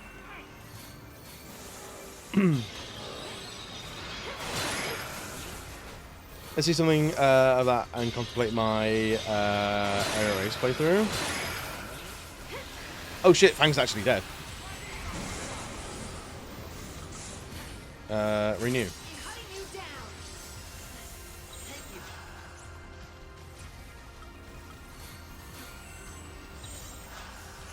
I didn't realize it was going so bad. Oh, that contemplate my air race playthrough. Wait, hang on. What do you mean by that? Oh, with the boyfriend dungeon? Mine was basically an Aero Ace playthrough. I didn't care for any of the options that were provided. I was like, I went on like a bunch of dates with all of them, and none of them were like, I didn't like any of them. I think every single character in that game was fucking exhausting. I was just like, no, thank you. Let's raise. This battle is ours. Like, I'm so tired of every character in that game. Who's the axe? Oh, the axe guy left for me. He immediately. I spoke to him once and he goes, yeah, I'm going out of town. Bye forever. I'm like, okay, maybe he's in the DLC then? And then I learned later on, no, I just fucked up the conversation so badly that he was like, yeah, I need to move town. You're awful.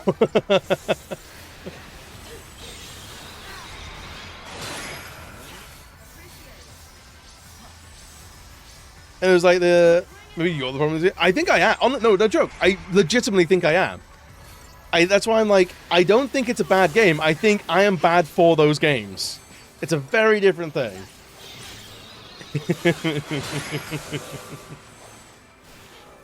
Did you tell him you only date skinny guys or something? I don't even know what I told him. I can't remember what the conversation was. It was just like, we met at a barbecue and I was like, hi, how you doing? He goes, gross. I'm like, I don't know what I'm doing. I think, like, there was, like, an annoying character who turns up everywhere. He's like a sleazeball. He's, like, almost like the antagonist of the game. And I think he turns up and I was like, no, he's a I went on, like, one date with this guy and he's really clingy and a problem. And I hate him and he's stinky. And it doesn't matter. I know, right? I think they're sort of like proposed as being like, I think they're meant to be like the murderer or whatever it was in that town. Whatever like the boogeyman of the town was. I think it's meant to be him, or it's alluded to be him. Kishi, welcome in, buddy. And so like he turns up to the thing, is all smarmy and superior, and I just go, you're a bellend, leave me alone. And then the axe boy was like, hey, that's kind of aggressive, my friend. I'm leaving. I'm like, yeah, okay, what? Okay, bye. Oh, it's Eric. It's Eric, was it? Yeah, just a fucking absolute slag. I did not care for. He was like, you've been very rude to this guy. I'm like, yeah, because he deserves being rude to. And he was like, oh, you have opinions, huh? I was like, yeah, I've got opinions. He's there to be hated, yeah. And I fully felt my hatred. And I think the guy was like, that's a lot, dude. I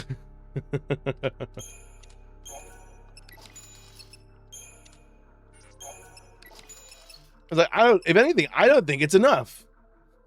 What are we doing with these? Was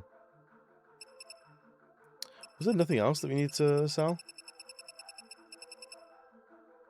Guess not.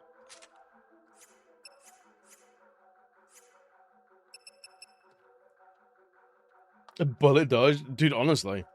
I wonder what happens if you actually try to engage with and get along with that guy. I presume the game just won't let you. Yeah, honestly, maybe. Or maybe the game just ends is like, yeah, you shacked up with the really clingy guy day one, game's over. You've got a forever husband now. But yeah, there was the I'm trying to think of all the characters. There was the club owner who you get warned away from by like 3 of his ex-girlfriends and like, okay, yeah, no, message received. That guy's dodgy as fuck. I'm leaving him alone. There was the little gothy rich kid who's a scythe who only speaks to you through their raven. I'm like, okay, you're just exhausting. Go learn some people skills and come back again. There was Axe Guy didn't stick around for 30 seconds or anything longer. I can't remember any of the others. There was a laser sword guy, but I think he might have been like kind of religious. Or he was like really underfoot of his like family or something like that, and like, oh, I have to do everything they want, otherwise they won't love me anymore. I'm like, okay, you have a lot of work to do, and I can't be bothered with that. Like, we're on our second date. I shouldn't be fixing this for you. Oh, the laser was a K-pop one. I think he was just, that guy was like too busy and kind of like like it was a diva brackets unfun. And I was like, okay, eat shit. Go have 3 albums, release a stinker of an album, and then come talk to me when you're ready to be a normal person again. There was a cat. The cat was fine. The club owner wasn't injured, but the guy you're supposed to hate. Yeah. That sounds about right. You played Dream Daddy because there was a clearly bad guy and it doesn't thwart you quite interestingly. I remember Dream Daddy being a thing, and it was basically, hey, look, single dads can still be attractive. And I was like, okay, interesting. I think there's also like, it's a dating sim, but all the you can date are men, lol. I'm like, okay. So I think something about that kind of like missed me entirely. The clearly bad guy in Dream Daddy offers to fuck you on day 1. If you say yes, you never talk to you again because you were nothing to him. Oh, so it clears out the story then. So it just removes the antagonist. If you're willing to also have a one-night stand with someone, then he's not an antagonist. He's just a guy that doesn't want to know you and you don't want to know him, so it's not a problem. That's kind of interesting. You know?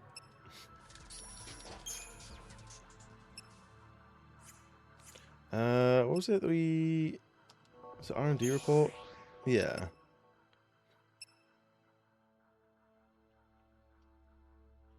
Oh, we could adamantite and get a ultimate weapon. Ooh. Nah.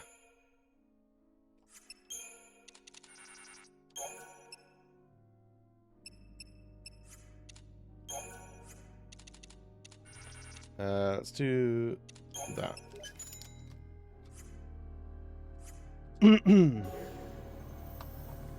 The playthrough I watched, she told the club owner that she just wanted to be friends, and the next day she got a text from him that was something like, hey, want to be friends in my bed later? I think I would just never try. Yes, he was very persistent. I'm like, okay, this guy's a pest. He's not an antagonist, but I just find it neat that if you play into what the game seems to be offering, you do not get it. That's hilarious.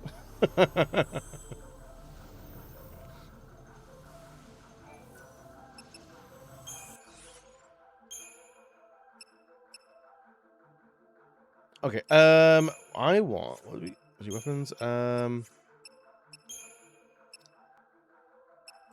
it that one?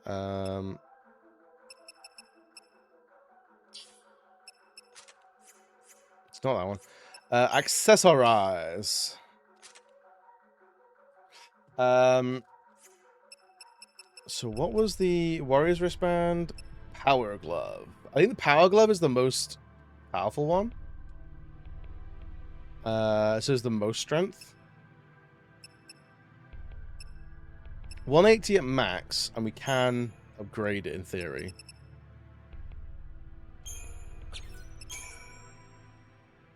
Power Glove level 9. Alright, sick. So, if you want to max out 2 Power Gloves, that ups their attack by a considerable amount.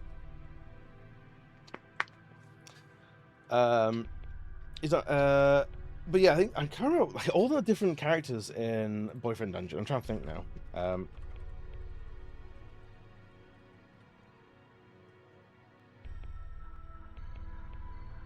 Let's have a look at this. Let's have a quick look at this.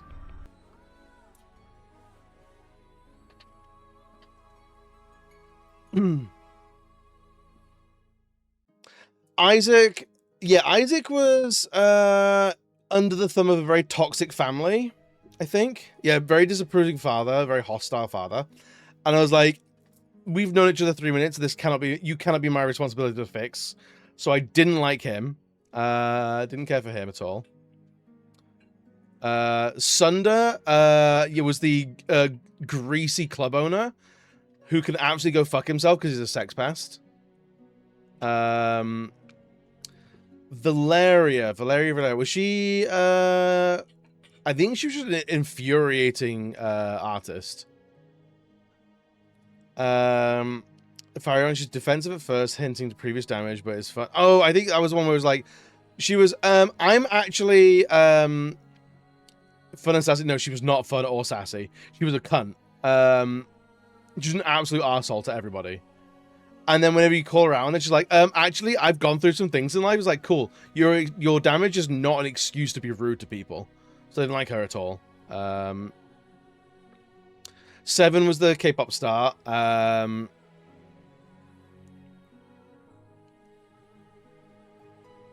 Yeah, he's clearly overworked and depressed, and like,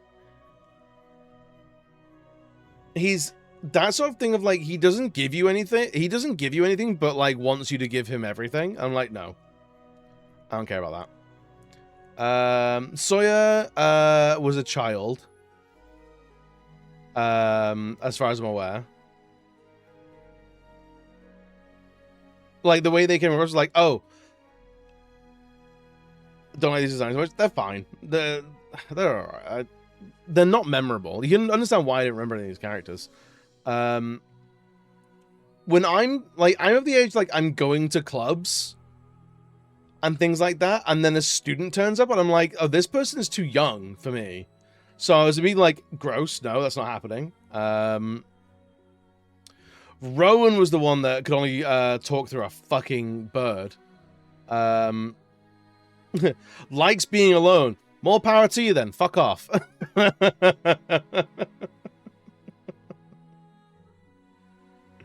Go be alone over there. Pocket, just an adorable cat.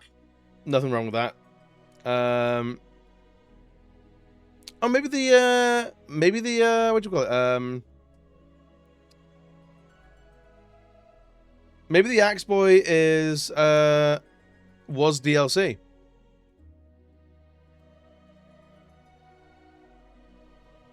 And I did maybe I didn't have the DLC. Got that.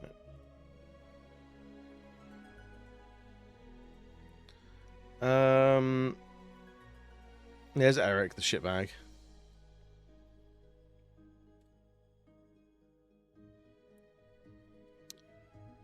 Because we never saw her, I don't think.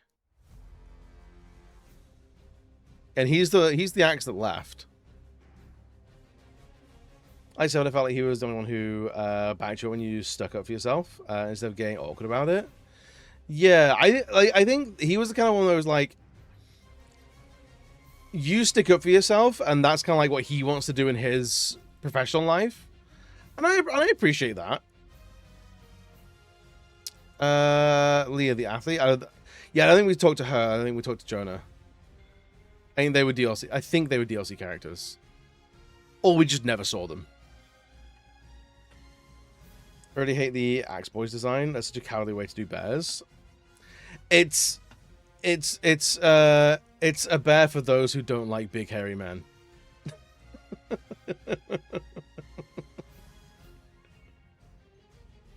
That's for the people who think dad bods are in and then point to Thor. You know? Oh my god, I love dad bods. Points at Chris Hemsworth.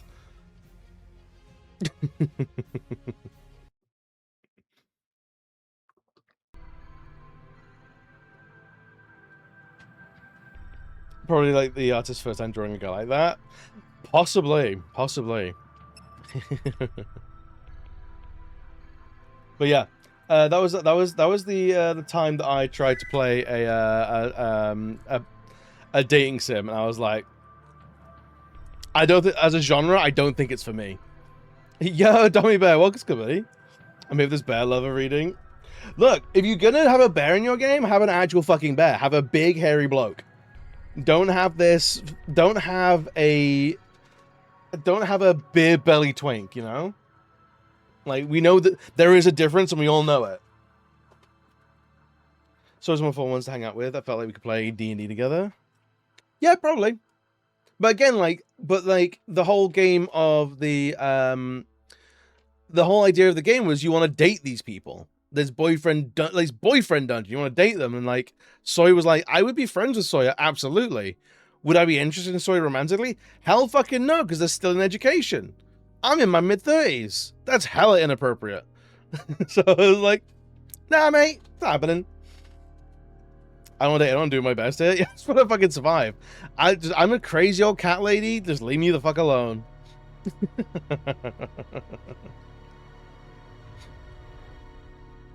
Or just a little bear in Baldur's Gate. Exactly. Which people just like, I love bears and just mean muscle bears. Or like muscle bears, they're just like bodybuilders. And not like actual broad as fuck bears. Kind of brings us back to Stardew Valley. Bring us back around. From the POV of him being an athletic weapon, he wasn't even much of a muscle bear. It was weird. It was, he just doesn't, it's just his waist isn't cut. That's it. People who wanted to date your in-game cousin. Wait, who wanted to date your in-game cousin? Oh, yeah. Right. Power glove. How much power glove do we need to max it out?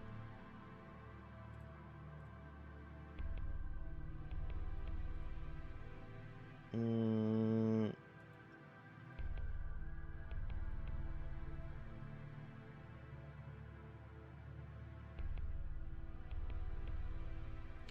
58,000. We can do that. Where is the... Ah, it's up here. Cool. Alright, makes sense. Sturdy bone. 36. Wait, no.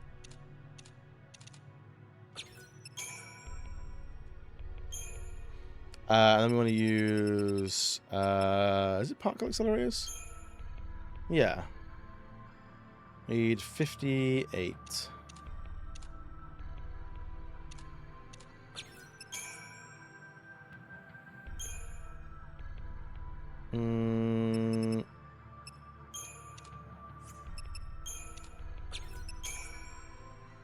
Alright, that works. Digital circuits.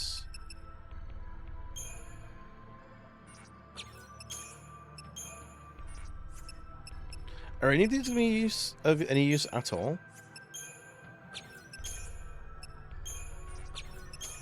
I can just clear these out, I guess. 1,000 now.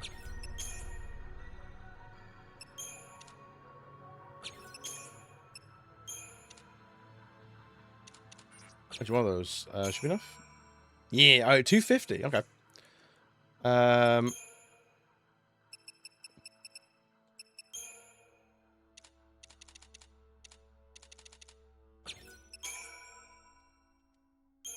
Cool.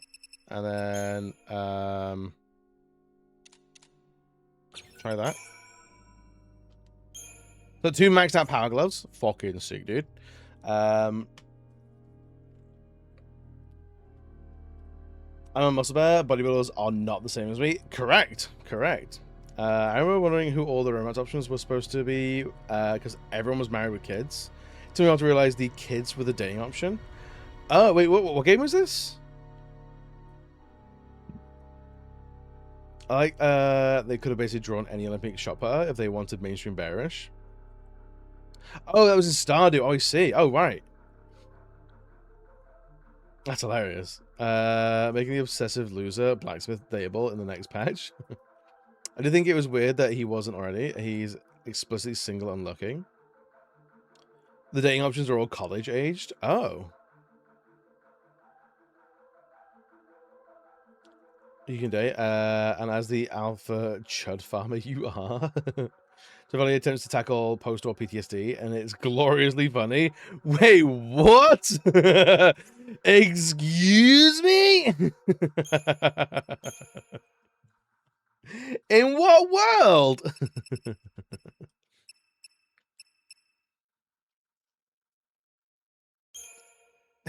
That's hilarious, though.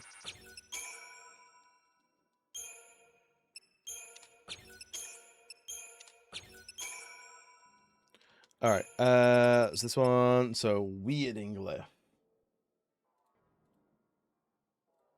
needs 58.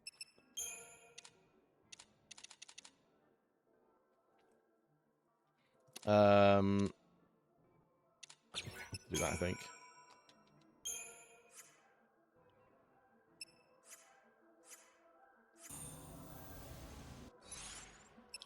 All right, equip Mont. Don't need to do that one. Don't need to do that one. Oh, she's always also wearing the Brawler's glove.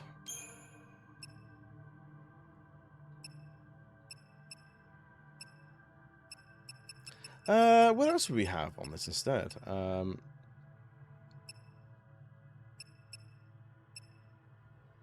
When an enemy is defeated. Obtaining items after battle, we already have that. Could do Whistlewind Scarf? Sure, why not? Let's make them fucking fast. Increase maximum HP by 800. So, how much do we have in the Adamant Bangle? 300,000! Jesus Christ. Alright, that's not getting maxed out anytime soon.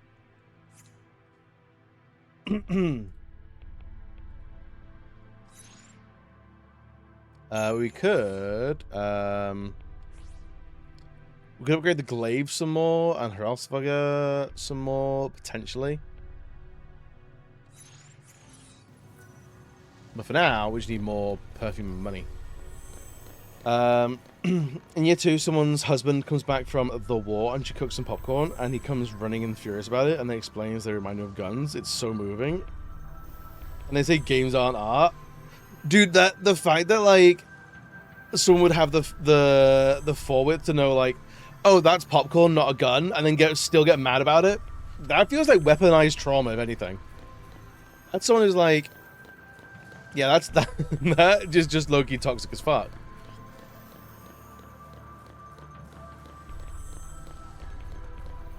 Oh, we've gone so far that we can't. That's the only place that we can go now, is it? Better to work. Hey, no worries. Have a good one, dude.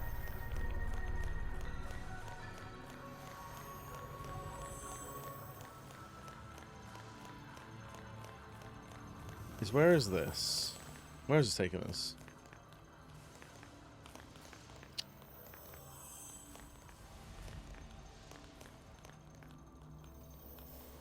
Let's go look at the fucking thing. Oh my god.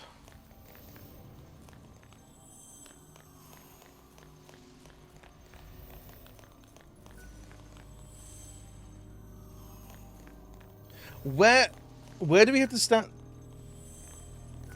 Thank you. To Narthex. No. Okay, so those are the only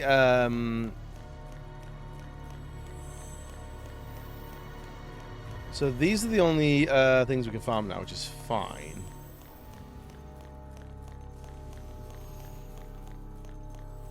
Actually, if we go back to Eden's Hall, we could like clear out some of the guys there and then come back, clean out this area, go back to Eden's Hall. And that might be a decent farming route.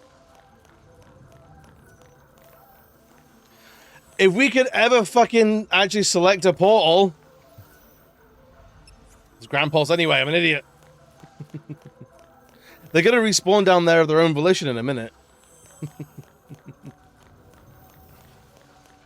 So yeah, there's always like the games like the sort of the jokey dating sims that are doing something. So things like Doki Doki Literature Club, I think, is one of them. Hatful Boyfriend, like the ones that like I think have some sort of a unique thing that would make them worth playing. But then, what like if I start playing Hatful Boyfriend, once the novelty of haha they're all birds wears off, which I think it already has at this point, I'm just left playing a game I don't enjoy. And I think the same with Doki Doki. Now I know I've seen it listed so much about all the loops and the twists and the turns. It's close to, well, what are we doing here? Yeah, I mean, I'm not into it, to be honest. Like, even here's how like anti sort of relationship I am in video games. Like, I even in like Mass Effect, I'm like, I don't want to establish a relationship with anybody. Like, we're all professionals here. Like, I'm a career soldier that like has a job to do. Like, is that not like massively unprofessional? I don't know. It never smells right to me.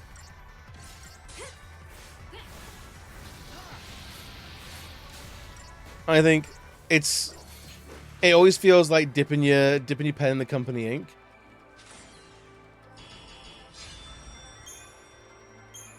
And the last thing I want to do is date someone who I'm actually working with to save the universe.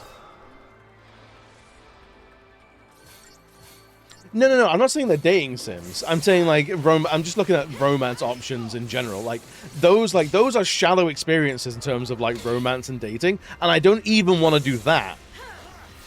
So when the whole game is around the dating element, it's a level of, it's an area of like it's an area that I don't want to deal with, but made the entire game. I need to play date everything. Again, with Hatful Boyfriend, like, the joke is everything's dateable, and I'm like, okay, I understand that now, so, like, the joke is now already played out, and I don't even own the game.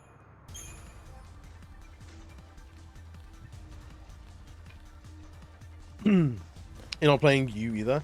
I think that's true. I don't know, I feel like the Shepherd I always play is just not that.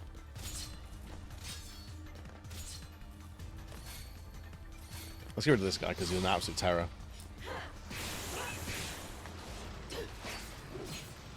So it's a difficult one of like, I get it and I want it in games for other people, but like I so rarely want to engage with it, really.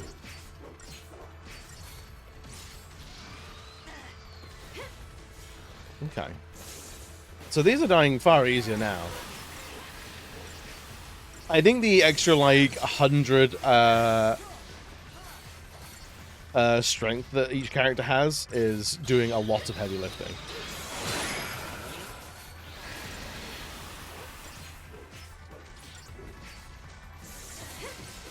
I know, but again, like in like D&D games, I'm not interested in like, am I playing a character in D&D? Yeah, sure, absolutely.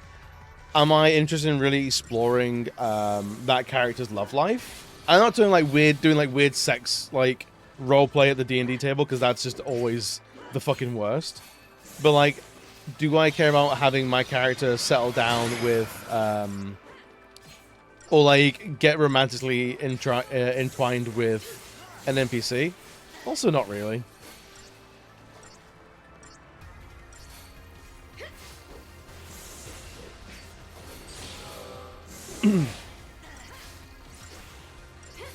But then I don't know, I'm also not into... I'm very much not part of the parts of the internet that are into, like, shipping characters.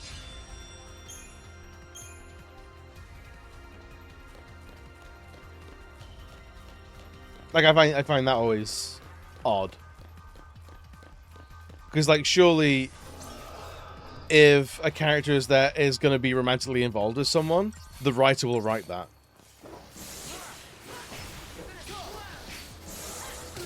Is my always do. But then also maybe I'm just being a big old grumpy man about it.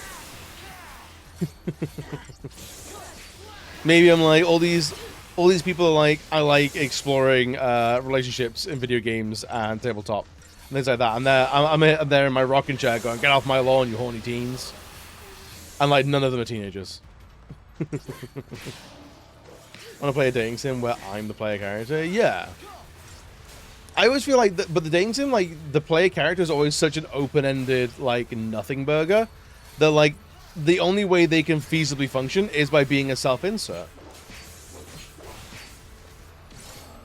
like in Boyfriend Dungeon, you have the setup of like why you're the new fish on the block, but like what the player character likes or wants.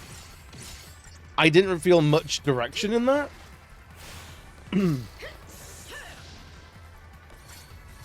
Whereas like, well, what is the player character looking for? Do they want a relationship? Do they want a fling? Like if it's a well-established character, like they're looking for love and that's part of that character, then I think I got more patience for that. But like, I don't know, maybe this is just Boyfriend Dungeon in particular. But like the character goes to that new town to live with their cousin, and the cousin's like, you need to date someone. And the character's like, I don't know. I'm like, well, tough, you're on a date tomorrow. And it's like, okay, I don't think the character wants to date anyone, and we're kind of pushing them into it. I don't know how you feel about this.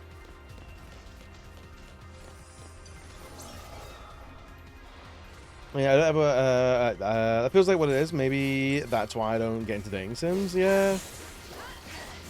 Also, like, do you reply with this that makes you sound like a moron, or this that makes you sound like a cunt? Oh, like, it's always the cunt option.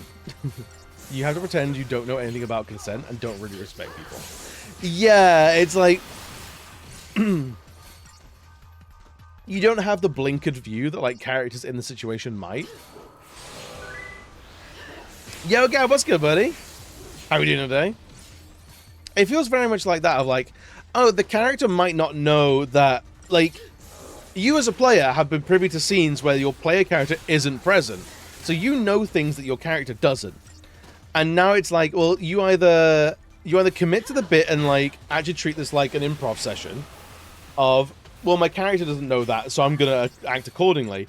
But you as a player know, I'm gonna be an absolute cunt to this person, unwittingly, narratively, and it's like, okay, I don't know how I feel about this. Yo, Sea Dragon, what's good, buddy? I feel like a bus hit me, but I'm overall okay. I mean, you are tougher than a bus, so that tracks.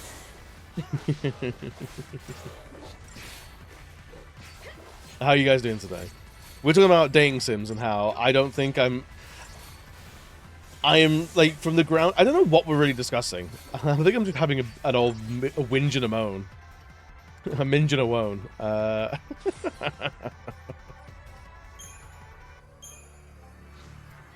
think. Were there weird dudes up here as well? Nah, they're regular people. I'd rather be hit by a bus than be DMC too. We're still not healed. I think that's why Doki Doki works for me so well, because a lot of the horror comes from how much more you do know as a player versus your fucking ignorant sad boy character. Yeah, I think that's all. I think that's part of it. Is the I think the stereotype of the dating sim is an anime dating sim, and you've got this dumb shit sad boy arsehole of a character who's so infuriating to know that they exist in that narrative that I don't want to be in that world. I like the just whingy, wimpy little shitty fucking anime main character. I'm like, it makes my skin crawl. Gad, thank you for the reason, dude. When we move to a bigger place, dude, I gotta get I gotta get deposit sorted. Your sad boy character is a selfish 14-year-old loser who doesn't know what he wants, and you have to sit there and watch as he crushes his best friend. Yeah. And also, like, has every girl in school falling over for him. I'm like, no, there's no immersion. I don't care about this character. I think the world is stupid and I want to kill myself. But no, we're not allowed to do that. There's no option where it's like, oh, I don't actually think my character is emotionally ready for relationships, so I'm gonna not until college. Yo, homie, what's good, buddy? How you doing today? So yeah, I think from the ground up, I'm so like the opposite of what a dating sim asks of a player that I'm like, of course they don't work. Of course they don't inspire any joy in me. Am I shocked? No. Am I shocked? Kinda.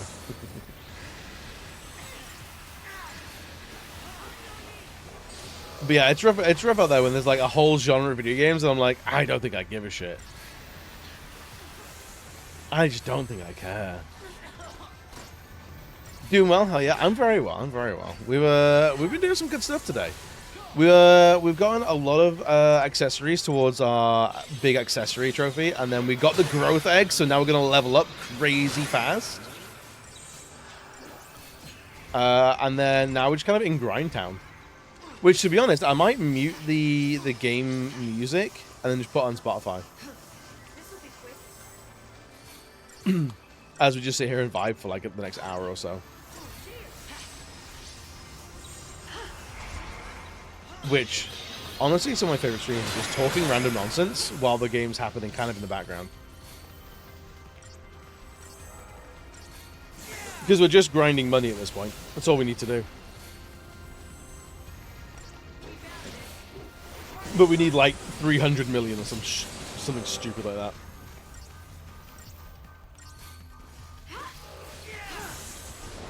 I think if I can get if I can max out some like ultimate weapons and stuff, I think I'll be happy.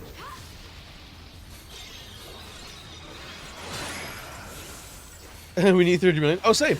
Oh, actually. I am also in the market for... It's crazy how everyone's asking for that for Christmas. Because what do we need? We need about 1.5 million for all the weapons to buy. And then...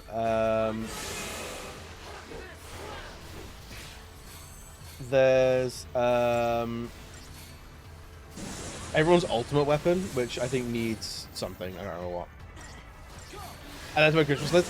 Dear Santa, I've been really good this year, and I would like, if you could get them little elves to whip up a quick 300 mil, I would be the best boy. I'd be the happiest kid on Christmas.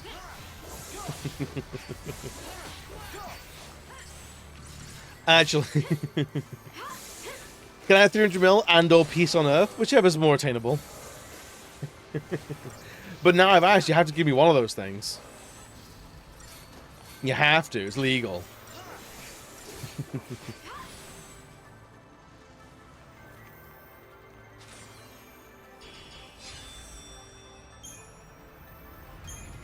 Just a Scarlight? You kidding me? You kidding me, dude? We can get rid of the Peace on Earth dream. No, that's the thing. The 300 mil is way easier to get than the Peace on Earth. So of the two, he's absolutely going to give you the 300 mil. You know? That's what you got to do. You give the two options, the high ball one and the even higher ball one. Of course, not going to give you the higher ball one. It's to give you the high ball one. Come on! It's like you've never run a racket before. Give you peas on Earth? Oh my god, I would love some peas on Earth.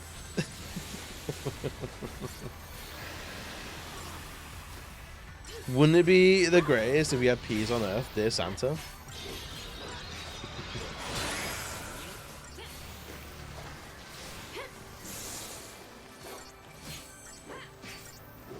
Right, I need to double check what we actually need to upgrade to ultimate weapons.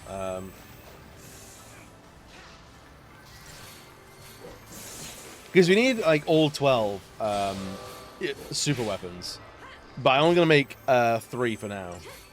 We need the Trapehizodon, which I don't think we can actually buy yet.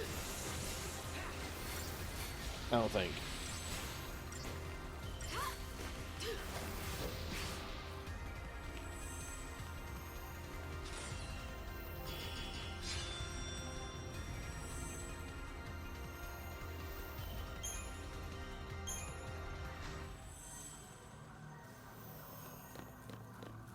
Can we even get a Trapehizodon yet? Oh my god, Rayla!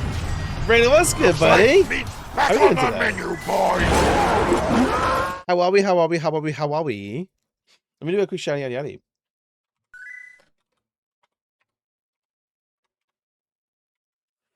How was stream? What were we playing? Let me give a quick stretch. Oh my god! Oh my lord!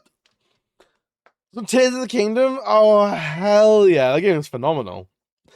Freddy the Crazy Bassoonist, welcome on in. Churro Emiliano, welcome. How are you? If you're brand new around here, hi, I'm EB, Quiver Action Illustrator, or things like this. And so we're playing some Fantasy XIII. We're sort of like in the end game of it. We're doing some like pre-final boss grinding for like cash and money. And who's going to play through? Of a new playthrough. Oh, so have you played it through before then? This is an old favorite love of yours. Hell yeah. I did so much in that game. I don't think I ever did I never did I never did like all the Korok seeds, but I did basically everything else. I cleared out the journal. Happy Pride Month. Merry Gay Christmas. Merry Gay Christmas. Hell yeah. Did you know this is a little bit of self-promo already in my own stream, isn't that cringe? Did you know after every Pride I run a raid train? After every Pride comes another sin, and we're on the 4th year. After Pride, we did Wrath, we've done Sloth, we've done Envy, and now we're doing Gluttony this year. So starting July 1st, we're gonna have I think it's 5 days. And so I said, hell yeah, dude, hell yeah, it's gonna be great. I think we got 1 slot left to fill. We got 1 slot left to fill. Anyone who is a queer type streamer, by all means, you're free to join. Have a look, see if it's right for you. By all means. Them's his words. Thank you, darling. Thank you for the follow, bro. I think I've come inside to stick around. We're trying to figure out what we need for Trapehizodons, whatever it is. Dude, words are the hardest thing any of us will ever do.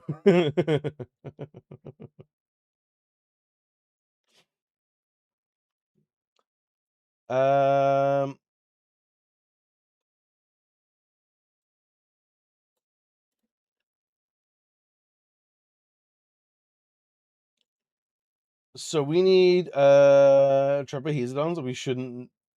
Apparently, we shouldn't farm those. Apparently, once we can fight admin tortoises or longuis. Can we fight longuis yet in this game? Eugene, hey February, no worries. Have a good one. Haxel, welcome in as well, buddy. I don't speak word often. As soon as stream end, I just shut down. I pass out.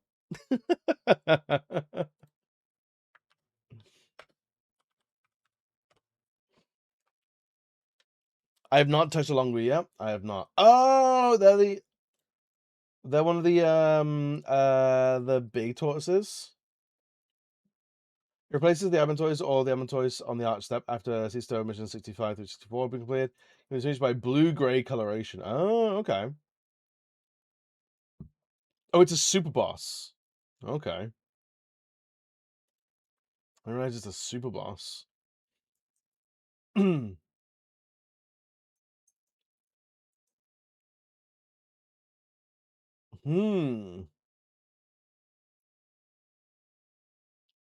Interesting. Also, Rayla, if you need to raid and run, if you need to get out of here, by all means, please do so. Get some food, get some water, take care of yourself. They're like Goku being blue makes him stronger. Oh, I hate when that happens. So thinking of like how to get Trapehizodons, and it's Admontois drop rates is rare 1% or a Longui 5%. That's a lot, isn't it? That's a lot. I have to kill a lot of them. I need 6. 6 minimum. So I think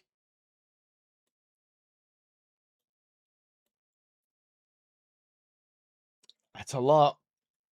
It's a lot. It's either going to cost us 12 million or we got to go farmers, Advantoises, and so I gave him the plat. I'm fine for the grind. I'm fine for a grind. It's just I need to figure out what the best way of doing it is. That's all. That's all. Once we figure that out, then it'll be fine. I feel like once we're at like a good level to max it all out, I think like post game, the admin choices are going to become, once you can start beating those without without, what do we call it, summoning, then it's going to become a lot easier, I think. This is the Fang Highwind strat for the admin tortoise. What's the Fang Highwind stat? Let's have a look. Let's get into some stuff.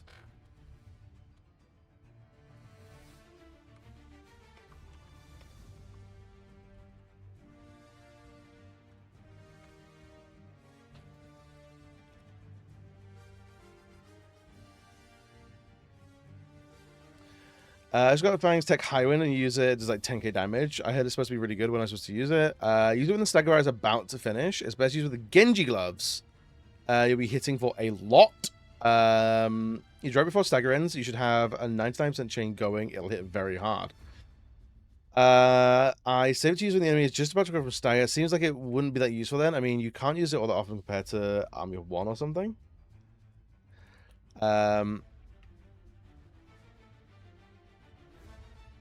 Yeah, and the stagger meter actually helps you keep the enemy staggered for longer because it won't recover until the move is over.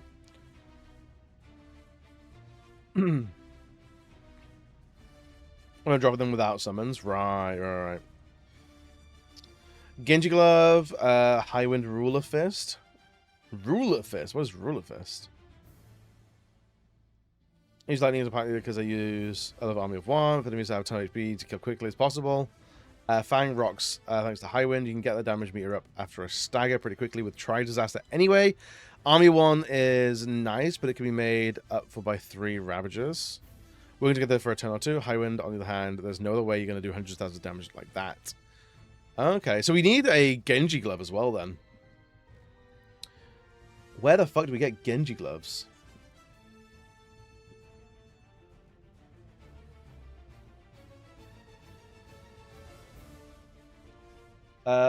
Missions 51, 62, and 63. So we do mission. I imagine mission 51 is probably the easiest. BattleNet. Just gotta go on the town forum board.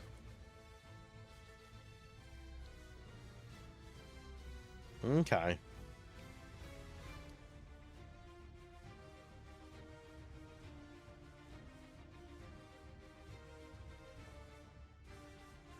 Okay, we can do it. Let's look see if this shows us anything.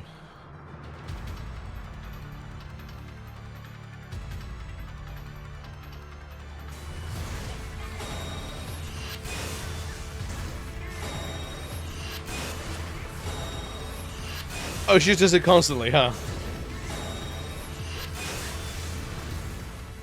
Oh wow, she basically kills that in one shot, does she? Oh no, it's very nearly dead anyway. All right, sure.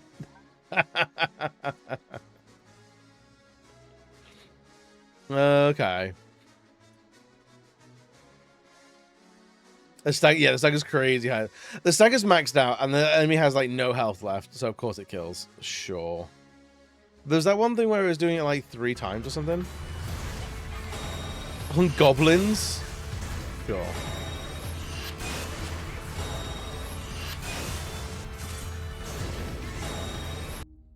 There's so much damage is almost attractive. The game kind of suck, yeah. It's you can't just use it and know that it's gonna do well. You have to really like lean into it. Which I think is the tough one. Is a tough thing. Alright.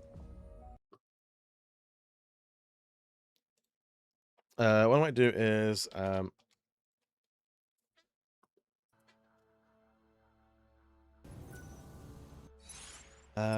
settings.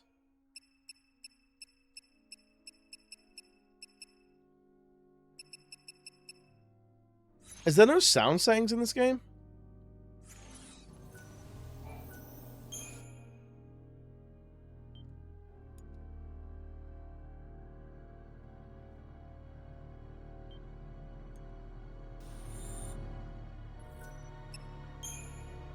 I don't think so. That's so whack. I was hoping to like just mute the music and just play Spotify.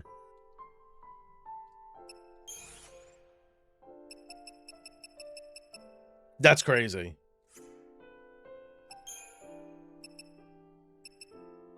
Oh, I can listen to the bonus themes.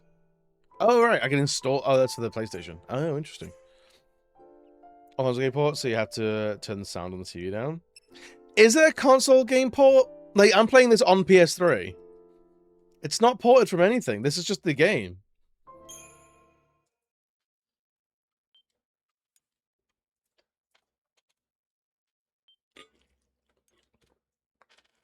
But having the game audio with music on and then actual music on would give me an aneurysm. Is an Xbox port? Potentially. Although this game does run well on PS3, and this was the era of like any games that weren't specifically developed for PS3 did not do well. Games developed for Xbox that were then brought to PS3 were not the hot commodity. They weren't great. Look at you, Fallout 3 and New Vegas. And Dragon Age Origins. Dude, the console edition of Dragon Age Origins is like overall just bizarre and phenomenal. It's such a different game.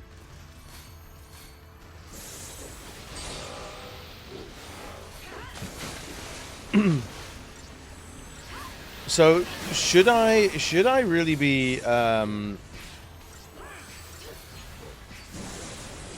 to clear this out quickly, should I be playing as Fang and then just be eye-winding all these guys? Because she's not doing it herself. This is the lead console, which is why I like 3 or 4 DVDs compared to 32, which was squashed down to 1. I mean, PS3 was also using Blu-ray, not DVD. So I don't think there were any, I don't remember any game that was multi-disc on PlayStation 3. But 360 had some multi-disc games for sure. My mom's copy of DA, incredible. As the store's closed, I'm mad. Wait, what? Just as the store closed? Oh yeah, you definitely need to control the character. But if she's not doing it by herself, we'll have to make her lead then. I'm not mad about that, honestly. But it means that we crush out these fights a lot quicker.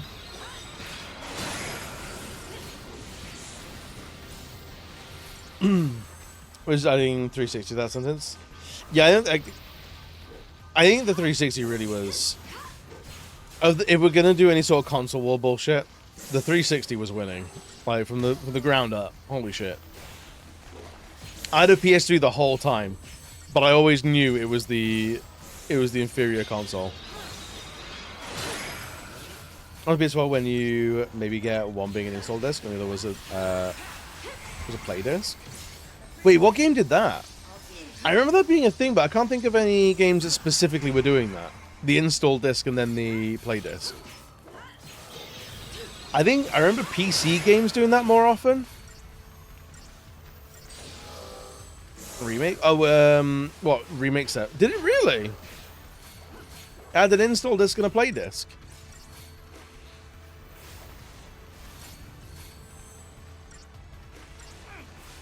Wait, are you talking on 360 or on PlayStation?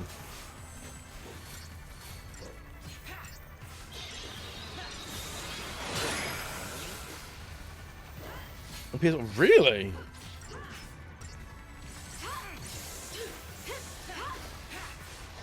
I don't remember that at all, but like I believe you. This game's coming out on 4 to 10 discs. Honestly, felt like you were getting more game for your buck. Even though the last disc was usually just like 5 minutes and a cutscene.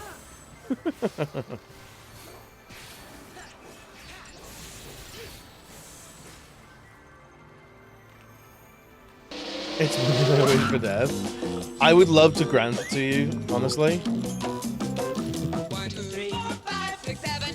Lurks, my love. I'm so sorry you survived the weekend. It's not fair. It's not fair. One's good. Red Dead Redemption 2, Last of Us Part 2, Final Fantasy VII Remake, Cyberpunk. Really? Cyberpunk had one as well. So that's a recent one that I'm surprised I didn't know about. Another thing about computers, for Fear Effect being on 4 discs felt like it was embarrassingly poorly optimized. Actually, if you want to see about how incredible some optimization goes, I was watching a video like unpacking of like how Rockstar got Grand Theft Auto 3, Vice City, and San Andreas working on PS2 discs, and it's incredible. So they would be really smart with what items they had in load at any one time. And they basically had, rather than, like, the disc has, like, oh, a tree is here, a car is there, a building is there. They would cluster common items together on different sections of the disc. And so you would have that item several places on the one disc, because it's less wear and tear on the laser moving from part to part on the disc. And it also meant that it could load them faster. I was not paying attention. Just like that. And it's fascinating. And you see exactly what's actually being loaded if you unlock the camera. And it's genuinely not a lot. And it's genuinely fascinating. It only has 50 gigabytes of space. Again, you're going to Google 50 gigabytes, single layer, 100 dual layer fan.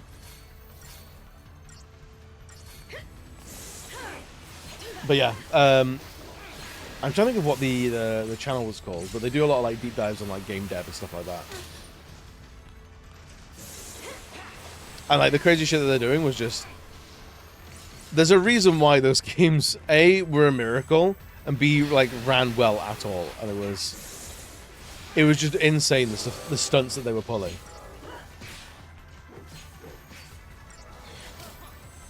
Oh god, Lightning's almost dead again. Oh god.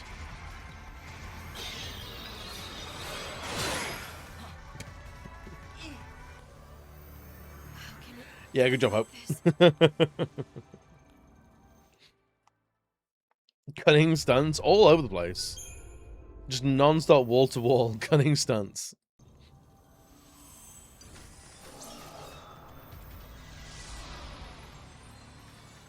Right, let's try this again and not die.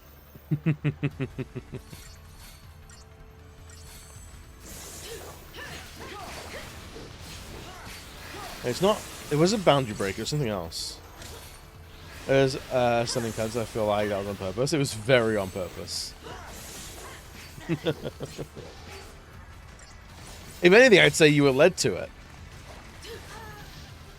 Oh my god, now fucking Fang's dead? How is it 3 of these guys are giving us so much more of a problem than 4 of them?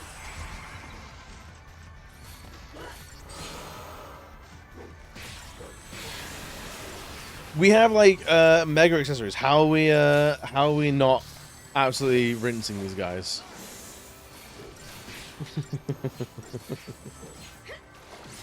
I can take on 4 targets, but I can't take on 3 targets. It's for some reason overwhelming. I'm a horse being led to water, and boy am I thirsty. Was it Nitro Rad? It could be Nitro Rad. The name does ring a bell. Come on, can we kill this guy before we have to heal again? That'd be wonderful, please and thanks.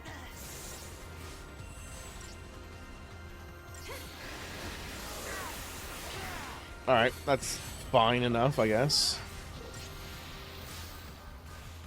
I think.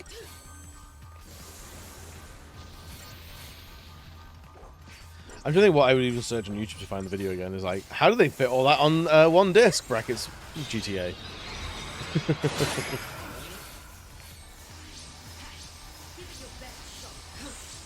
Okay, there we go. This should be fine now. Unless it's not.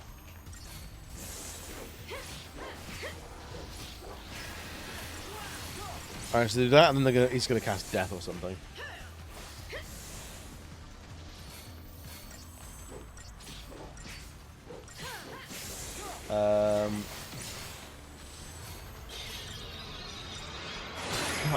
He's basically stunned.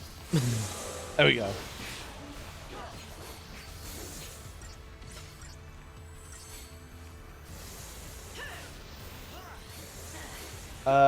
It's Game Maker's Toolkit.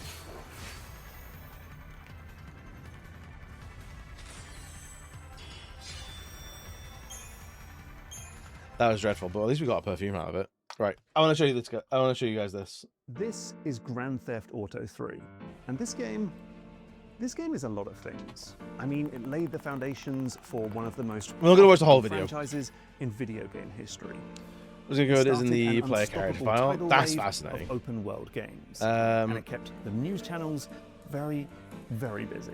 This is the nation's top-selling video game, and millions of kids are mastering it by learning to slaughter bystanders. But this game is also nothing short of a magic trick. And look at the bit where he's like unlinked the camera. DMA Design managed to squeeze an entire city, an entire 4-kilometer wide pastiche of New York City into the low poly copy. It's a system called LOD, or Level of Detail. And it even extends to the other islands, Portland, Staunton, and as you move around there you the go. city. All right, so what's happening in this shot here is so the player character is this little car in the middle, and we've unlinked the camera from the player so we can see what's rendering around him, and you can see everything popping in around him, and it's fascinating. It secretly builds the world in front of you, and it silently deletes the world behind your back. Basically, instead of trying to fit a whole city, how fucking cool is that? Rockstar instead built a moving window which shows just enough of the city to make the illusion work. Absolutely and fascinating. With this, Rockstar could build a city as big as it wanted, with artist Aaron Garbett saying, getting it right effectively removed a lot of limitations for scale and detail. We could.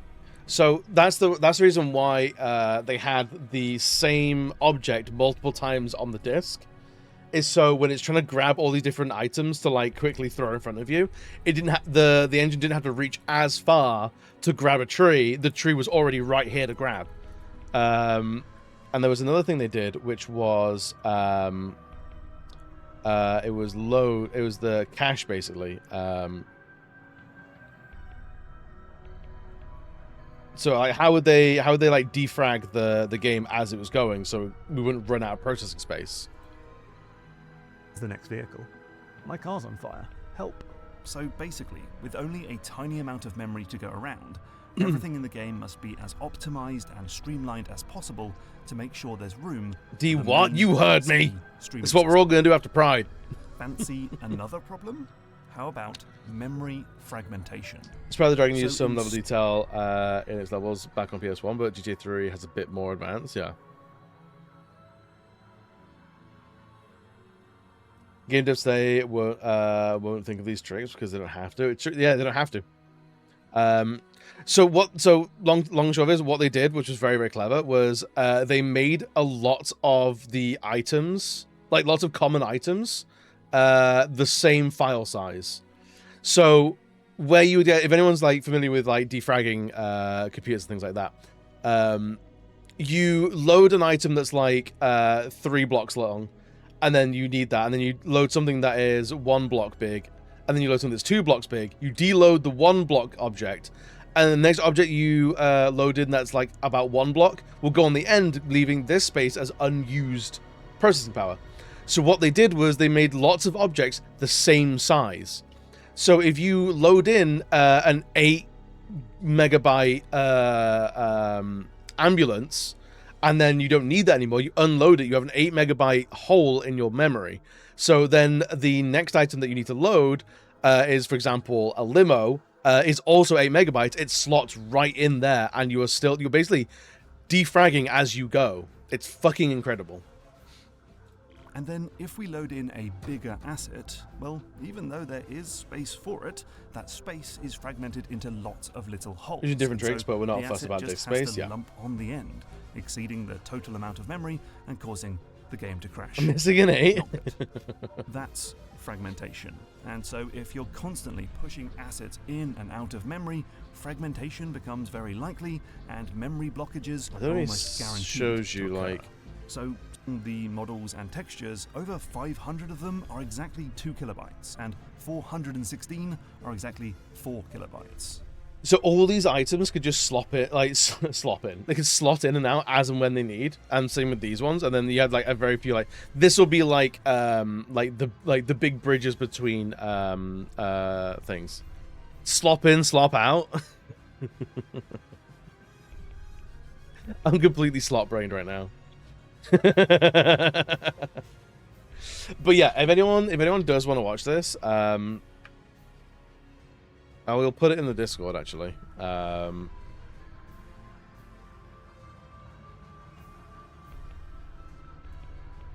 Because honestly, I actually... did I subscribe to these guys? I did. Alright, cool. Because I want to watch way more of this shit. Data entry... data sloppy. Not the data sloppy. I was doing game jams? Fuck yeah, dude. Right.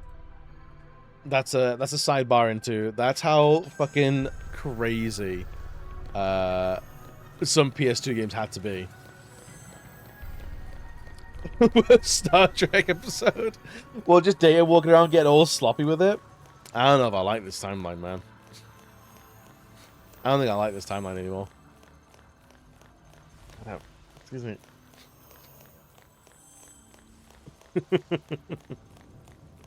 That's disgusting, honestly.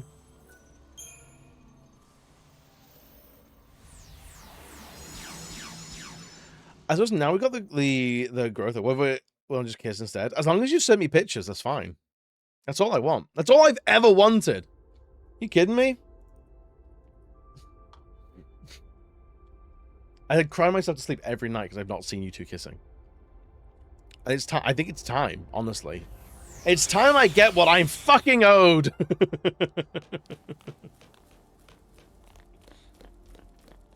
Well, boy, have I got good news for you. You bloody better. I just fly to Canada and never go back. Honestly? Hell yeah, dude.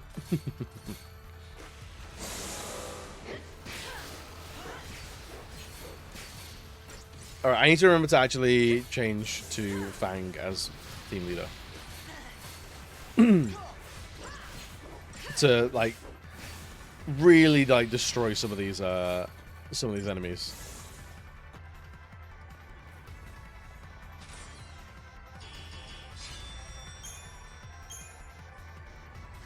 I don't know if it'll reset all the paradigms, though.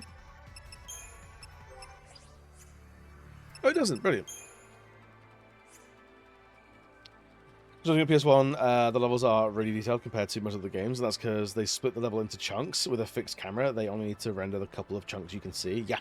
Yeah, that's super cool. And also, like, delete, like, having, if you know an asset isn't going to be seen from another angle, you don't need to model that side.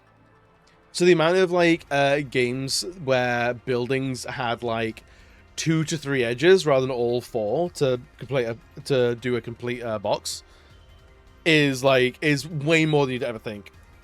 The amount of, like, roofs that buildings didn't have because you're at ground level and you're never going to see the roof. Okay, maybe first visit. I could be a psycho. Which folks realized fixed camera angles were strictly a storage thing. Honestly, I like it. I like fixed camera angles. I'm fully not one of those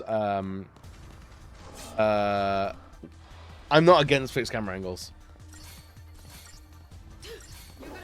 Like, at all.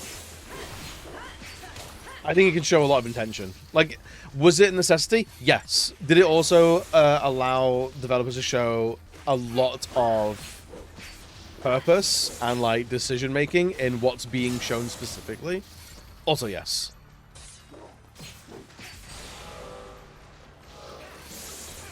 Alright, high win. I win. All right, high win slaps.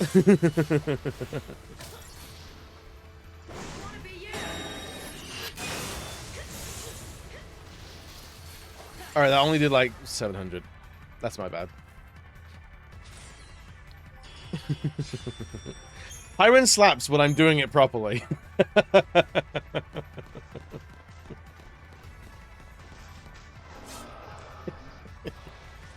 Oh wow, when I do it right, it's really good. Proceed to do it wrong immediately. Let's get the Vernal Harvester. I don't like that. I don't like the Vernal Harvester, man.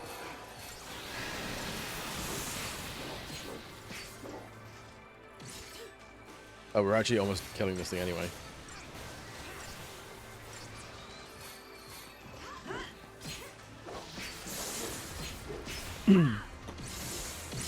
I think the last game that I played that had like fixed camera angles. I think it's been a while.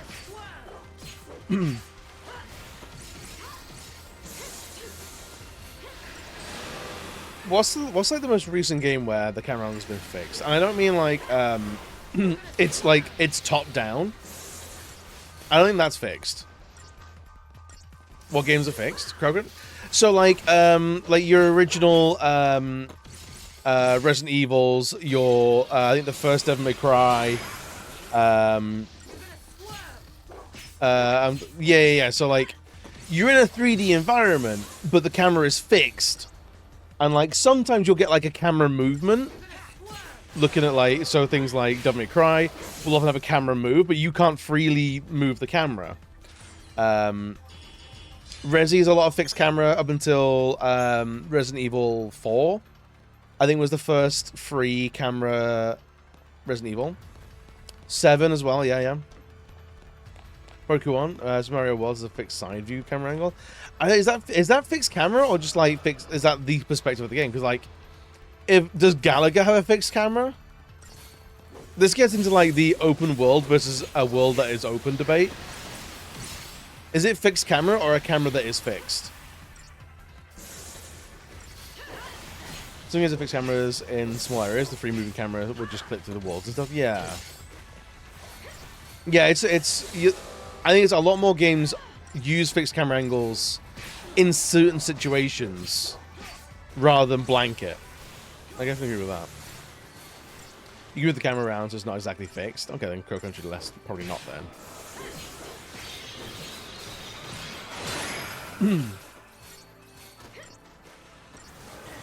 It's because I was being silly. Oh, you! It's augmented then? I've not played Crow Country, so I don't know to the degree which you can actually manipulate the camera. Like, can you spin it full 360 around you? Or are our levels presented as little stages? Faux fixed? I would say a lot of Final Fantasy X is fixed camera. Like you're not controlling the camera in that game. It can follow you. It can often give you like a weird like specific look. Crocodile is rotatable around your character, then that's not fixed camera at all. Anyway, it's on one spot where it wobbles on an axis, still fixed. I think so. Yeah, that's why I would say like Devil May Cry 1 is still a fixed camera. But that will have like a camera that or a room that is longer than the camera, and rather than like go into like different shots, it will sometimes follow you around. But it will follow you around in a certain angle. Is a place to turn that is fixed? I don't think so.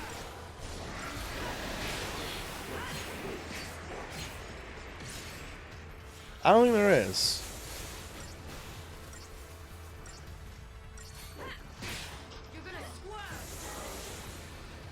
Wow, that was at the very end of a stagger. That's crazy.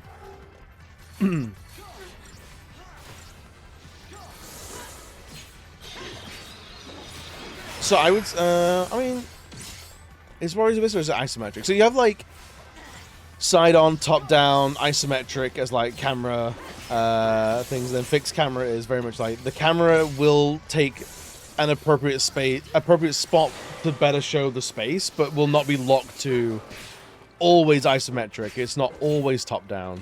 It's whatever serves the room the best, but is unmanipulatable by the character. Top down, thumbs up my butt. I think is the camera style that's like that's what's happening now. We're getting more of that in 2026.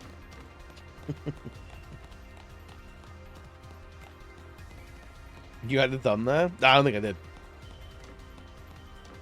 I don't think I did. That's why I like the game. Oh, dude, why does the thumbstick stick like shit? Oh, I think the rubber's degrading. You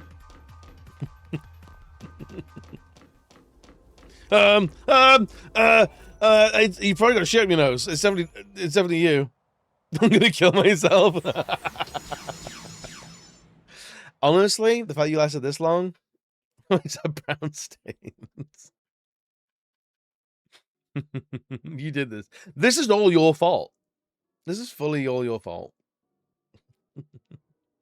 I'm not one to play the blame game, but it is your fault. Look, I'm not looking to blame anybody. However, why did you do this? Why did you allow this to happen?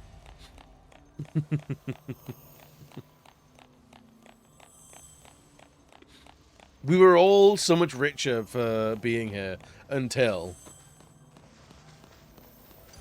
you. How was your mother carried you to term? How could she have done that to us? How could she have birthed you at us? What what a mean thing to do to everyone else. What an absolute rude thing to do.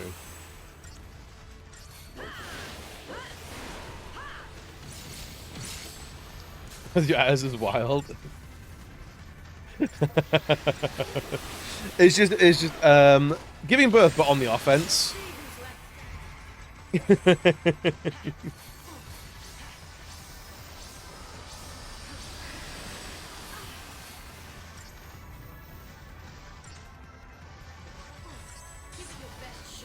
Okay, man. Can you heal up, like, can you heal up Fang a little bit, please? Or Lightning, even? Please, thanks. God, we still have 4 of these guys here? I hate this.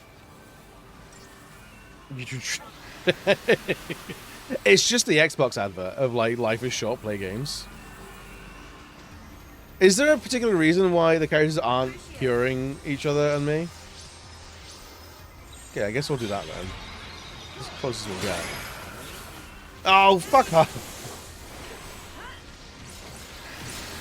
Already with this shit?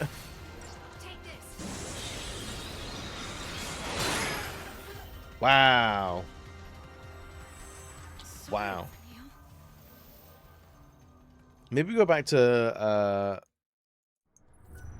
Lightning.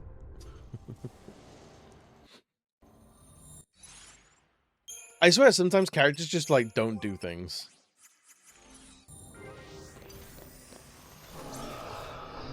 They're just like, nah, I'm not gonna. I don't want to. Hey medic, can you heal somewhat? I gotta stand around for like 5 minutes. Sorry about it. Very sorry, but I just can't.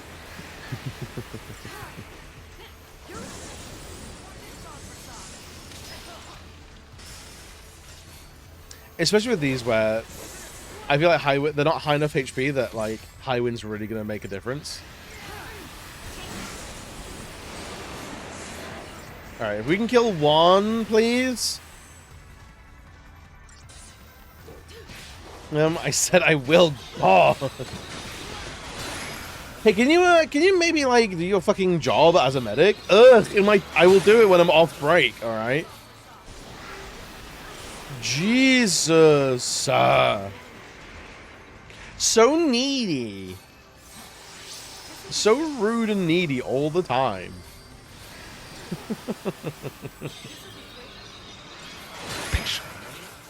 Oh my god, Rinvello. Oh my lord, there they are. Alright, I can too. We're in the red room today.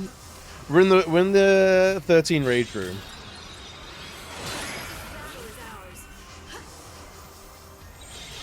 Okay, can Can we just kill one of them? I don't know why we're taking so much damage. Do you know what? We're gonna renew. For the love of God, we're gonna renew. Rin, how are we doing today? Alright, one down. Christ. Christ. I like how one of the lines is we move on instinct. And it's like, we're very not. We're very much not doing that. Moving on instinct gets us very dead.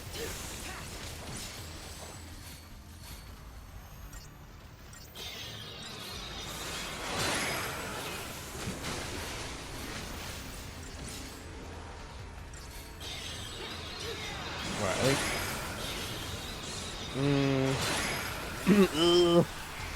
Alright, we'll combat clinic again then.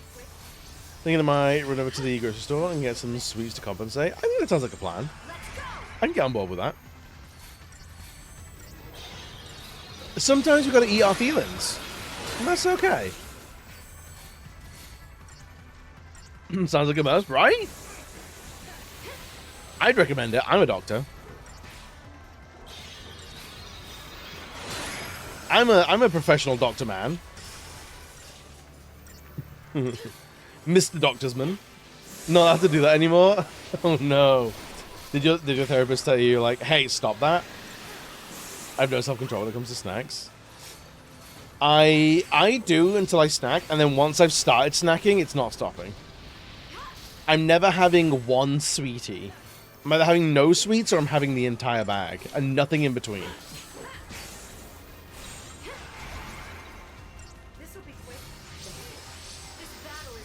Nothing in between. One serving means... Yeah, box and serving are synonymous. I believe. I think so, anyway. That's how I've already read. I've always read it.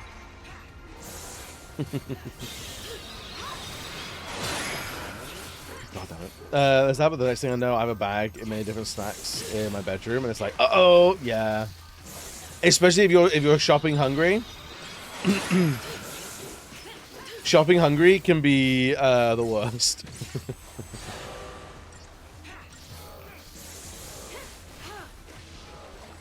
I did something cool in 40 yesterday. What do you do? A backflip? It better have been a backflip.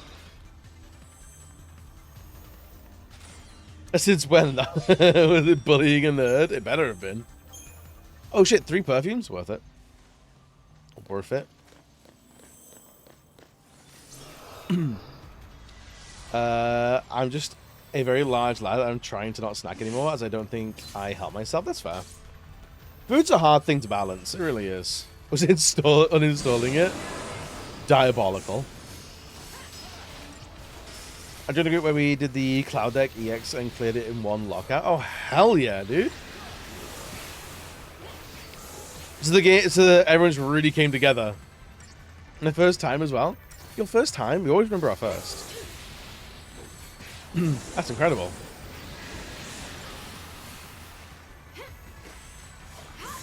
See, the difference in the RNG in this game is crazy. I've done nothing different, and yet we're already like one guy down. Oof, death really hurts. I told them we cleared because I joined. Very, very noble and demure of you. Very responsible. I think you did a wonderful job.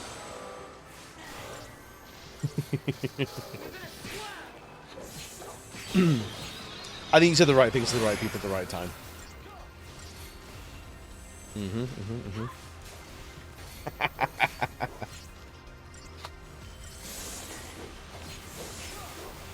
They were lucky to have you, honestly. If they're not sending you money right now, ungrateful. Block them all. I think you should fully block them. It's the only normal thing you can do. Did we run? Hell yeah. I need to. What do we? I guess we'll get back into 14 December again. I guess that might be when I log back into 14 and just like every Christmas. I do a Final Fantasy XIV Christmas. Does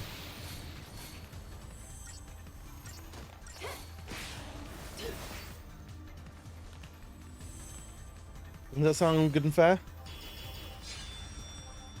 Ever Cold in January? I think so. Oh, is that the new expansion? Is in January? Well then. Well then. Do you think I can catch up and join in with everyone? Can you imagine people who are like massively into 14? Who are like looking for like the cutting edge story content, and there's me, the fucking idiot who doesn't know what the sharp end of a dragoon does. What do you think of the story? I don't know who any of these fucking idiots are.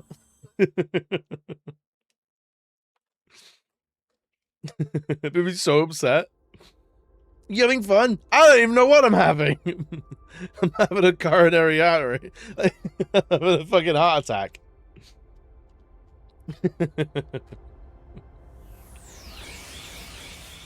Like, oh, okay.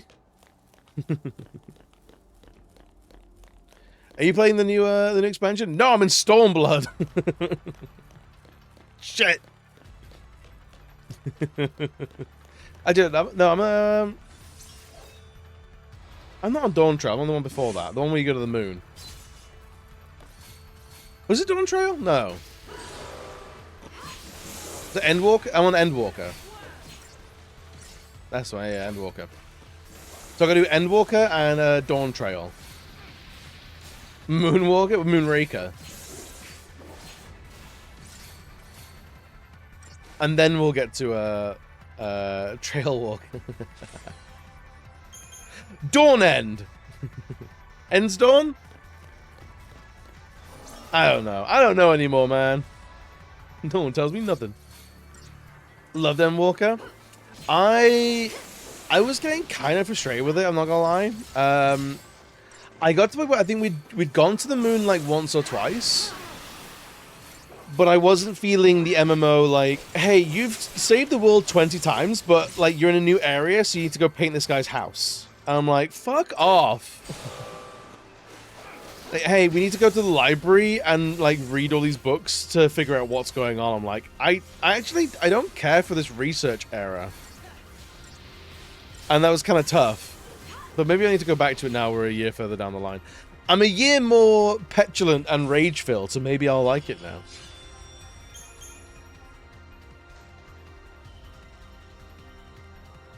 Shadow Realm Reborn. Uh-oh. Okay, no, that part, actually. Wait, would you get to that part and not having fun with it either?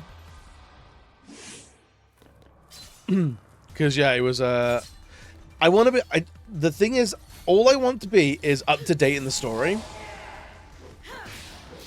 And I feel like 14... Because I want to have, like, everything open to me so I can start picking away at things as I want. But so much of it is gated behind story that, like, it becomes the main thing, and I'm so far behind that it's genuinely difficult to catch up. So I think maybe this December we try and finish the story of Endwalker and maybe Dawn Trail. And then I'll probably do Chili Billy, whatever it's called, Cold Nuts, the following year. Because I don't particularly care about being like up to date with the story for everyone else as like a streamy thing. Yo, Gary, what's good, buddy? Do I play RE9? I played it on release. Yeah, got the platinum and everything. Man, I fucking love that game. Every now and again, we get like a month away from playing that. I go like, was it really all that? And then I'll see some gameplay or some like footage of it, and I go, no, yeah, it absolutely was a banger. It's a really weird one. Thank you for saving the world, but everyone in this town doesn't trust you. Yeah, right? Can't be doing that. Come on, give me some... I think you gave me something there. But I'm less interested in the Leon bits. The Leon bits... Leon in cutscenes, really great. Leon segments, less great. Grace segments, really great. Grace cutscenes, also really great. if that makes sense. I think the thing with Leon's bits is I kind of wanted way more out of them, because it felt like you were there for a while, but I wanted like more characters. I wanted like weapon progression, or like gear progression in a la sort of like RE4. And there's a little bit of that, but not a huge amount of that.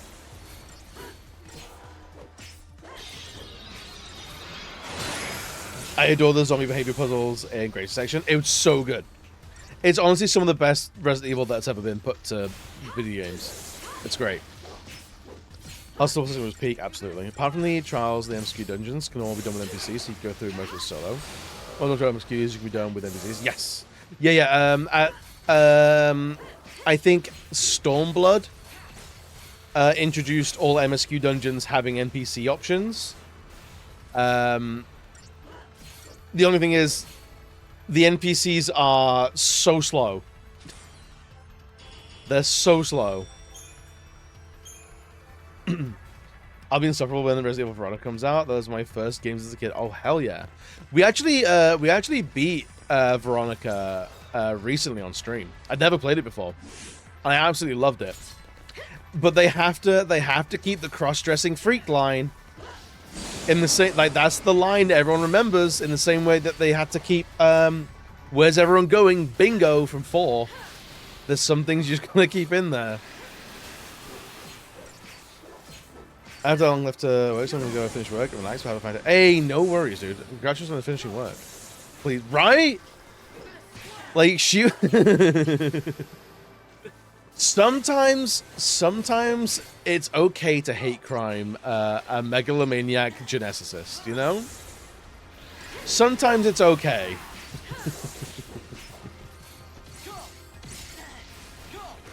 Sometimes it's permissible.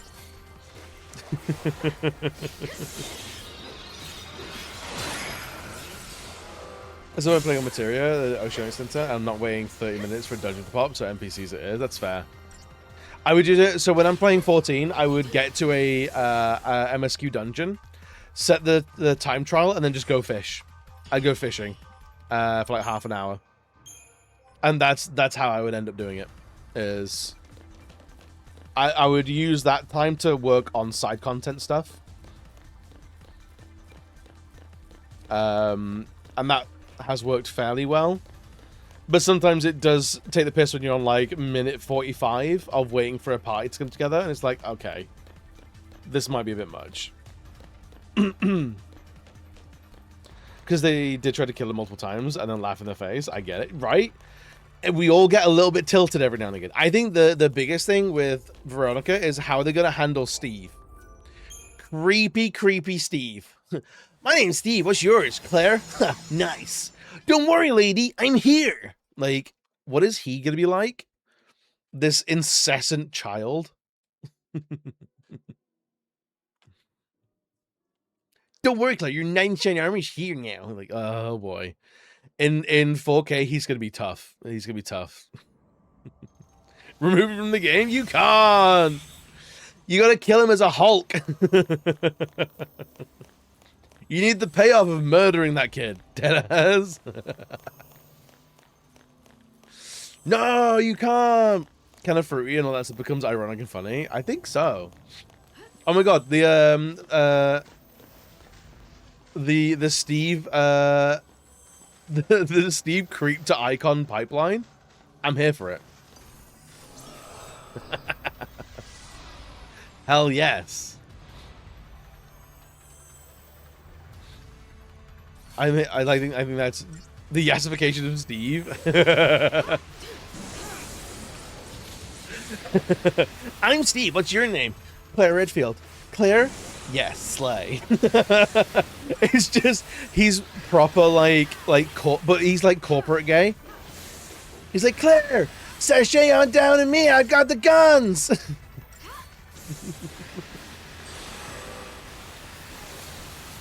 This Albert's not a queen. No hunty. It just nails on a chalkboard in the best way.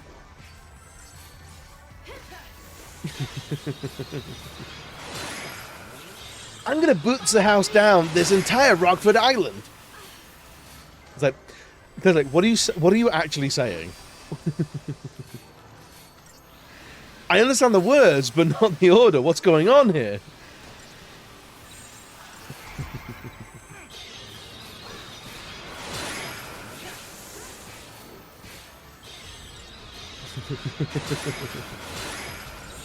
Uh-oh. I think Fang died.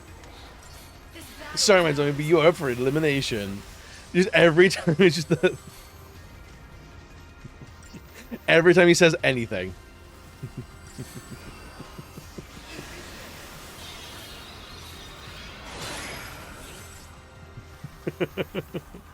There, huh? Nice name.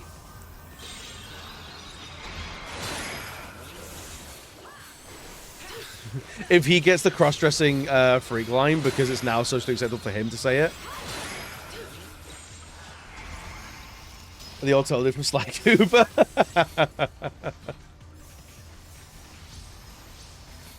Honestly, Alfred, it's time for you to sashay away.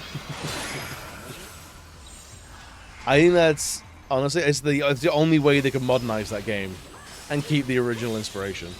I mean, you've also got Albert Wesker storming around the island looking for his boyfriend Chris. You're not Chris. I'm looking for Chris Hot Cheeks Redfield. You must be his sister, Claire. Tell me, where is my boyfriend, your brother, Chris? I'm due my 4 o'clock smoochies. You know? I think it's the only way to do it. If they don't, I might not protest it.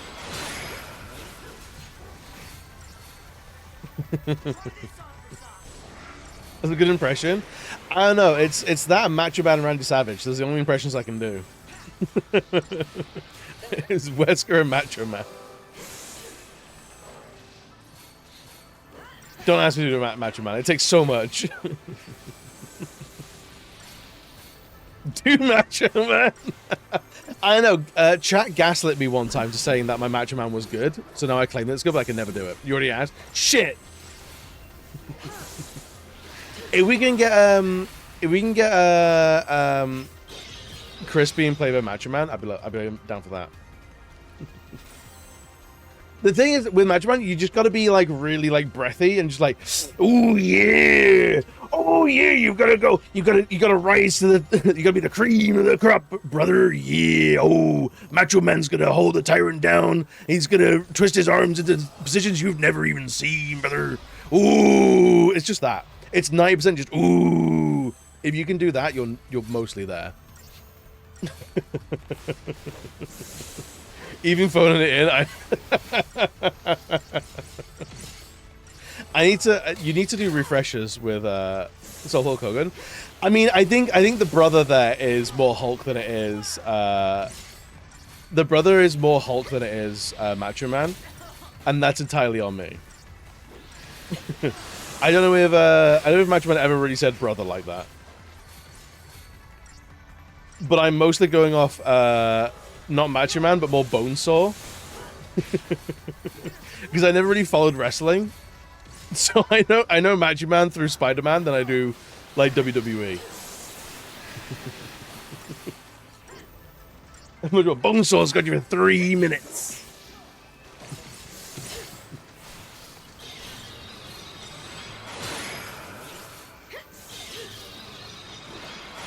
But no, if we're gonna... Have you seen, there are some, Did your husband buy you that? He's now turning into West Country. He's turning into Blackbeard. Did your husband buy you that t-shirt? It's not it. Don't worry, I hear he buys his own t-shirts, he does. It's not the same guy. It's an alter universe I don't think we should live in.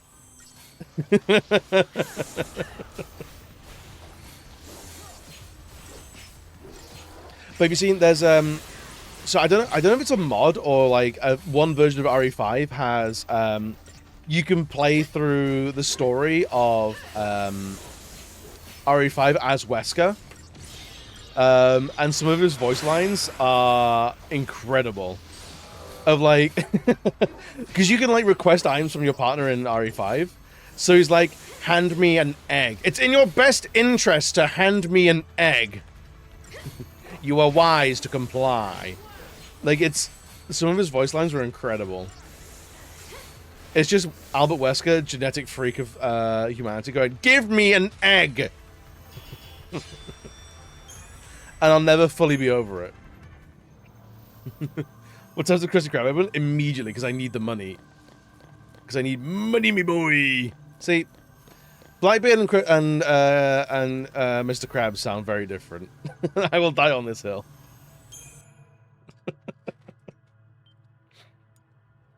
I'll have you know. I heard Fable NPC dive. There probably is, to be honest. I mean, Fable is a very British video game. And if anyone knows like British accents at all, I was with Game Cave yesterday playing for the King 2, and the opening video has the most Bristolian woman doing the opening like monologue, and it's fucking hilarious, and I love it. Right, we're gonna get out of here before the ads go because I need to go now anyway. What am I doing? I'm leaving. We're gonna try and get out of here before the ads start. Love a good dude. A cheeky Bristolian is always the funniest shit. I know who to raid. It's Adobeard's birthday, so we're gonna go raid Adobeard. Adobeard is wonderful. They are on the raid train late this year. I say late this year, at the end of the month. Oh my god, in like 2 weeks. Yo, Lee, what's good, buddy? You lurking today? You lurking out there? I see you. I'm sorry I had to subject you to all my impressions. I'll practice my Macho Man. Always. Oh, you little hot stinker. Right. All right. We're getting out of here.